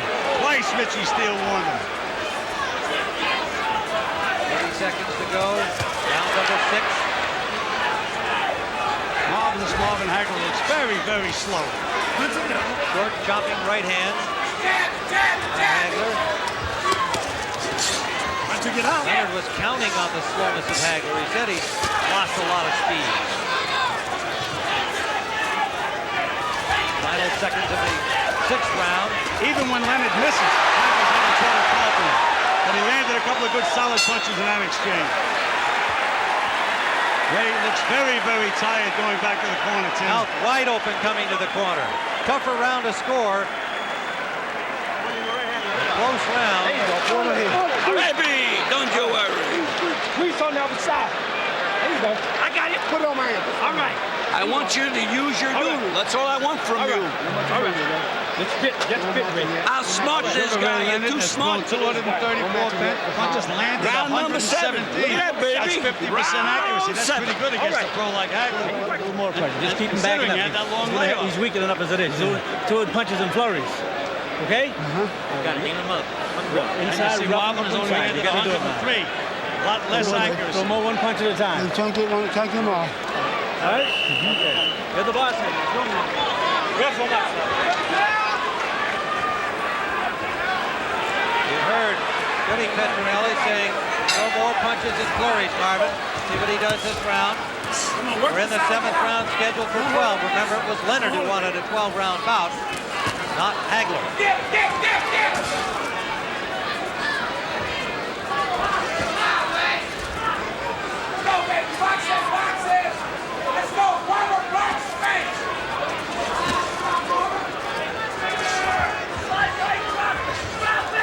Hagler is just a little slow getting off him. Gets Leonard in position. By the time he makes up his mind to punch, Leonard's gone. On the other hand, Ray has also slowed his footwork pace, but he landed a good left hook, and he got one back from Hagler. Hagler's was a harder punch. Nailed him again, Tim.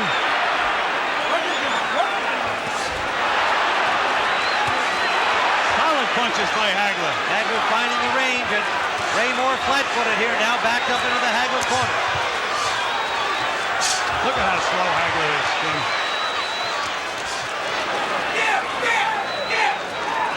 What Hagler should be doing is just banging to the body. Ray is moving his head. The body doesn't move, it stays there. There he goes to the body. That's where he should be banging away.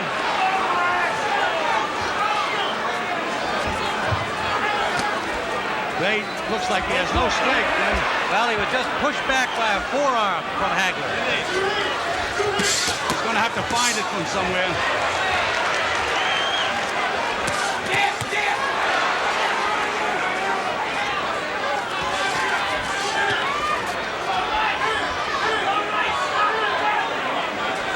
Tim, you know, a well-conditioned athlete, and I know Ray trained for this fight. A little tired now. He should get a second win, and he's going to have to get a second win.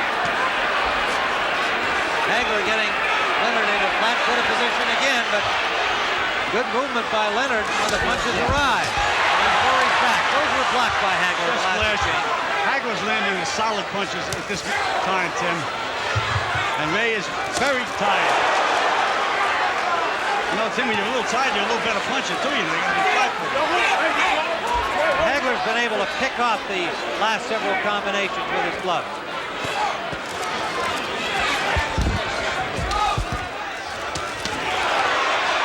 As he did there. And he smiles and laughs at Leonard and gives him a grin back. Oh, there we go to Muhammad Ali. A nice combination. Working on the mind of Hagler. And Hagler just keeps plodding ahead in his workmanlike style. Those are the solid punches. Yep. Those are the solid punches. He has Ray in a little trouble now. Banging to the body. Uppercut scored. At the bell. They don't hear the bell. The end of round 7, the crowd on its feet. Once you're off the rope, it looks like he's hitting you, even though you're not getting hit. I want you off the rope. I want you boxing this guy. You made him miss your 3 shots. You didn't count it 1 shot. All right. No, watch that ice, goddammit. Watch the ice. All right. Open your mouth. Give me some deep breath. Put the ice back. Going back to the action at the end of the round, a little short chopping right there that came after the bell. The fighters did not hear the bell. Richard Steele steps in between them. And you're roughing him up good, Stan. You have to do that. Get him against ropes like you did there. That overhand fine. And bring the uppercuts out like Pat was right. Drive him up. Get a little rough in there. Okay? It's all yours. Eddie Petronelli asking for more aggression. Get a little rough in there.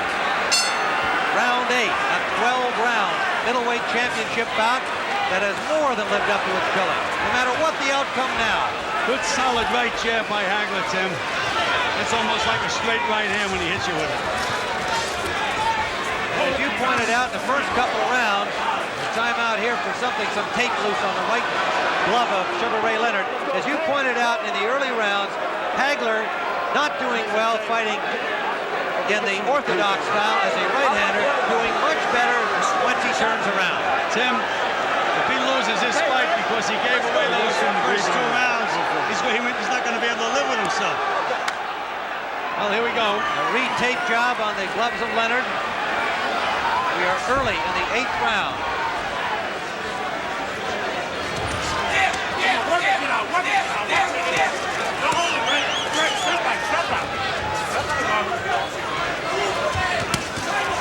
Unlike many of boxing's observers, Hagler never said this would be an easy fight. He knew what to expect from Leonard.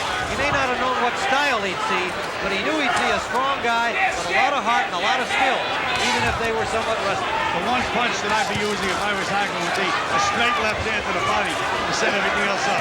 He hasn't been using that as yet. He's throwing out wide.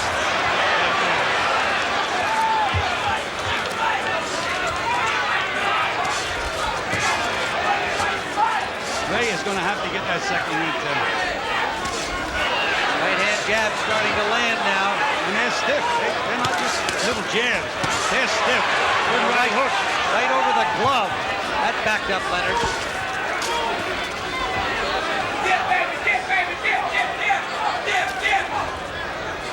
Stick it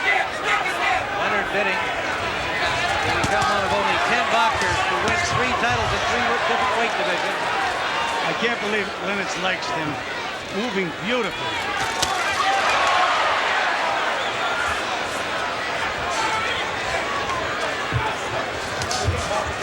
See, there's nothing on Leonard's punches. Hagler's able to move right through him. Leonard hit him with a right hand, didn't move him. He was able to counter with a left hand to the body. 1 minute! 1 minute! Get out!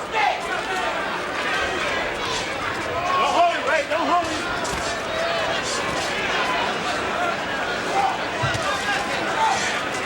If I was Ray, I'd really try to load up and nail Hagler now. This guy's getting overconfident. They tried it. He took the left and pushed him back. There's those body shots again. Look how much Marvelous Marvin misses. But he doesn't get discouraged. He misses, he punches again.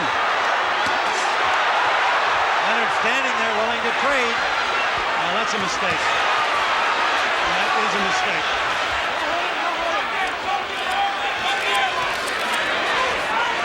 Short chopping punches inside, scored by Hagler. Hagler is breathing very deep now too, Tim. He's gasping for breath.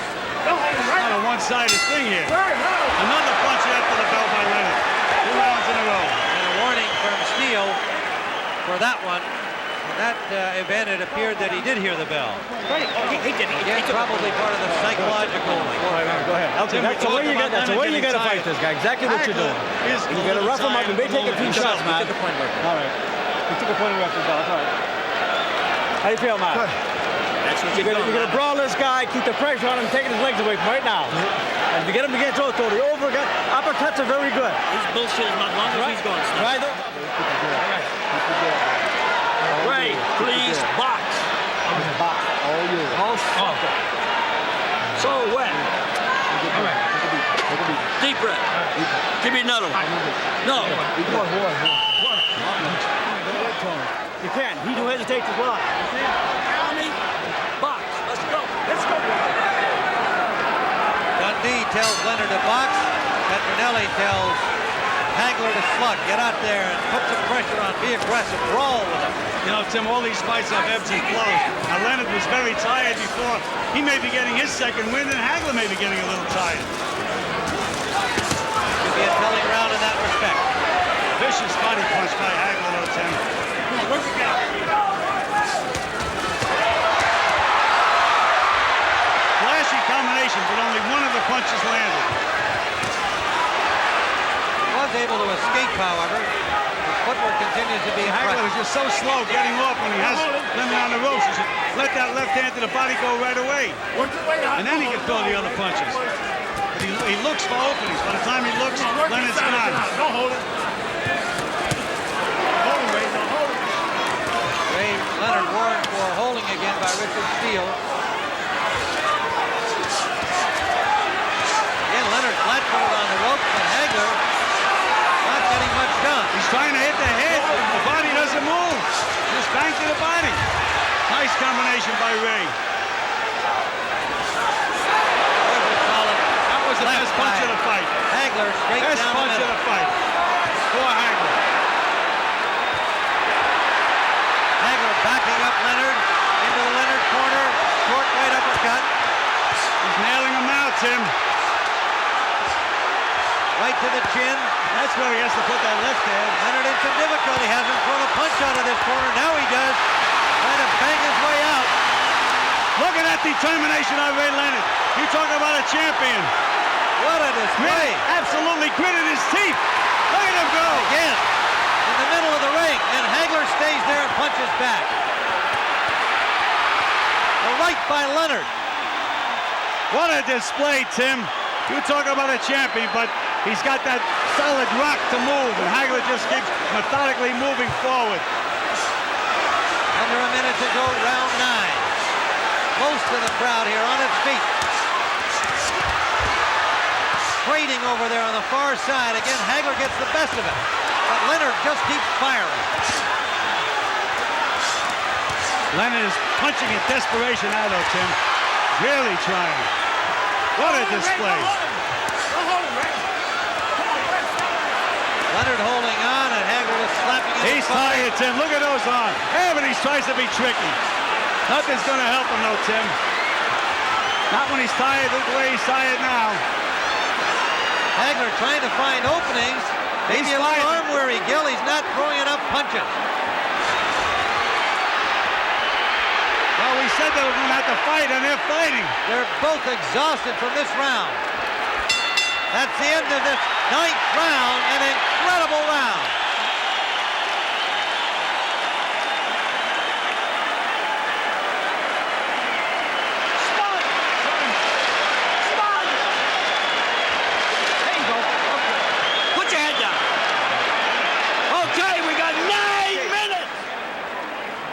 There it was. Straight left hand down the pipe from Marvin Hagler. And then Sugar Ray Leonard coming out of the corner where he had just had his hands up to protect himself and then battered his way out of the corner. Short your boss. Just 10 hands. There is a round, Gil, where 3 more rounds. I've scored that round for Marvin Hagler, but you've got a lot of emotion involved here.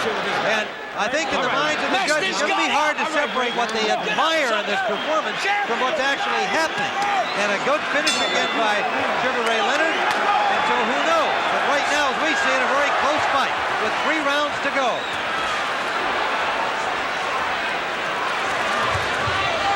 The early rounds going to Leonard on our scorecard. The later rounds going to Hagler. Looks like Leonard has his second win, Tim. He's bouncing, moving. Tim Ryan, Bill Clancy with Jim Hill. This is round 9, scheduled for 12. Not often you can build something as the super fight and expect to get one. We've already had it here.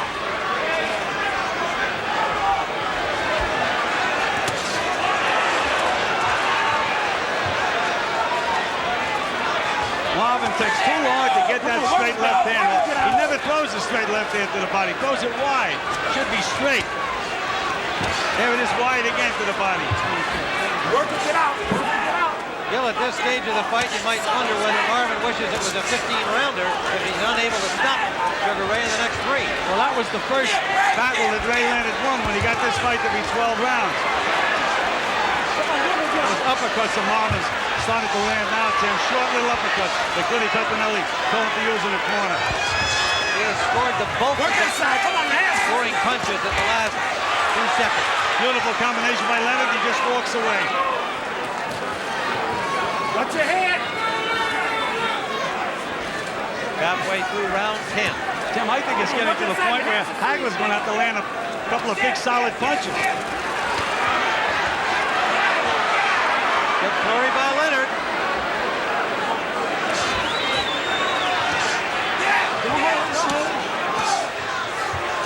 Richard Steele is doing a good job as a referee, Tim.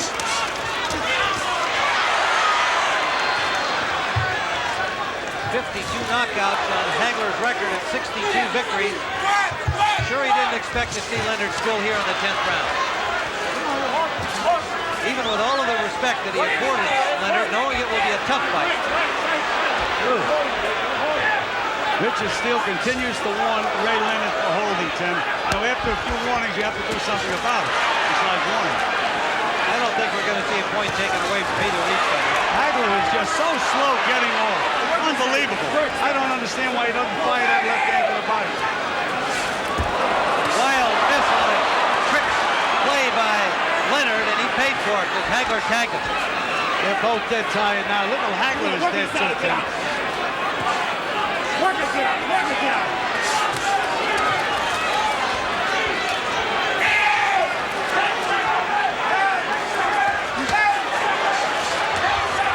Leonard has never been able to back up Hagler in this fight, even in the rounds in which he scored 4 points. We come to the end of round number 10. Sugar Ray Leonard looking weary in his corner. Angelo Dundee in quickly. 6 minutes for the title. Put your head down. We only got 6 minutes. Ray, keep his sucker turning, baby. Shake his leg. Shake it. Baby, 6 minutes! Champion! I mean champion! All right, come on. All right, Ray. Come on. Come on, son. Man, you can do 6 minutes in your sleep, can't you? All right. It's all automatic. Give me the spin, son. Come on. When the right hand goes, I want you to come back with a left hook, but start dipping to your right. You're not doing it. Throwing it straight away. Get up, champ. Get up.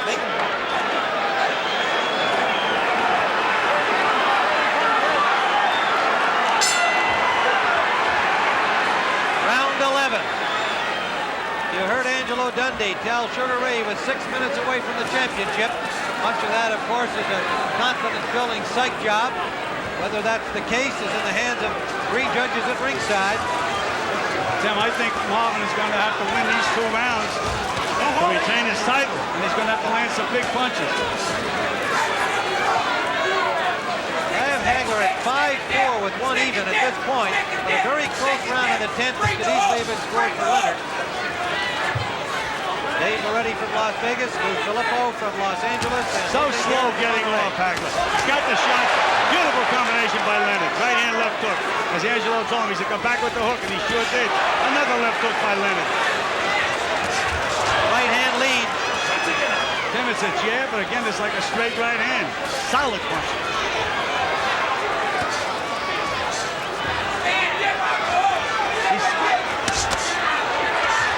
Solid body shot. Hagler, and Leonard escapes off the rope. He lands a combination. Boom, Hagler.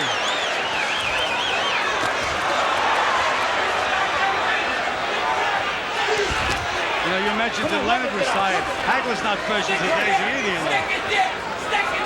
He doesn't have too much left.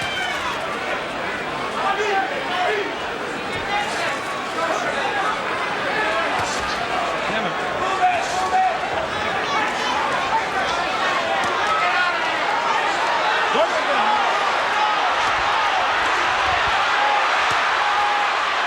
Hagler moving his hands without a lot of authority, but scoring some punches. The showboat again from Leonard.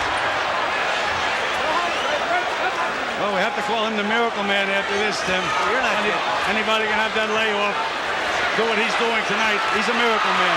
Never been done in boxing history. Never. Whether he wins or loses. And right now, he's winning, in my opinion.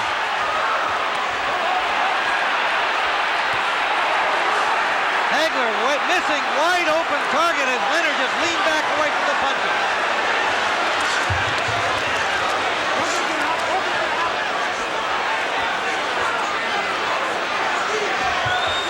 Beautiful move by Leonard.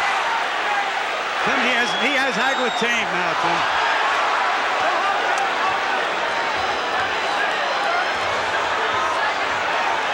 Hagler can't let that left hand go, Tim.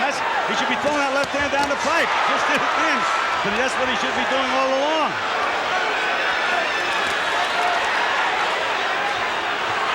Leonard has played with Hagler's mind throughout the fight, and by being fresh enough here in this 11th round as he looks to his corner at the end of the round. Leonard coming back slowly to his corner, but the little flurries that he fought in were enough to win the round the way we saw it. I think so. Eye-catching punches. He's tired. He's trying to win the round by flurry. I feel if he had that round, he had him going with it, but you know that. Get it out. And Marvin Hagler, as you pointed out, looking weary in his corner, Gil. And now a psyched up Ray Leonard is on his feet. Tim, and Hagler doesn't look very confident. He looks like a beaten fighter to me. Mentally beat. Whether he wins or loses, I don't know. I think that was taken away from him, particularly in that last round. But it began right in the beginning. But Leonard on our scorecard won the first 4 rounds and asserted that mental dominance. He was so sure he could do that. And he was so sure that most of us who picked Hagler would be wrong. He could do this. They beckon each other out. Does Hagler feel that it all comes down to this 3 minutes? Well, you know, Goody Petronelli in the corner, he was talking like it's about a 15-round fight. Where you started to get him going. I mean, I would have been a little more emotional if I was in the corner.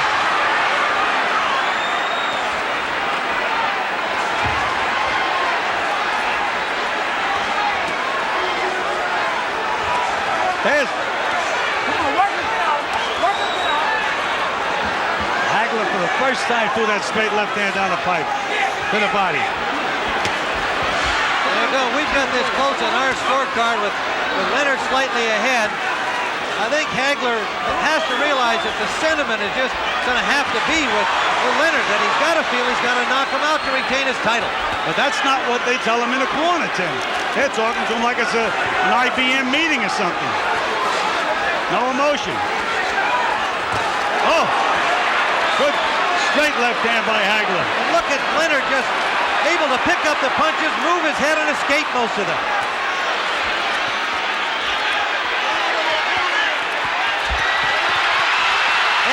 Leonard flurries against Hagler and now escapes from the corner. Ray Leonard is having fun in there right now. What a story. He's looking at the corner. I don't know why.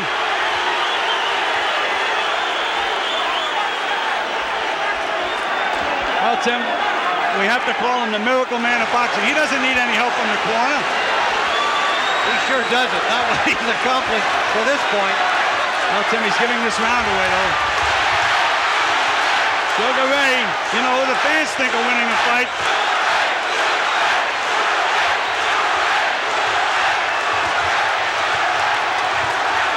Less than a minute to go in the fight. Now Hagler with a little showboat. Some shuffle back from Ray. Look at Ray Leonard. What a cocky kid.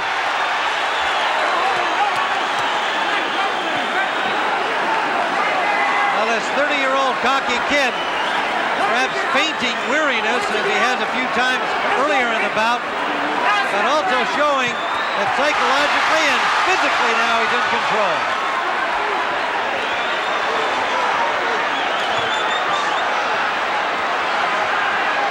It's going to be interesting scoring, Tim. You know, do you like the plotting guy or do you like the flash? Leonard busy on the rope. Hagler trying There'll to be no knockout. No knockout. Leonard in the corner at the end of this fight, but on his feet.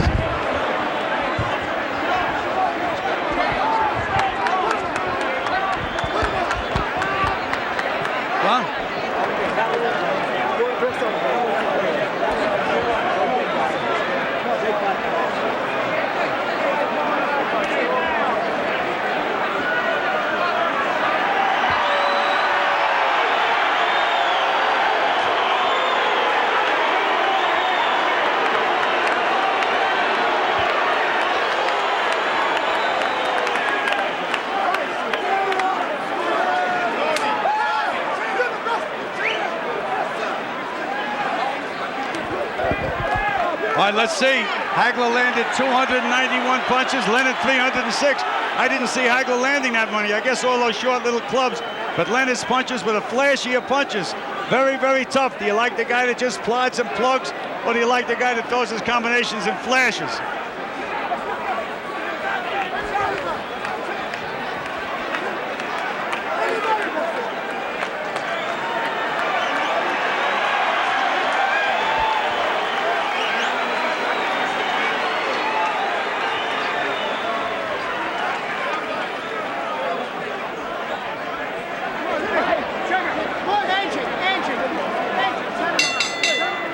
Ladies and gentlemen, here is the decision of the judges.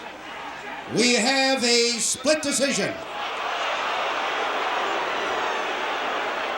Judge Lou Filippo scores the bout. 115, Marvin Hagler. 113, Ray Leonard.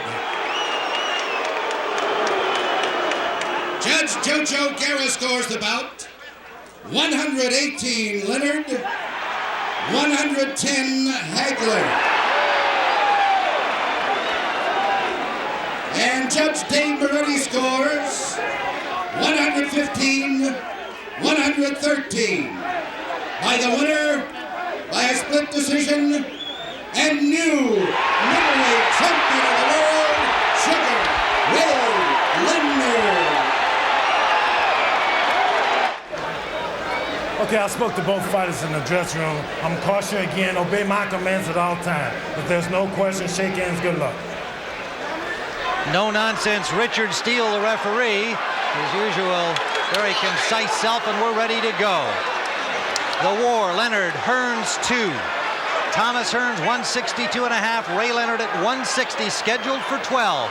Tim Ryan, Gil Clancy, marvelous Marvin Hagler at ringside. An historic boxing match about to begin. Leonard in the striped red and white trunks, waiting for Hearns in the middle of the ring in gold.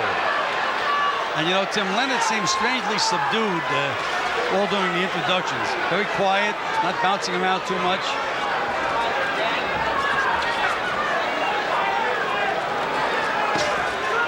First punch of the fight, a flicking jab blocked by Leonard. And Leonard is starting this fight the same way he did the first fight, side to side, moving around, which is a surprise to me. Early chanting of Tommy from the Hearns fans, and I would say so far an even split in fan affection from what we can hear.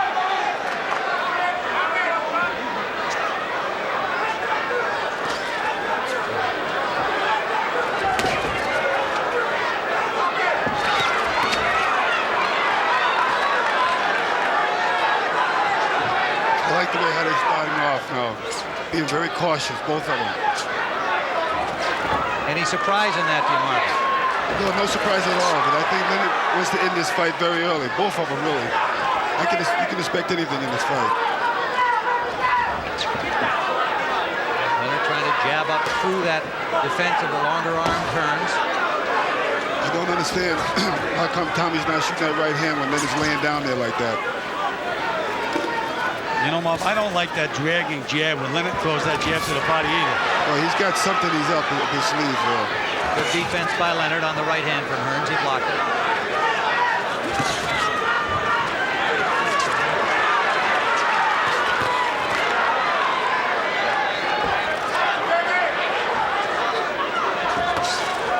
These are not the same two athletes, obviously, of 8 years ago, but they're as determined, as competitive, and what a lot of great action they've provided in the intervening years. And just about 20 pounds heavier than they were 8 years ago. Wild swinging left from the taller Hearns, ducking under it. Right hand scored by Leonard. And Hearns says, yeah, you got me, no problem. It could develop into a problem. Hearns can be hit with right hands. Hearns seems a little tight. You know, Emmanuel Stewart said that's going to be the key. If Tommy can take Leonard's punch and come back. The looping overhand right by Leonard you just saw, something he's been working on in training.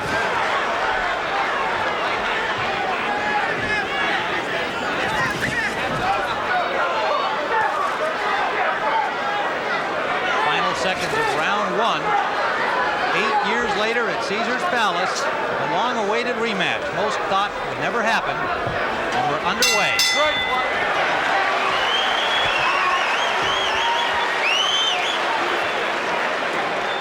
You guys, brother, not as fast as Lon. You understand? I mean, it's not as fast as Lon. You're drinking a little. Okay, you're looking good. Keep gonna start pumping the jabs a little bit more now, okay? Because you're breaking up his little tackles. Everything. Set him up. Beautiful. You heard Manny and you Stewart. see everything you can do in that round, just about you can do. You saw it. Yeah, low and keep moving. He's going to go for every feint you make. But I got to have that 1-2 at him. All right? See if we can do it off a double stick. That's Pepe Correa has replaced Angelo Dundee in the corner of Sugar Ray Leonard. Dundee given great credit for his work in the first fight. And Leonard was behind on the cards, rallying him, saying, "You're blowing it, kid. You're blowing it, son." Good luck. And Leonard rallied to score the 14th round knockout. You know, they're fighting in 90-degree heat. Manny Stewart was fanning Tommy with a towel, which is not a bad idea. Temperature has dropped to a cool 90 degrees compared to more than 120. And this evening began at 6 p.m. Pacific time in Las Vegas. Round 2, scheduled for 12. You know, I'm surprised to see Leonard moving around the way he is, Tim, because in the first fight, he gave away the first 5 rounds with just exactly those tactics, and then he settled down and he did much better when he fought flat-footed. That's the way I thought he'd fight the fight. Well, we scored round 1 on our card for Hearns. Well, you know what's interesting in this fight? You know, both of them go down now, so that's what everybody's waiting for. It's no secret no more. Both have been down, indeed. Hearns suffering knockout defeat at the hands of Iran Barkley and Marvin Hagler, of course. Knocked down by James Kinchin in his last outing before coming on to victory late. A very close call.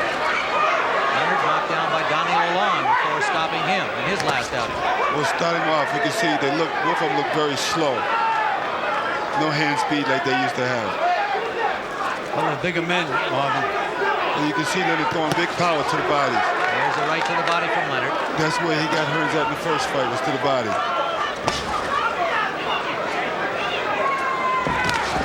Right hand try by Hearns, high over the shoulder of Leonard.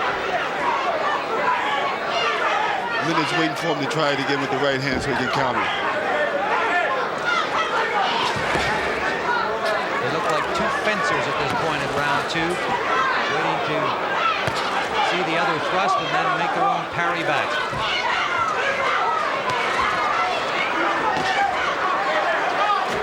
Right hand just short from Hearns. Had the opening, but Leonard pulled his head back. Well, it got Leonard's attention, Tim. First time I see someone push somebody off the ring and tell him good luck. Short again from Hearns on the last right hand.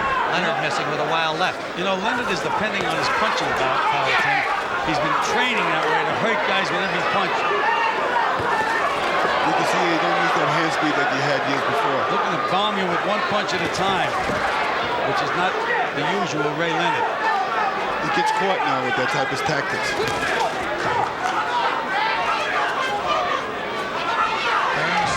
Confidently as again Leonard short. Jab raised the chin of Hearns. Hearns short. Leonard's having trouble getting by that left hand of Tommy Hearns. Well, he's trying to sucker Tommy in so he can throw the right hand. Good left scored by Leonard. His best punch of the fight thus far. Final seconds, round 2. You can see Leonard trying to use all kinds of sight. Leonard switching to southpaw, and he got tagged by Tommy Hearns. Now that's something that we saw in training, and Ray made light of it, said he was just doing it for fun. But he showed it to Hearns, and Hearns unloaded on him, Gil. Yeah, he sure did. Hit him with a nice straight right hand. Now I'm going to go to double the jab and put a hard right hand behind it. But finish on that left hook. He's there for your right hand, left hook. Let's go with it. Every time you make a little freeze move, he's freezing. Now throw that 1-2 at him when you do that. But finish with that left hook. All right, we're looking fine. Get them shoulders moving more. Don't stand stationary in front of him. Doesn't look like that many punches been thrown. Doesn't seem that way to me either. They have Leonard landing more punches than Hearns. I thought it was the other way around. Well, that's the way we've scored it now. 2 rounds on our card for Thomas Hearns. Between Gil Clancy and me, do you agree, Marvin? Well, Leonard's trying to intimidate Tommy. He's trying to make him do things that make him mad out there. Make him come get a little harder with his punches. Working that jab. Concentrate. If he's nice and loose and just flicker it, he'd be a lot better. And here Emmanuel Stewart saying to Tommy Hearns, just keep working that jab. Jose Pepe Correa, a very live character in the corner of Sugar Ray Leonard, quite a contrast from 1981 and the experienced Angelo Dundee. Correa worked briefly with IBF welterweight champion Simon Brown. Left hand and is now with Leonard.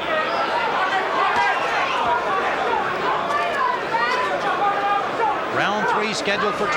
Tim Ryan, Marvelous Marvin Hagler, Gil Clancy. Hearns got a left hand through. Every time Ray starts to make any kind of a move at all, Tommy pops that left hand out. He's keeping Leonard right at the range he wants him in, right in his moment. You kind of wonder, looking at Ray right now, why would he want this fight anyway? Well, I think you answered that question before the fight, Marvin. You think that he needs to somehow redeem himself from the way you judged his performance over you. Exactly, but you know what's happening, though. He's got a better fighter here. He don't have a guy like a Donnie DeLon in there. He's got a real champion in there. And also, Ray doesn't agree with your thinking about his victory over you. Yeah, I know that. But that's great. Hearns jabbing effectively. Emmanuel Stewart, his manager and trainer, said that he would do this and expected that as the fight went on, Gil, it would work in his favor, that he would be the stronger man in the later round. Well, again, he's popping and scoring points, Tim. A little short with it. Did land it, but Leonard picked it up. But you see, when you throw a punch like that, Tim, it keeps the other guy and intimidates him a little bit. Keeps him from coming in. See, Leonard knows right now he's a little confident that Tommy don't have no chin, and I think that's what he's aiming for. Well, he may be aiming for a big right hand. Right to the jaw of Leonard. Leonard took it, but it was a big shot. And another one sends him down. The right hand of the year of Leonard. It was the short right hand that staggered Leonard that really hurt him, although he tried to show that it didn't. But it did. Hearns bangs a hook to the body. A right to the body. The crowd roaring here at Caesar's Palace. A right to the chest from Hearns. Leonard looks very unsteady to me. Trying to gather himself, not punching. You got to stay on top of Leonard right now. That's what Hearns has to do. I think Tommy's taking a little too much time. Too much time. Too much Land to the left to the cheekbone. Short with the right hand. Tommy can't get careless in there because Leonard's trying to be slick. He's bluffing right now. Tommy shouldn't let him relax so much like this. Overhand right, missed by Leonard. Right back from Hearns, not much on it. Again, Leonard is trying to punch too hard, Tim. Right hand. Timing is not there. Landed by Hearns, right to the body, back from Leonard. End of round 3.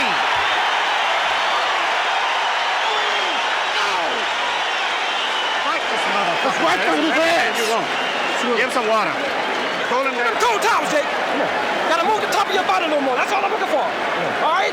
Move the belly. Don't wait on him. Don't be too straight up. Don't wait on him. We got to use double. Let's go back and see the knockdown. All right, here's Tommy's painting. Beautiful. Followed in, and it was on the top of the head, Tim. Looked like a punch that almost missed. Right, that's the one that sent him to the canvas, but it was a clean right before that that really did the damage. Not the one that knocked him down. He was stunned. He tried to pretend that he wasn't hurt, but he was already shaken. Exactly what has happened. He's being active. That's the right hand you're talking about, Tim. They both threw right hands. Again, that was a chopping punch. That's the one. But Tommy knew he hurt him. You can see Ray here try to act like it didn't hurt him, and it wasn't much of a punch that sent him down. It was that one you saw a moment ago that did the damage. Round number 4. There was also a little delay. That's right, Marvin. There was a little delayed reaction. A short chopping right from Hearns.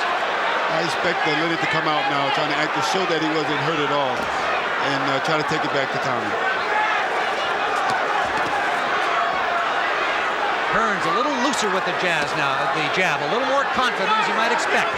Well, his corner told Hearns to go out and fight him, and that's the only way to do it. Well, he was very successful using that left hand. I just keep using that left hand all night. Make Ray reach and then nail him when he reaches. Ray's having a lot of trouble getting any distance on Tommy up to this point. And as long as they stay in long range, Hearns is going to score those points. He has to get inside that jab, start banging to the body. That's what he's looking for, the big hook. He's waiting for Tommy to jab so he can counter. You have to take the confidence out of the eyes of Thomas Hearns because it's apparent right now Thomas Hearns believes he's the boss. And Tim, this is not the Thomas Hearns that we saw fight James Kinchin. That's for sure. He looks a lot more better today. He said he wasn't motivated against Kinchin. He certainly looks like a different fighter. There's that overhand right tried by Leonard. It grazed Hearns, and then Ray came back with a body attack. Hearns would have to keep the pressure on Leonard. Tommy's starting to drop that left hand now, though, Marvin. Look where it is. That could be a bad mistake because Leonard's looking for that. Tommy should fight him, and that's the way to fight him. So Leonard knows you got to fight him. And Richard Steele just warned Ray Leonard to keep him up. See, Leonard just can't get the proper distance. He's trying for the big knockout. He's looking for the chin. You know Tommy's got that weak chin there. Left hand blocked by Hearns handily with his right glove.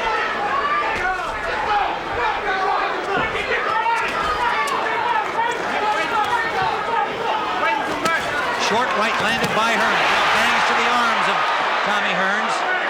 Leonard lands some good body shots. And a good straight right hand. Tried to wing that overhand right again. Hearns fires back, scores a right of his own. Misses badly with a right. That was the go-home punch, though, Tim. And he was able to get away with it. Now Hearns tying Leonard up for the first time in the bout. Combination by Hearns. No full impact with the right, but it did score. Leonard missing. You can see that Leonard's trying to build back up his confidence now. Well, Hearns now knows that Leonard's going to try to land that overhand right. He's seen it frequently. Final seconds of round 4. A better fight to this point than many people expected.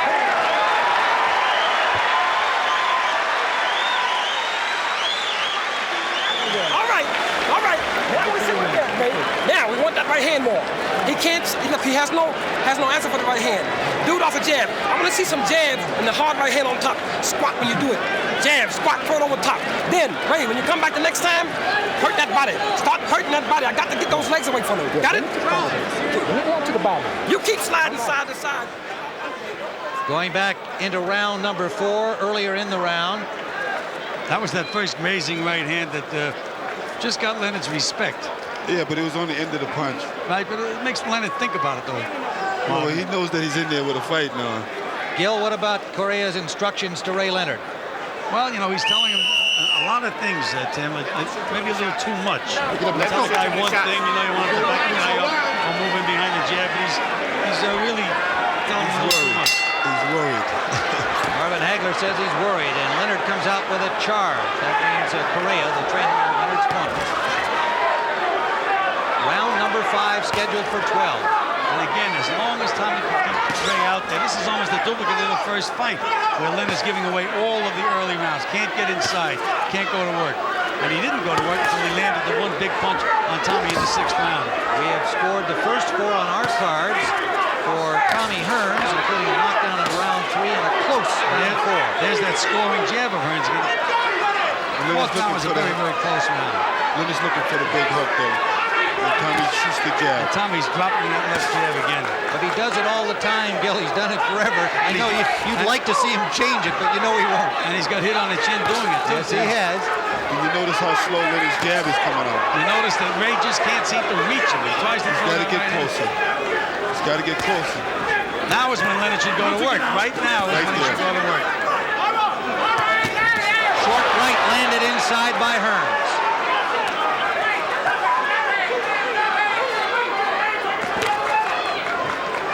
Again, this is Hearns' territory where they are right now.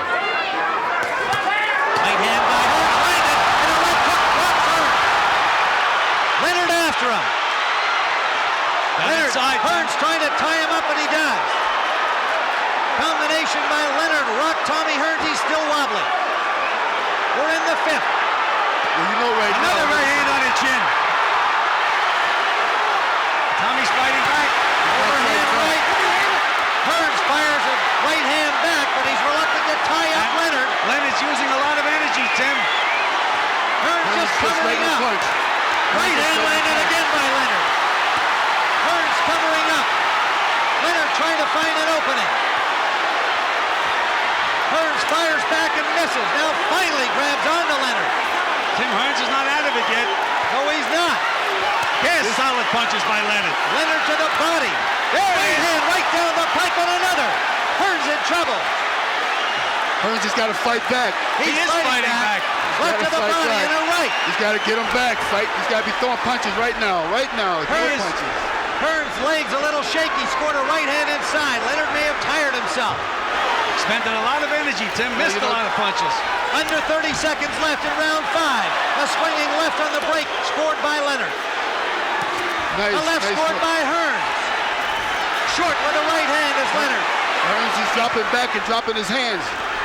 Hearns trying to load up on the right after taking all of that punishment. Final seconds, round 5. Jab by Leonard, not much on it. Hearns appears arm weary and still unsteady.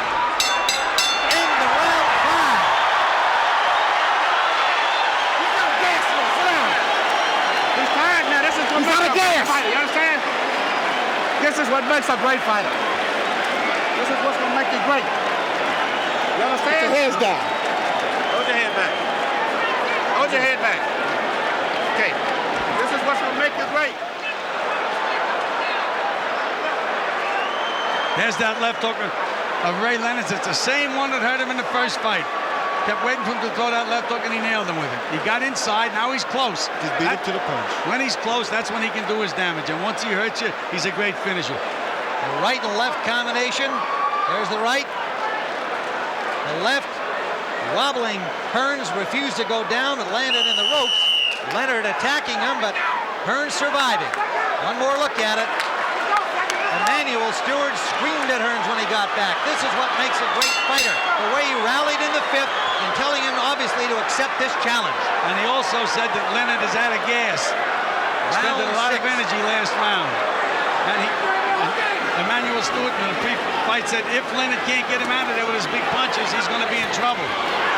Two good jabs by Hearns early here in the sixth. The questionable legs of Hearns will be tested now. Well, Leonard's breathing real hard in this round. Leonard looks tired right now, Tim. He's going to have to get a second win. And that's when Hearns should put the pressure on him right now. You gamble with it. You got to gamble. You're right, Marvin. And that's what they're screaming at Tommy from the corner. Get off. By him waiting is giving Leonard time to figure out a new plan. Marvelous Marvin Hagler, Gil Clancy. There's a good left by Hearns. You can hear the impact. Right hand blocked by Leonard.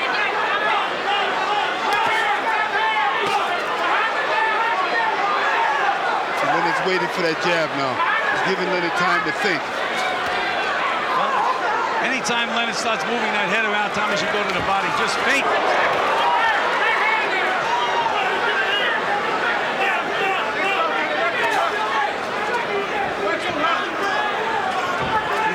Leonard has become the puncher. He's not throwing enough punches to win the rounds. He's throwing punches to get Tommy out of there. But I think if he doesn't get him out of there, I think he's going to wind up blowing a decision because he just is not busy enough looking for the one big punch. There's that head moving. That's when Tommy should go right to the body. Anytime Ray moves that head in front of you. Good jab by Hearns. Good one back from Leonard. Both finding the range here in round six, but not throwing them in bunches. 33-year-old Sugar Ray Leonard, 30-year-old Thomas Hearns into the sixth round scheduled for 12. A knockdown by Hearns in the third. A big round in the fifth for Leonard, who staggered it. Tommy Hearns. Leonard's looking for that one big punch again, Tim. Mouth is wide open. Giving Leonard time to figure out a plan, and so Leonard's going to come up with a good combination. Leonard just missed with a right hand. Now Hearns is stalking Leonard, but he's not moving his hands. There should have been the hooks right there. Tommy should throw the hook. Leonard's dropping his hands now, like he ain't hurting me. And Leonard ducked under a right hand from Hearns, but takes a left on the next exchange.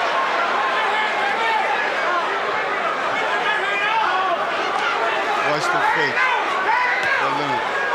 I know if I was in Tommy Hearns' corner, I'd have him feinting that jab and hooking to the body. What's he doing? Why is he standing there without punching? That's when Leonard gets off. How big a puncher is Sugar Ray Leonard now, Marvin, based on your fight with him? Yo, he couldn't punch me. He caught me with the best shots. Didn't really hurt me or stung me at all. That's the end of round number 6. I think it's because of the weight difference. Not a big action round in the sense that I had, gentlemen, that perhaps they both were kind of playing, let's get a little rest here after a very vigorous fifth. Yeah. Here's Emanuel Steward in the Hearns corner.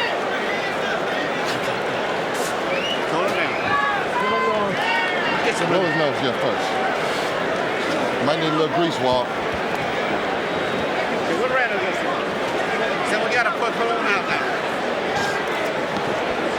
Tommy's got to keep his composure. We come to fight this motherfucker tonight, man. This is it. You got your whole career on the line, and you can pull this out. You got to let the shots go, though. Can't let this man. You're leaning in and let your man. It's a long average he going to land. When he caught you with the cleanup hook, he shot a 1-2, missed you, did that bam, and you didn't see the hook. You're letting him punch too damn much. You're letting him punch too much.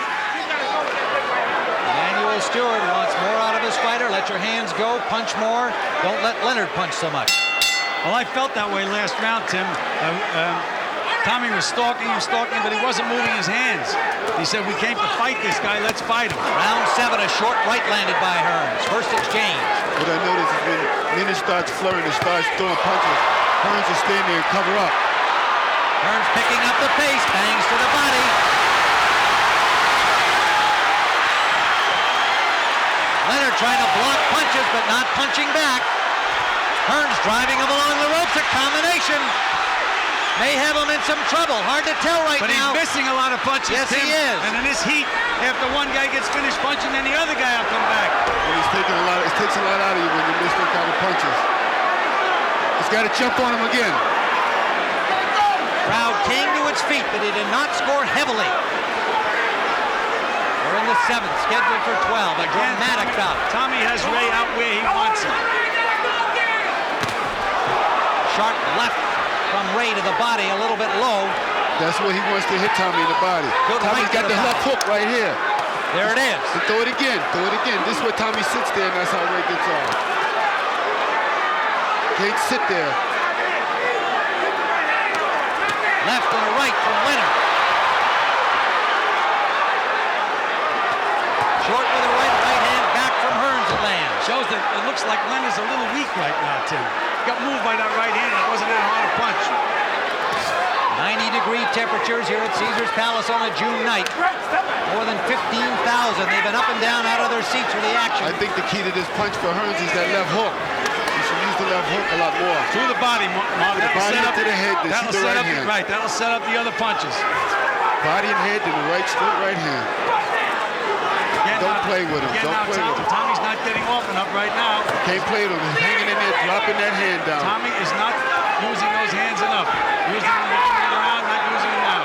Look at Leonard's able to get the full range finally to throw that right hand. He's got his head up. That's what I said what Tommy does. He folds in, tucks under, he stops punching. But Hearns missed 2 punches there that should have been target practice for him. Now he goes to the body and connects. Vicious body punches from Sugar Ray. Hearns jabbing back. But the body blows of Leonard now push Hearns away. Under 30 seconds to go, round 7.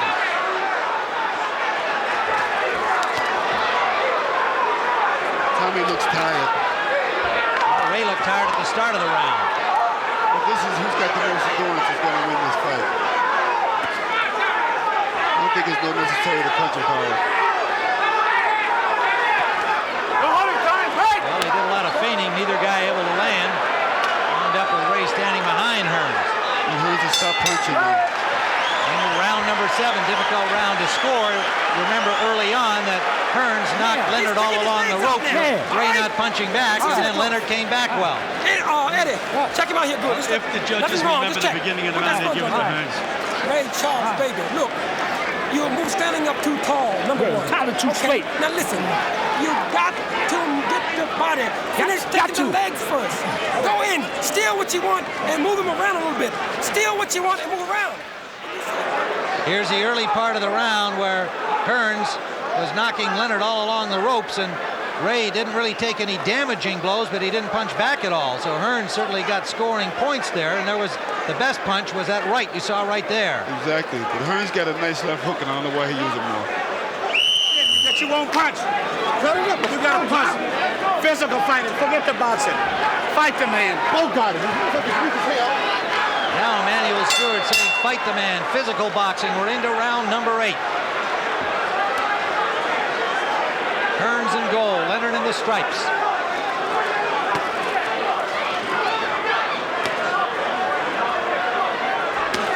If Leonard can start reaching Hearns with that left jab, Tommy's going to be in a little trouble. He has to keep that jab going to keep Ray out where he wants him. I'm looking at Ray's left eye right now, too. One of them started looking a little smaller than the other one. Maybe Tommy hit him in the eye a little bit. There's that piston jab. Not quite the same sting or speed it used to have, but it can still hurt you. And more importantly, it scores points right now, Tim.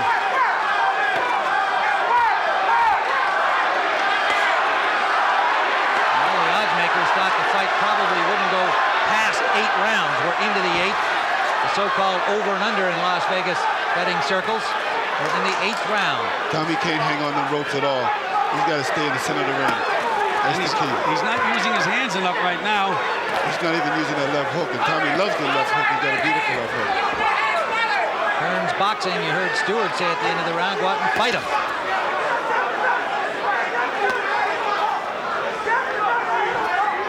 Leonard is trying to take his confidence away from him.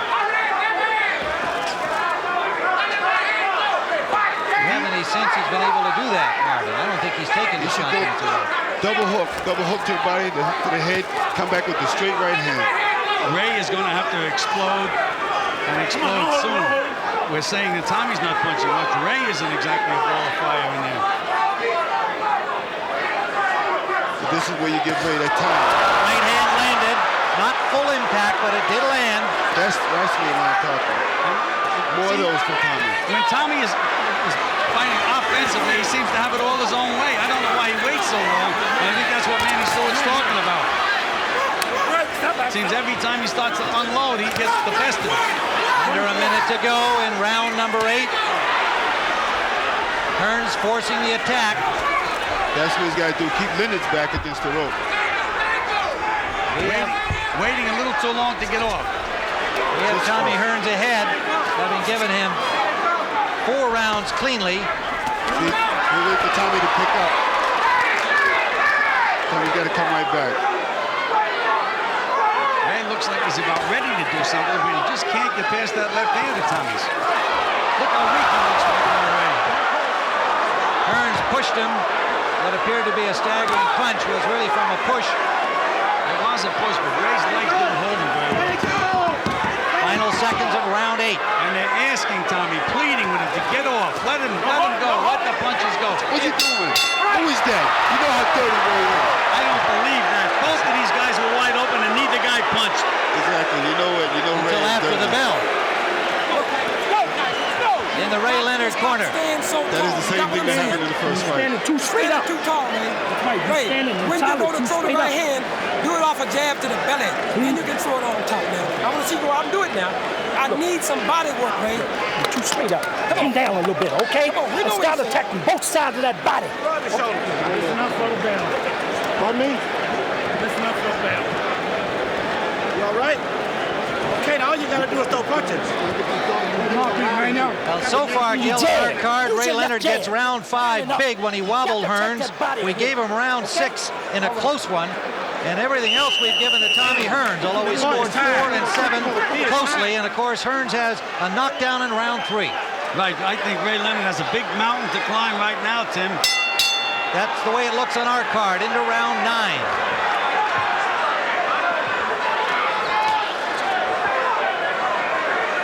Notice that they're starting off very slow. Well, at the end of that last round, Marv, they both stood there looking at each other. Both guys had their hands down. Neither guy threw a punch. You see Leonard hitting him right in the chest now. You see that jab is bothering Ray all the time. You know, Tommy's the one that hurt his eye in the first beginning. In the first fight. Right. You wonder whether or not he's still thinking the same thing. There was that left hook of Tommy Hearns. A little low, but that's what he has to do. Ray is throwing range fighters out there now. Not too much on him. Leonard's waiting to see what's going to happen, how tired he can make Tommy. Well, he's looking to land that one big punch, and he's been looking from the opening bell. Low blow from Leonard and gets a warning from Richard Steele. You know about the low blows. You had a few of those, did you, Marvin? Or did you throw a few, or both? Oh, well, you know what happened. Right now, Sugar Ray Leonard looks like a puzzle fighter. He's standing straight up, which his corner told him not to do, and he's always out of the range when he's throwing those bombs he's trying to throw. He's trying to show Tommy that he's got bigger, I think, that he can punch. Right hand counter landed by Hearns. Leonard landed the right hand too, Tim. Yeah, that was coming in. He scored first. Thought Hearns had a little more impact. Hearns just landed a good left hook to the body. That's just what he should do more of. He come back to the head with the hook. Short to that right. Tommy set it up beautifully that time. Tim. I think that punch there just hurt Tommy right to the rib. I see him flinching. See him?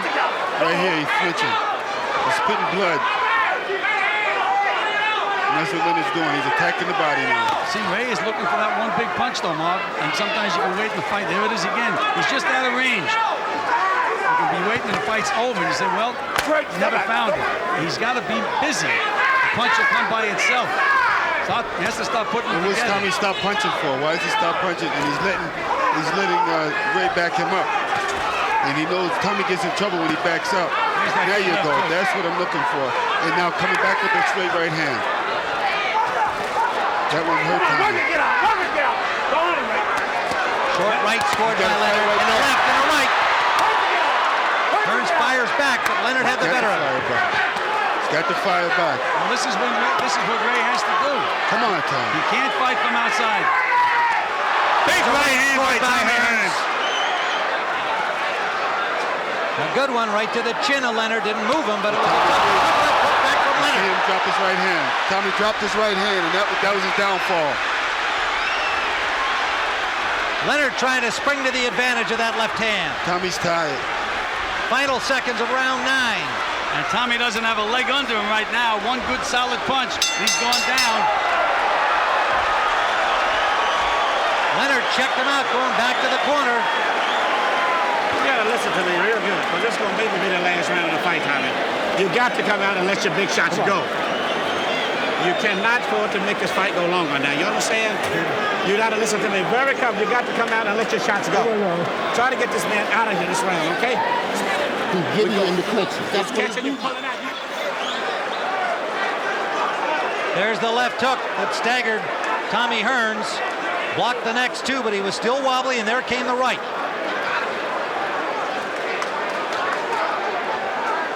Leonard working inside, then brought up that left. Watch for the right hand. Well, he followed with the right hand after Hearns covered up. So we're into round 10. There's Roberto Duran working the Spanish telecast, Spanish-speaking telecast tonight. The WBC middleweight champion with a remarkable win over Iran Barkley.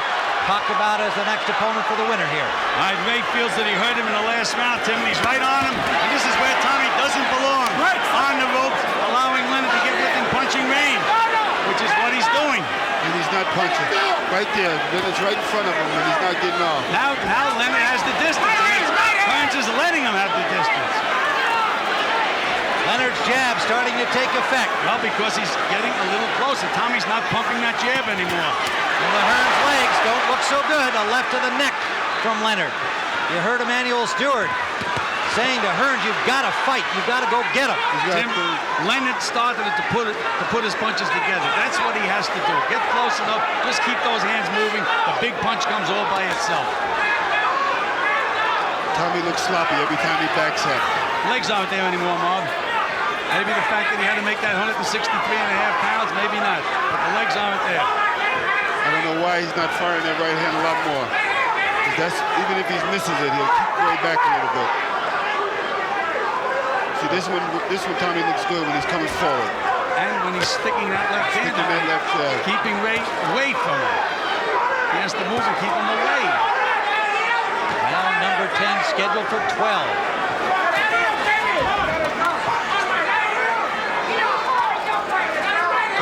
Shook Ray a little bit from the top of the head with that and let him go. He's letting him go. He's letting him have his way in there. What you waiting? I don't know what he's waiting for. If he's not doing anything else, he should be pumping that jab. Exactly. Ray's going to try to come over the top with the right hand now. Not doing anything else. Double the jab. Pump the jab. Hearns has got to wake up now. He's got to get that second win and start waking up and letting Ray know that he's not tired. Ray missed with a right, a short chopper backhanded by Hearns. Under a minute. Little blood coming from either the mouth or nose of the Hearns. cheek of Hearns. Counter right missed. A little cut under the left eye of Thomas Hearns. That's insignificant, Tim. Insignificant. No damage there. No serious problem. Nice. Good, solid left from Thomas Hearns. He finally got that little energy to snap that. And that's what he's got to do. He's got to show that he's got the snap. When he has Ray punching from outside the way he is now, he's in command. It's only when he slows down and allows Ray to get inside. Well, you know, Ray knows how to go the distance. And I think that's what's going to be the advantage in this fight right now. Early part of the round, you'd have to score for Leonard, but Hearns coming back here now in the later seconds. Down to 15 in round 10. Short right inside by Hearns. Counter back to the body. Hearns misses with a right. Hearns has got to go forward. Lands a left. Final seconds of the 10th as Leonard scores.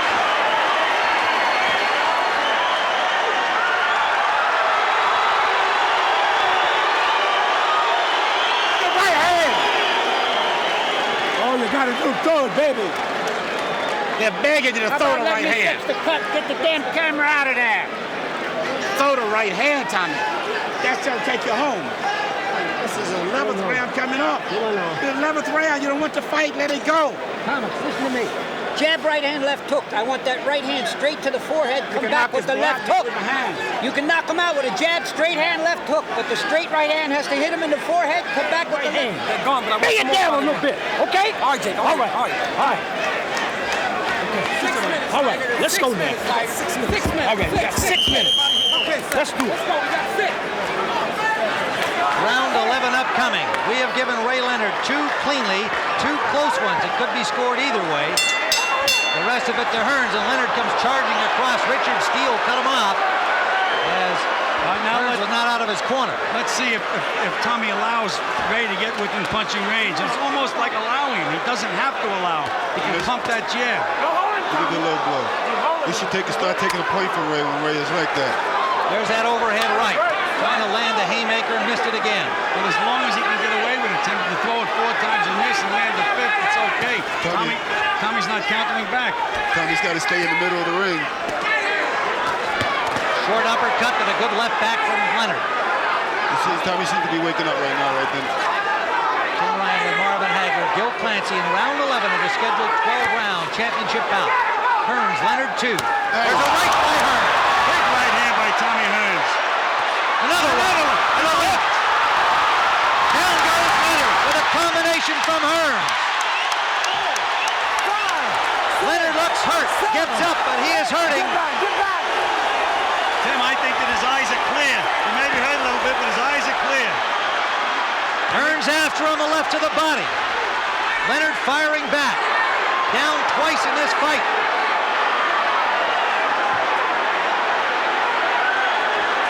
A short right by Leonard. Well, believe me, Leonard's in this fight. A short right by Hearns. Cyrus Hearns, I'd still use that left jab. Keep pumping that jab. The other punches will come. Hearns just got to make sure Leonard don't get that rest. You got to use it. There you go. Hearns counters with a right. Leonard tied him up. Well, both of these guys are showing all the championship heart in the world, though. More than anybody expected tonight.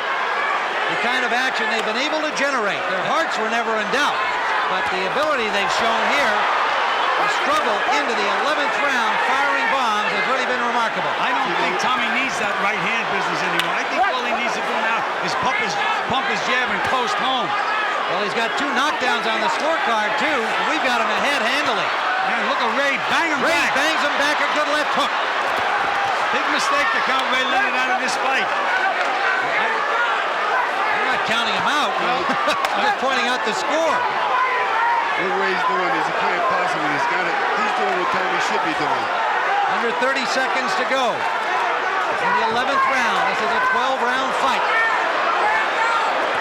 There's a right hand by Leonard. Right hand shot from Leonard. And then bangs inside. Tommy lets him go. Lets him have it. And Tommy's a little tired.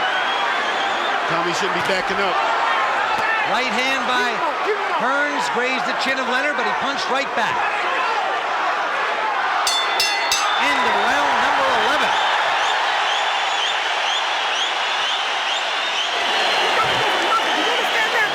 Go for it again. Hey, Coach, did you hear me? You got to knock him out in order to win, man. You got to knock him out. Let's see that knockdown. A right that hurt him. Little delay. Missed with a left. I believe it was the left hook. There's another right hand and a left hook and a right behind that. And 3 punches. Cumulative effect sending Leonard down. I'll take another look at it. There's the first right hand. That wobbled him. Missed the other one. Missed the hook to the body. And then there's another good right hand left hook. And the final right hand, and down he goes. You can do it. You can do it. Gentlemen, it's safe to say, the way we have it, Sugar Ray Leonard needs a knockout in this final round to win the fight. Absolutely. He's been down twice in the fight. It's the point system. If I was in Tommy Hearns' corner, I'd say pump that jab, pump that jab. Don't let this guy close to you. Don't let Leonard be too nice to you in there right now. Right. And you don't have to take any chances. No, when he tried it, Marvin, he smiled. He smiled, tried to say, come on, we friends. Right. What? Hearns after him. Now Hearns busy here early in round 12. That's something he doesn't have to do. Well, he is a gallant guy trying to put him away. Look at Hearns wail away. He scored 2 knockdowns already. May not have to do it, but there's so much pride at stake. Both of these guys gritting their teeth, giving it their all. Tommy Hearns wants this so badly. Sugar Ray Leonard, of course, one of the proudest champions ever, will not concede anything. Did you notice the way Hearns... Right hand by Leonard. Both guys landed right hands, Tim. Hearns is waiting again, backing up. Another right hand, backing Leonard into Hearns into the rope. Ray Leonard. Got to fight him back. And here's what Tommy didn't know how to do in the first fight. Hold on. And walk him out of there. Leonard's trying to push him to the rope so he can bang him. Referee supposed to break him. Leonard did not break that time. He's slick. Bob, you know that. Oh, yeah, that's what I'm saying. Here he goes.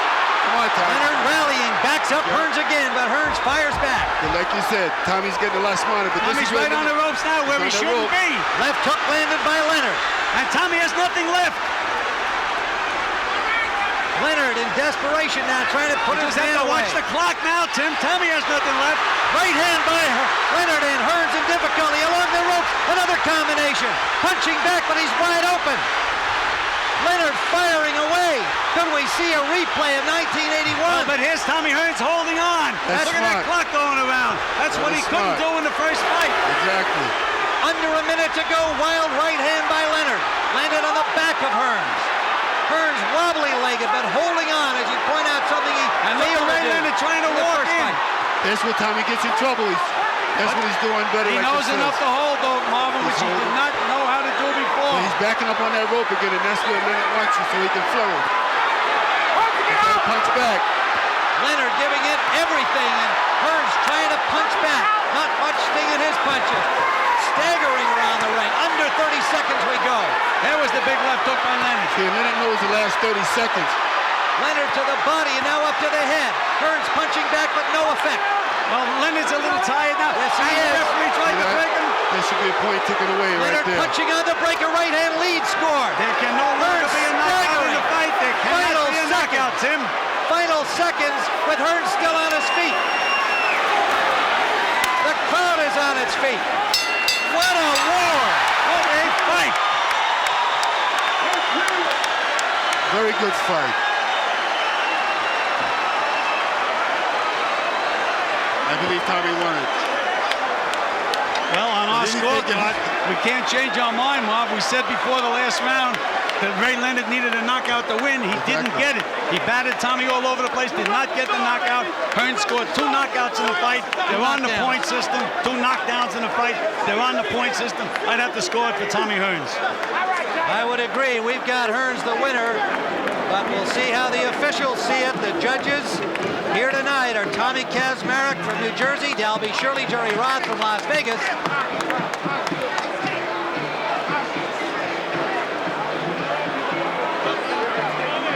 A tremendous battle, no matter which way the judges see it. We certainly have Hearns the winner. He scored knockdowns in round 3 and round 11. Ray Leonard's biggest round, the 5th, and then in the 12th, a tremendous rally against a tired Tommy Hearns. Marvin, you know, I owe Tommy Hearns an apology. After the Kinchin fight, I said on the air, Tommy, what do you need it for anymore? You should retire. You have all the money you want. You were down. You were hurt badly. Retire, Tommy. And did he show me? I said he didn't have any legs anymore. Didn't have a good chin, but he sure proved it tonight. He did. He fought an excellent fight, I felt. You know, it's like, again, 2 Here's the champions. punch stat. Leonard landed 232 punches, Tommy 221. Hearns was more accurate with 40%, but Hearns scored those 2 big knockdowns, and that should be the difference in the fight. Exactly. See, I'm trying to tell you that Leonard's not moving as much.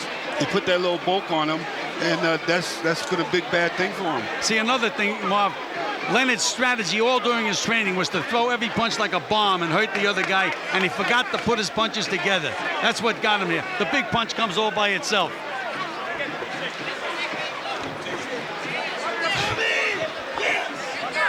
I told Barbara maybe 20 million to do it for me. All right, let's go up to Michael Buffer. Jerry Roth scores the bout 113 to 112 for Thomas Hearns. Tommy Kazmarek scores it 113 to 112 for Sugar Ray Leonard. And Dalby Shirley scores the bout 112, 112. This bout is a draw, ladies and gentlemen. The bout is a draw. The bout is a draw.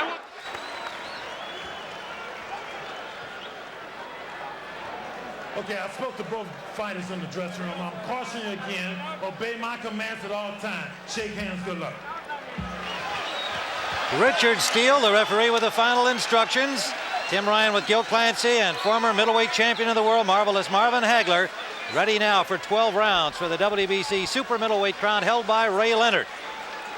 The crowd about evenly divided by the best my ears can say. There are a lot of Duran fans here as expected, and a good contingent of Leonard fans. We'll find out who cheers the loudest as the fight progresses. Round number one.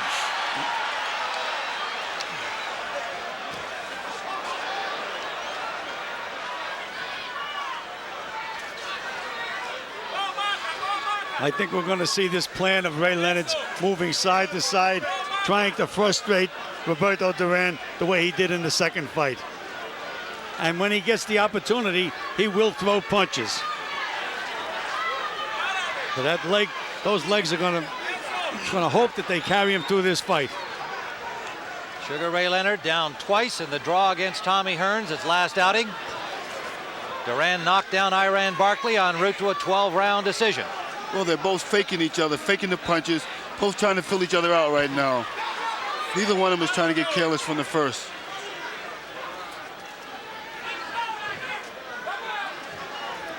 You know, Duran throws that jab out, but he doesn't really try to hit anything. It's just like a rangefinder, waiting to see what you're going to do. Then he looks to nail you with the second punch.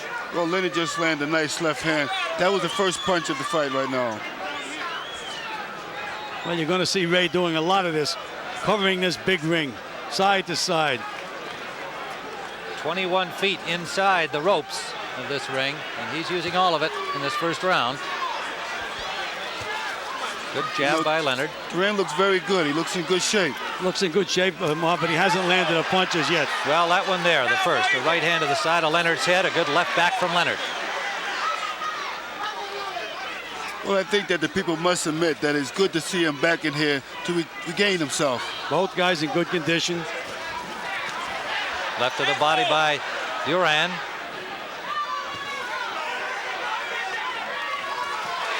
Combination scored by Leonard. Well, that's what you're going to see from Ray Leonard. And you notice he's using that jab the way he did in the second fight, Tim.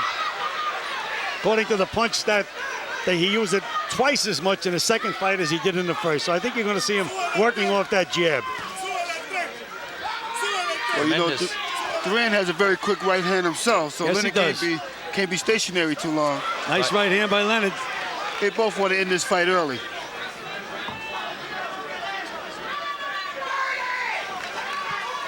Tremendous concentration by Leonard here in this first round. Continuation of what he said that has been the primary means of training for this bout. Concentration. Tim, I would say concentration by both fighters.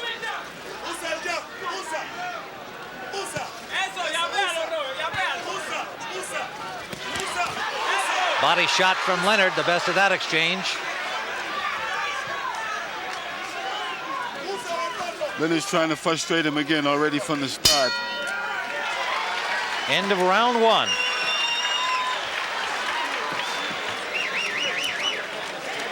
Well, remember that there are fans looking in who have an opportunity to decide how the course of this fight is going. There's the information. Our Diet Pepsi, phone in your vote. Well, this is the first time that I've ever seen anyone in the corner with a blanket, though.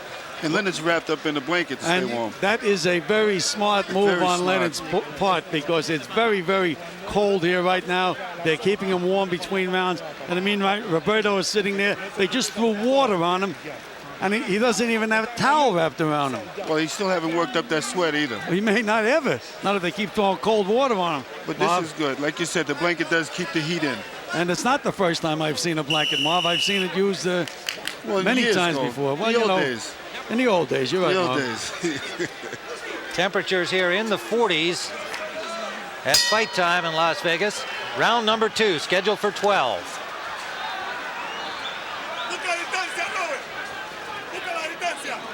Well, Duran is really going to have to take it to Leonard.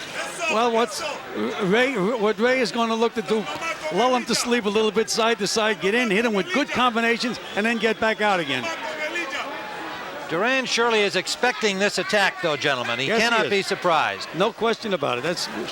So the question about Duran then is, how patient can he be? How effectively can he cut off the ring?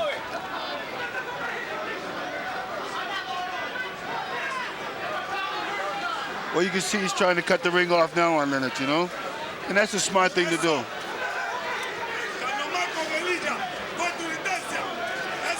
But as you know, you cannot let Leonard get the lead in the beginning of the fights. So I would suspect that Duran would have to throw some punches. The right-hand lead landed by Leonard, a counter return by Duran. The main thing which I worry about, by Duran getting down to 158, did it zap any of his energy? And we'll find out in the late rounds. This fight here, they both play the same game. Duran is like that also. Duran getting a little more range counter-punching and lands a good right to the body. Duran has always been known as a good body puncher anyway. Well, he is getting the range a little bit now, Tim. A little Left low hook. by Roberto. Left hook lead scored by Leonard before the low blow return. Well, like I said, both of these guys, there's no difference in them because they both know each other.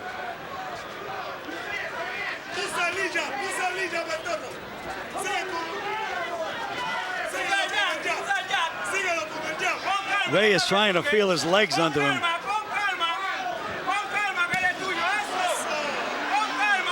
Now Ray, for the first time, starting to smile, look a little more confident, a little more relaxed. Yeah, well, that's the same thing he did against Tommy, and next thing you know, he went down.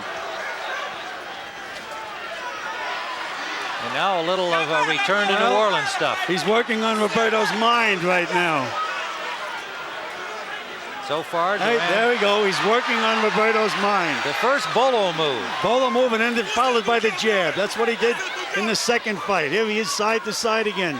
And Roberto hasn't changed his pattern one bit. Well, I think Roberto knows that he's got to get Leonard to come to him on the throw All right, punches. but now when they got into a punching exchange, Leonard was able to out-punch him and then get out. Get out. And this is where Duran has to follow him back and continue to throw punches. This is what Duran is trying to do. End of round number 2. Let's follow Ray Leonard back to his corner. Pepe Correa, the trainer.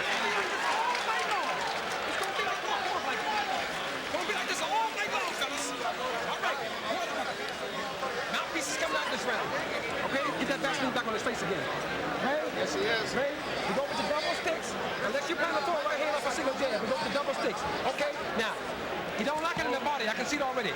All right. Get a chance, deal in the body, but you want to go to the body with both hands. You drop off a jab, you drop a hard right hand to the body, come back with the left hook to the head. Got it?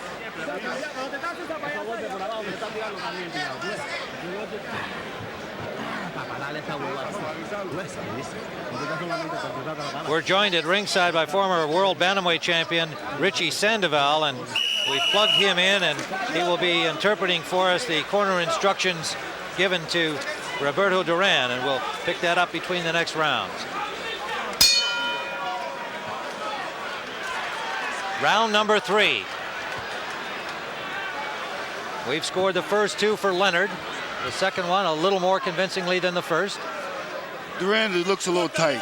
His first 2 rounds, he looked too tight. Duran looks like Duran He looks like Duran right now. This is exactly the way he fought Ray Leonard both times. He doesn't rely on a good snappy jab, just pushes it out, waits for something to happen, and then tries to counter. Yes.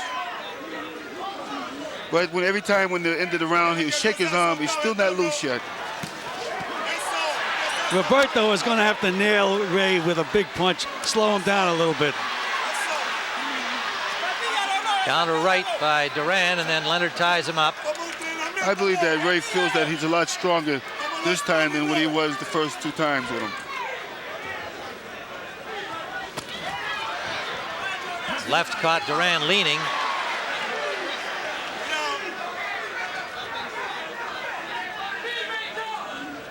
And the difference between Leonard fighting a Duran and a Tommy Hearns is that Tommy Hearns was a big tall guy, and when he thought he was out of Tommy's range a couple of times, that's when he got nailed. But Roberto was a short guy, so he just keeps Roberto where he wants him, and Roberto just can't quite reach him, not up to this point anyhow.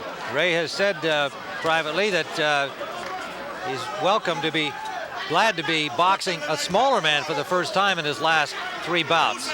Hagler, Lalonde, Hearns. Right hand lead landed, but he paid for it with a right return from Duran. Well, Duran is watching very, very good. He's not trying to make any mistakes, and then he's waiting for Leonard to punch so he can counter. Leonard quickly off the ropes. After another round of this, they'll go right back into the first 2 fights. No difference in the styles. No, Pepe Correa in Leonard's corner said try to nail him to the body. Doesn't like those body shots. That could be from taking all that weight off in a hurry. Well, what's funny, well, Leonard's been knocked down twice, and Duran's been knocked out. So they both should have some kind of confidence that knowing that one of them can go. And Leonard nailed him, and Roberto just shook his head, which is an old Latin trick. Yeah, well, Duran, when he's in the inside, he's fighting kind of sloppy. His timing is off a little bit. Leonard's concentration is just great in this fight. A thinking man's fighter. That's Ray Leonard.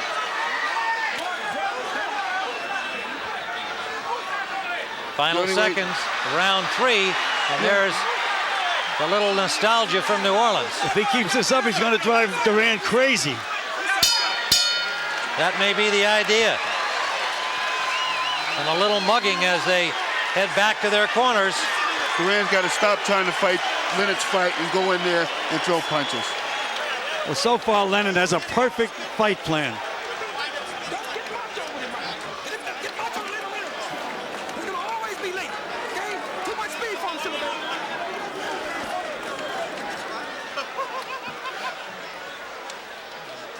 The exchange along the ropes with a nice move out by Leonard and a left hook at the end of it.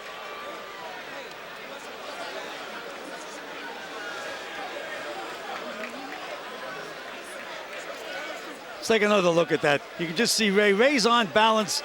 Duran isn't, and there's that left hook. And Duran shook his head, no, it didn't hurt, but it scored a point. Well, that's what's frustrating Duran right now. He don't want to get hit at all.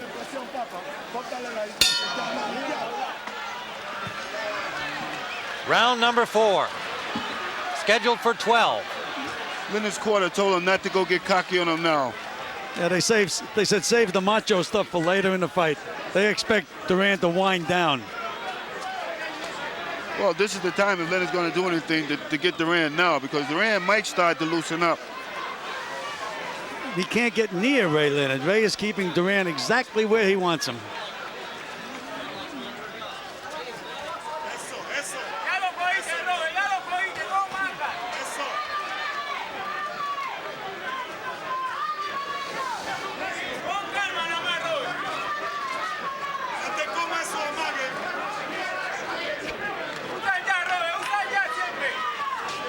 Duran keeps pouring that hand out there, the left hand out there. That's what Duran does. He doesn't snap a jab out. He just paws with the left hand. Yes, but now I can read it that Leonard's trying to catch, going to read that right hand. He's going to throw the right hand over top of that left jab. Well, that's if he wants to take that chance, Ma, because Duran keeps that right hand of his cock. That's what he's waiting for you to do. But Duran is letting Leonard rough him up. Also, when they get in tight. Low blow from Leonard. First connecting jab from Duran, not much on it. Leonard's fought him before, so he kind of felt very comfortable in there.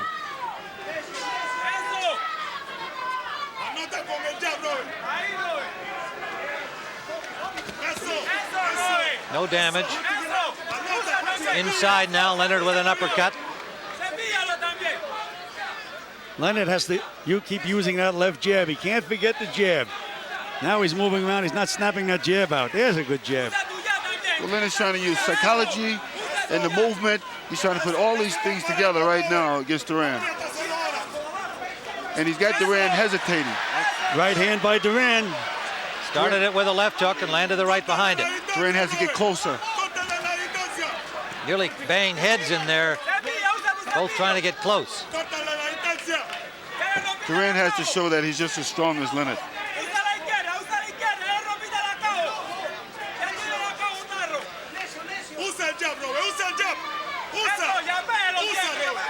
Ray Leonard, a lot of dancing in these early rounds. It has to be a question as to how long he can keep that up. Well, there's a moment of truth in every fight, Tim. Eventually they're going to settle down. Leonard's mouth is bleeding at the moment. There is some blood on the lower lip. It may be that his teeth were driven into the front of his mouth. And it also could be a head. And it is bothering Ray Leonard. There's no question about that. Good jab to finish the round.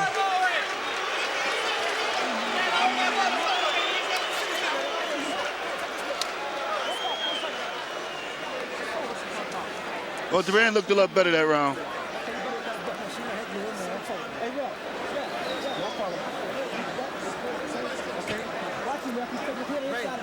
I need more jabs. I need more jabs. Okay. Side, cut the right hand. And I'm going to inside, slide right back out though. Okay. A little more body. Give me a second, Bessie. Water bucket. Finish that mouth. Got my wrist mouth right there. Keep still, baby. Keep still. There we go. Apretado ahora. Anótale con el jab. ¿Me entiendes? Yeah. Y empieza a buscar esa derecha. Empieza a usar esa derecha. Oíste, compa. Por toda la hora. Prométeme. Richie Sandoval, what were they telling Duran? They're telling Roberto to put more pressure and then come out with the right hand. You know, lead off with the right. Into round number 5. You know, as this may help. The fact that Leonard is bleeding may help Duran psychologically, because Leonard was playing games with his mind, but now Roberto sees that there is some damage to Ray Leonard. Might give him a little pep. Well, you know what's bad, though? Leonard's getting away with a lot of dirty tactics right now by putting the arms down on Roberto's head every time he gets in close, and the referee is not seeing it. That's the old Ali's tricks.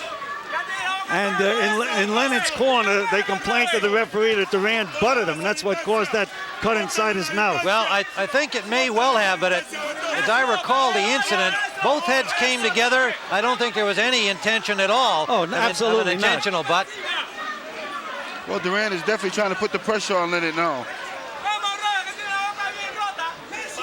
Again, Bob, there's going to be some time in this fight when they're going to settle down and fight. Then we'll see. In the meanwhile, Leonard can steal these rounds, and the blood is streaming out of Leonard's mouth right now. And it is probably bothering Leonard right now. Leonard is going to have to get a little bit more aggressive. He's moving around. And now he threw a big right hand, but missed by a mile. He has to remember that left jab. That's Leonard's key weapon right at the moment. Richard Steele warning Duran for hitting on the break, and now stopping time to have tape repair on the left glove of Ray Leonard. Tim, we were talking about the crowd reaction. I think the crowd right now has been swayed to Roberto Duran's side. A lot of booing that time when referee Richard Steele stopped it. Well, Leonard now, you know he will settle down now, because now he's started to try to punch, but he's the bigger man now. Leonard is a pretty tough kid. Gets right down to the nitty-gritty. I expect Ray to stay in there and throw those combinations. Now you can hear the crowd again. Duran.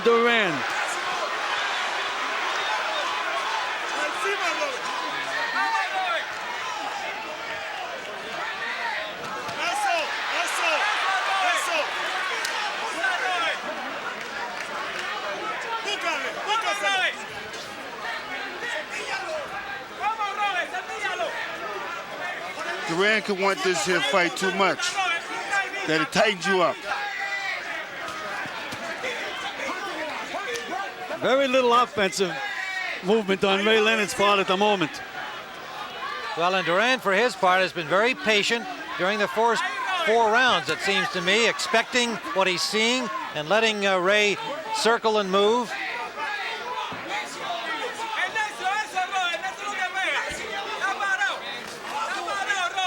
Well, Duran's been looked like he's been concentrating more on the body. And as again, you can see both guys are missing shots that they never would have missed before. Well, 38 and 33 will do that to you, Marvin. End of round number 5. I think Duran hates him too much. Let's go back into the 4th round, and we'll see where we believe the contact occurred that caused the cut inside Leonard's lip. See, they both go in together, and that's a pretty good smack there. No question that that's where it occurred, driving Ray's mouth into his teeth. All right, now, Tim, with the WBC rules, if Richard Steele did not rule out a butt, if Ray has to stop it, they have to stop the fight because of this cut. He's going to be the loser, unless Richard Steele said, yes, it was caused by a butt, and I don't think he did. There it is again. That's a vicious butt, and again, not intentional on Roberto Duran's part, as far as I'm concerned. Well, you know, I like to say, you know, in New Jersey, they have to wear gloves now because of the AIDS thing. And look at him putting his fingers in the Ray's mouth. Well, we're in Nevada. That's one difference. I'll tell you one thing. That rule, a great idea. That rule from Jersey would work good tonight because then their hands would stay warm because it's cold. Eddie Aliano having to do work on the mouth of Ray Leonard. We're into round 6, scheduled for 12. And for the first time, really, Duran got the range with a jab. Well, I think maybe the blood coming out of Leonard's mouth can help.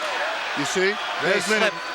Took a left, but he slipped as the blow landed. Well, Ray is going to have to get back and do a little more offensively. I overheard Carlos. He's letting Duran bull him around, chase him around the ring. Duran wants this more than anything, and you could feel it. You see it in his eyes. Duran, they're really trying to close him to the corner. Ray tied him up effectively. He wants to knock Ray out.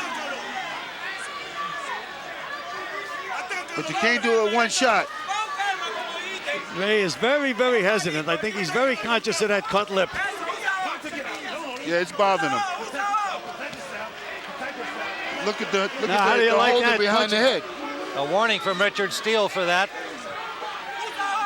Well, he also told Duran, protect yourself at all times.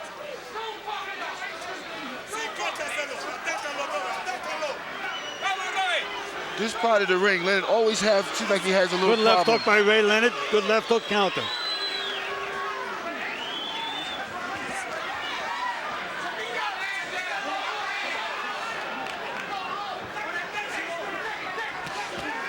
Right hand lead landed by Leonard. Duran ties him up. He's going to have to start throwing some punches, Tim.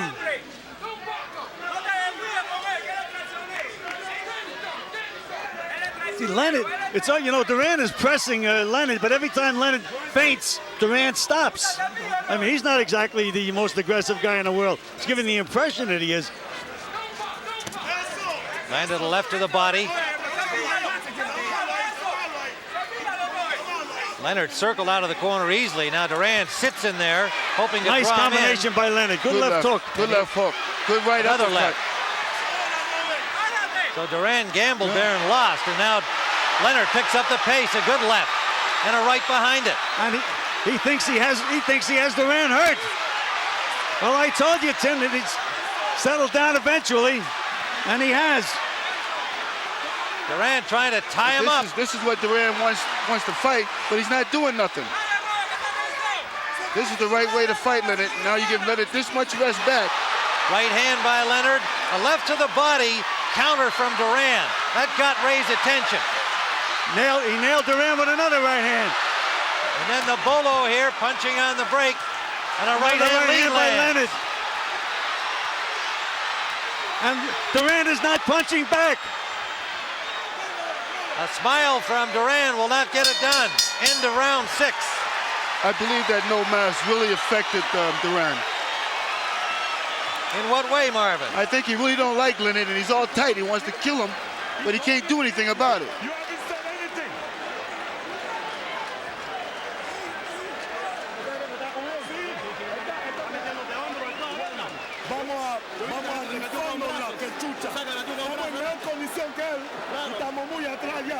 Vamos para adelante ahora. Robert, ¿estás oyendo? Vamos para adelante ahora, Robert. Vamos para adelante, que no es más fucking macho que tú. A right-hand lead by Leonard, and we'll have Richie Sandoval tell us what they're saying to Duran. Carlos Hibbert complained to Richard Steele about the refereeing. And there's the bolo with... But that was a foul, Tim. And Richard Steele warned him, and properly, because he look at him pull Roberto's head down. And then that Ray Leonard is a tough guy.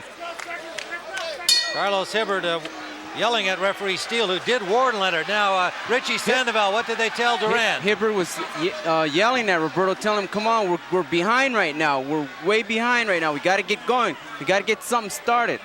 Well, Hibbert agrees with us. We've got Leonard comfortably ahead at this point into round 7. I think Duran is not fighting the fight that he really wants to. Very half-hearted left hook to the body by Roberto Duran.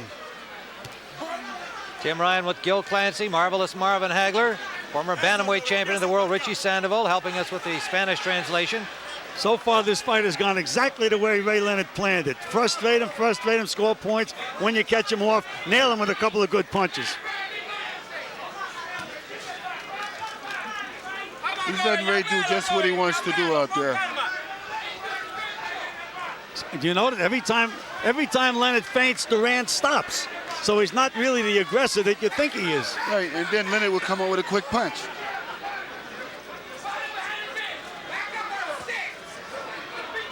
Has Duran exactly where he wants him, right in the range that he wants him at the moment.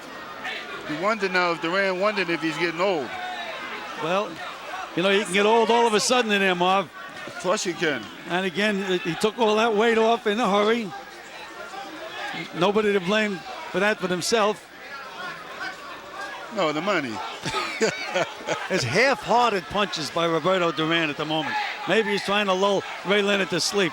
It appears that Eddie Aliano, the cut man, has done a good job in stopping the flow of blood inside the mouth of Ray Leonard. None apparent here in round 7. Well, Eddie Aliano is one of the best in the business. Well, Leonard gets in trouble now when he stops on that and stays there too long. You know, and he gets tapped on the chin. His leg stings to wobble a little bit now. Good left hook by Leonard. Duran is throwing half-hearted punches now, Tim. Do you notice that? Maybe he don't want Yes, he's landing them, but without a lot of sting, and now we must question the stamina factor of how much strength was given up in getting down to the weight. That was a nice sucker punch in there. He drew him in, caught Leonard with a nice left hook. Solid jab by Duran.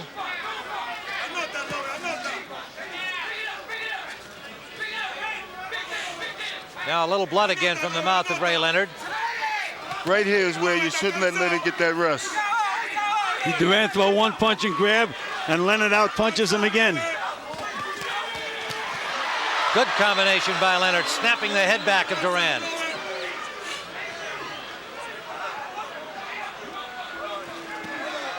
Sneak right fell short. Final seconds of round 7.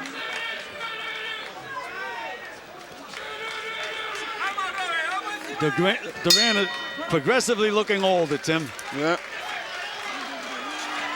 Back in the corner of Ray Leonard.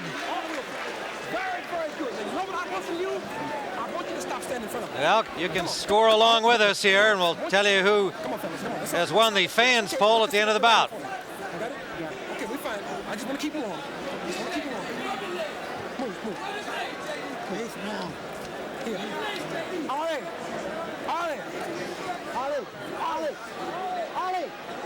Hey, get the one. Trigger one. Okay, you're right here. Okay. You're all right. You're doing fine. I want more speed. Get that tape out of here. More speed. Don't watch him. Everything is working for you. Now he's a sucker for left hook. You see it? Yeah. When you catch him stepping over his right foot, that's when I want that hook. Okay, seconds. Let's go. And then next time I want more Vaseline on this man. Okay. Stay here.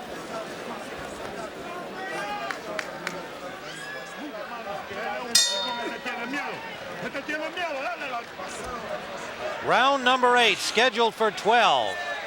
Ray Leonard remarked after the first fight in Montreal that the eyes of Roberto Duran reminded him of Charles Manson, a scary character of that era, now still in jail for a mass murder. But Roberto Duran, as Gil pointed out, showing the age as one would expect he would at age 38, but he summoned up quite a lot at age 37 against Barkley. Big right hand by Sugar Ray Leonard. Caught Roberto coming in, and right then, that's when Duran should have jumped back in the fight. He's losing the fight now because he's getting tagged and he's letting Leonard build up his confidence. Tell you, Marv, after Ray landed that right hand, I looked at the canvas to see if Roberto was down. Didn't wobble. Nothing happened except he just doesn't have any fire, Roberto. It just seemed like Roberto really don't want to be in there now. Which is hard to believe. Those eyes are not there that Ray Leonard described. And yet to hear Duran in preparation for this fight, it meant everything to him. The redemption from New Orleans. The infamous no mas.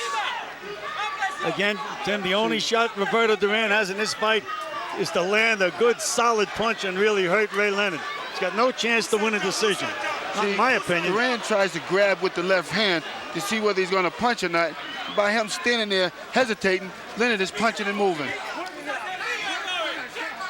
He should jump on Leonard. He stopped cutting the ring off. The thing that's keeping him from jumping on him is every time Ray feints a punch, Duran stops. But he's not cutting the ring off on Ray at all. He gets him in front of him, Marv, but what happens, again, he respects Ray's punching power. There's another right hand by Ray Leonard. He just has Roberto Duran's number tonight. Yeah, he's fought him before. They know each other.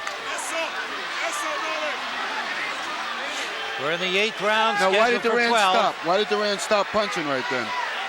It seemed like he had something going. Well, there's a 5-year difference between the two guys, 38 and 33. That could be one reason.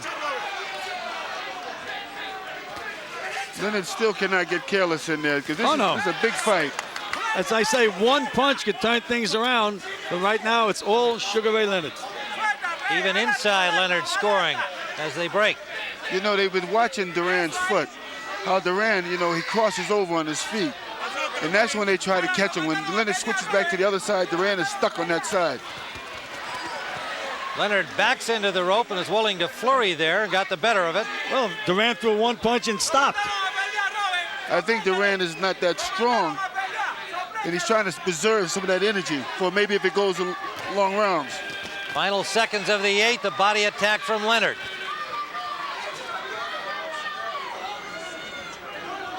Duran should not be waiting. It's a lot of pressure.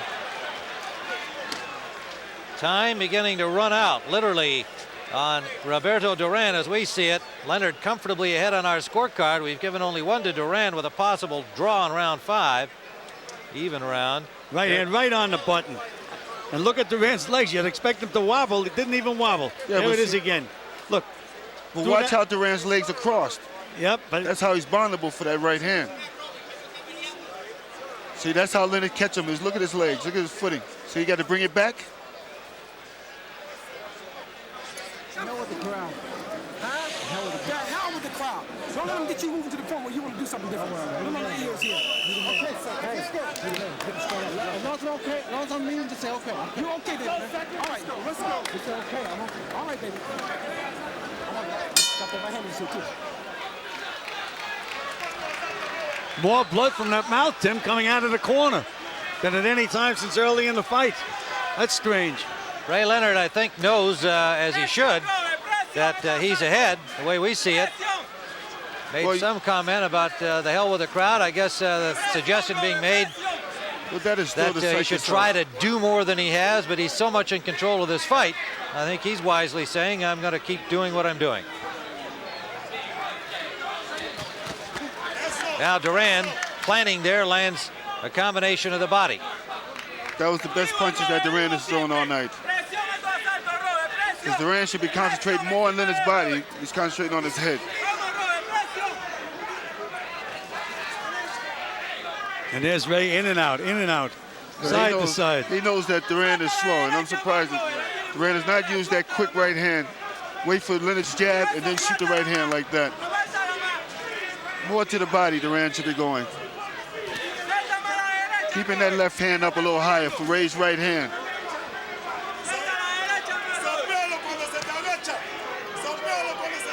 But again, it's Leonard leading, landing punches and escaping. That's getting some boos from Duran fans. Yeah, but now Leonard's starting to listen to the crowd, where he said he wasn't going to listen to the crowd and started getting flat-footed again.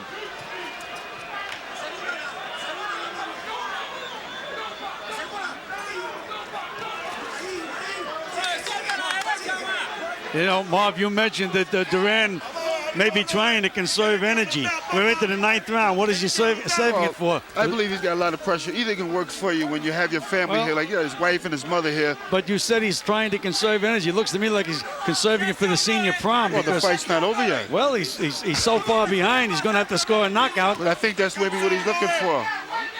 But that's when you know when you look for a knockout, sometimes it never comes. You keep holding it all night. But he's not going to score it, Marv, unless he starts throwing some punches. He's got to go to the body. He's got to put more pressure, cut the ring off of Leonard, and go right to the body. Again, Ray is just staying out of his punching range. Just can't reach Ray. You got to make him fight you. Leonard for 33, showing excellent stamina to this point. Stamina and speed. Effectively look at that left hand. Look where his left hand is, Tim, down around his knee. And every time Duran leans back, he comes forward, and that's when Leonard hits him with the right hand. Watch Duran when he tries to get out of the way. See, there you go. That's it. Because Duran is rocking. Well, what he does, Leonard puts you to sleep, then nails you with a few punches, wins the round, and that's all he has. There he is again. Now Leonard driving Duran back into the ropes. Perfect fight plan for Sugar Ray Leonard. Duran on the ropes and Leonard in command, and now draws him out as the bell ends. Round number 9. A virtual shutout as we see it. Sugar Ray Leonard. Look what you got here. When you touch him in the belly, you're already down there. All you have to do is shoot the right hand over top on the chin. If you miss it, step in and spin around it. All right? Stay to the right. Stay to the right. You'll kill him with the right turns. He's going to always be late. Keep him missing. What round we got? 10th round. 10th round coming up, baby. We got 9 minutes. Y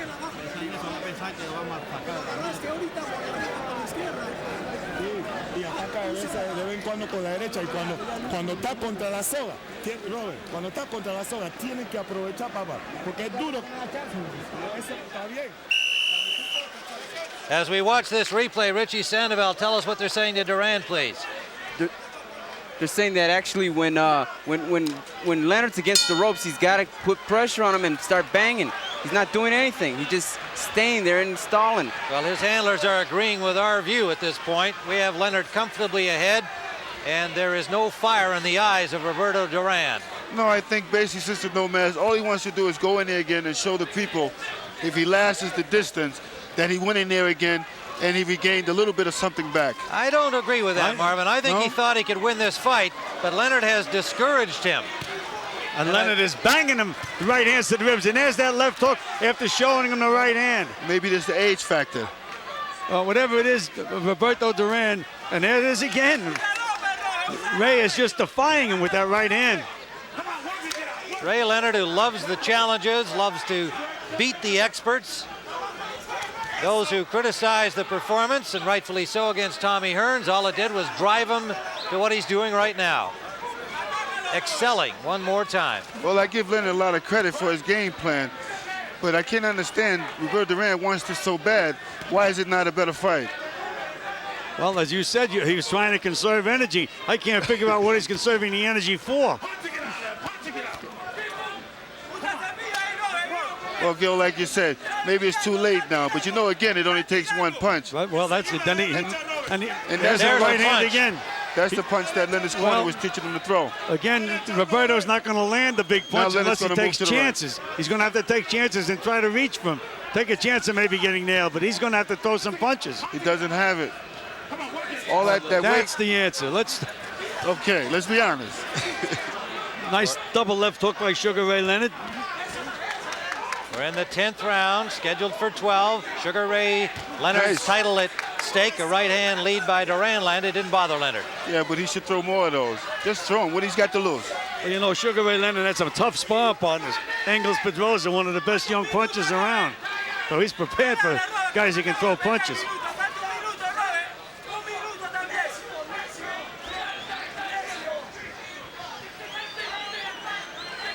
You have to wonder whether or not Roberto Duran wants this fight. Duran just can't get off, Marv. He just can't get off. Can't get off. And the crowd is reacting. And Leonard, that's where Leonard wants to keep him.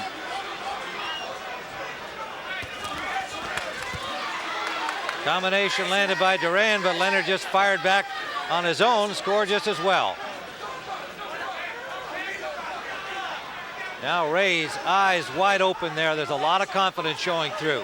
He took a couple of shots from Duran. They didn't seem to disturb him in any way. Takes chances, Ray. Way ahead in the fight and really reached with that right hand. He wants to come right at him now and take him out of here. Couple extra shots after the bell by both fighters. The end of round number 10.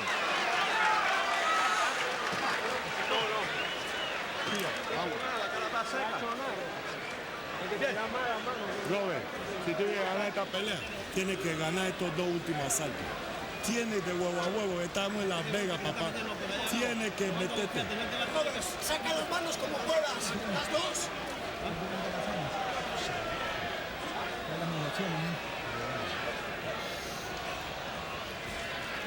Well, our interpreter, Richie Sandoval, what are they saying to him? Roberto, if you really want to win this fight, you got to win these last 2 rounds big. I mean, really big. You got to let those hands go. You're not doing anything. Well, again, his own corner giving him an accurate picture. You know, Tim, I know Sugar Ray Leonard pretty well. He's way ahead in this fight. He doesn't have to take a chance.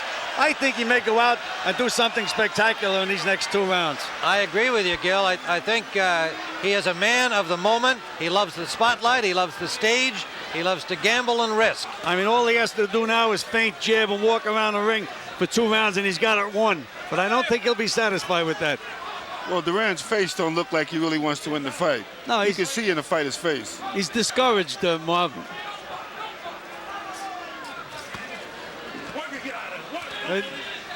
He looked like a 38-year-old man just then.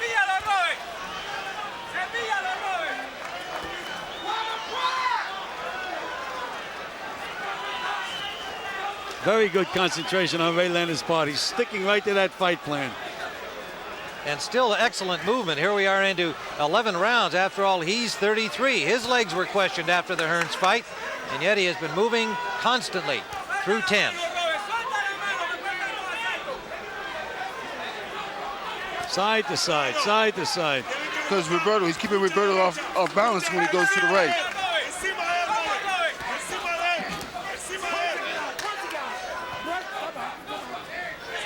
And when they do get on the inside, it's Leonard with all of the firepower.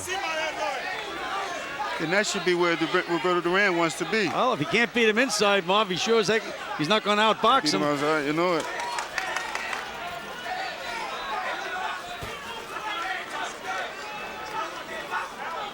To this point, a masterful performance by Sugar Ray Leonard. And a disappointing one from Roberto Duran. Well, mainly in terms of the lack of fire, let alone firepower. I thought I'd see a little more out of Ray Leonard this round, Tim. He's winning the round, but again, as they told him, forget the crowd, just win the fight.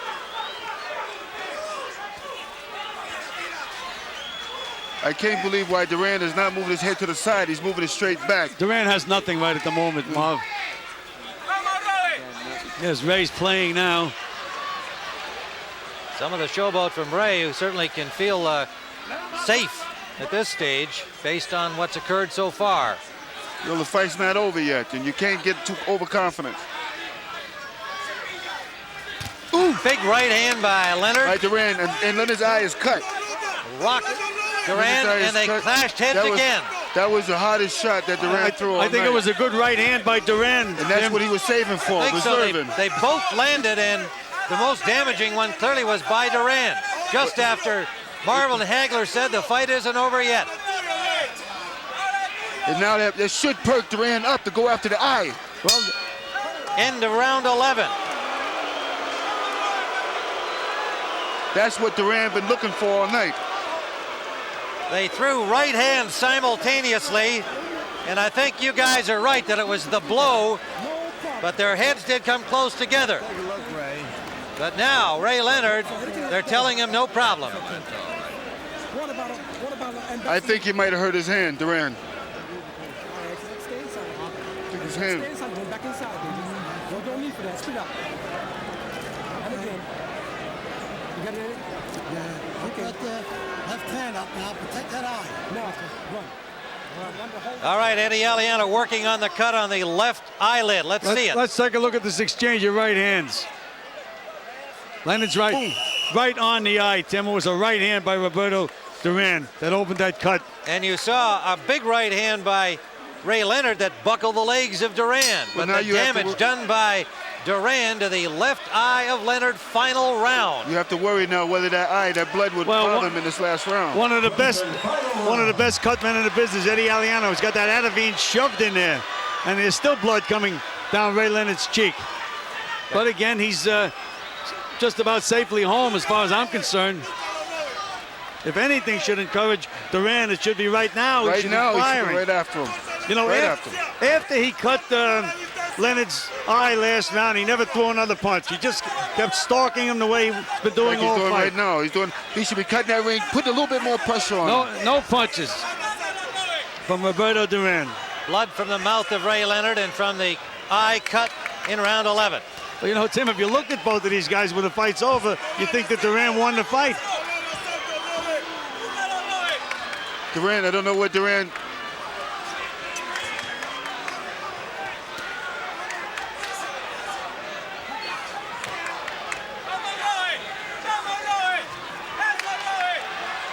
I think the blood is starting to bother Ray a little bit, and he might get a little careless in there and start the fight, worrying about the eye, which maybe he can't see. Judges are Jerry Roth from Las Vegas, Joe Cortez from New Jersey, Bob Logis from Belgium. And if this goes the distance, it'll be in their hands. As we see it, Leonard is comfortably ahead to this point. But suddenly this damage to the face of Ray Leonard. Well, Tim, they're not going to stop the fight in the last round of a title fight. As far as I'm concerned, this fight's over. Yeah, now, the eye I'm going out on a limb saying that, but... Right now, Duran should be right after him. But he just keeps... Duran's used the same pattern for the entire fight. No change of strategy. What's Duran waiting for? Well, one would think he'd just bull rush in here. That's his only chance. You know that Leonard's just trying to beat that clock up. Tried it there, and Leonard escaped easily. And the crowd doesn't like it, Tim. Now Ray's moving around with his hands down. Switching from southpaw to right-handed. And Duran is mugging. Duran should be punching, not mugging.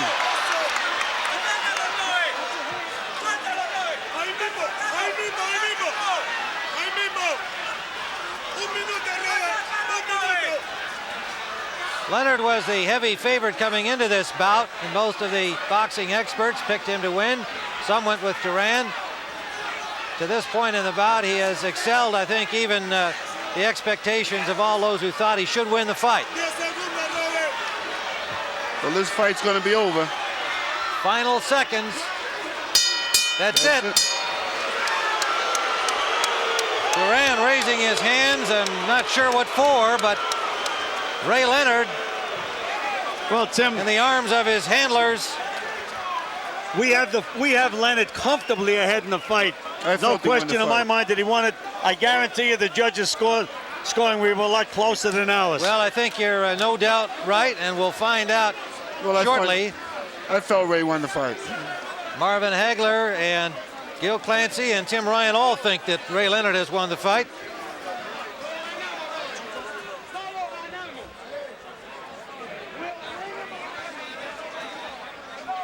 Okay.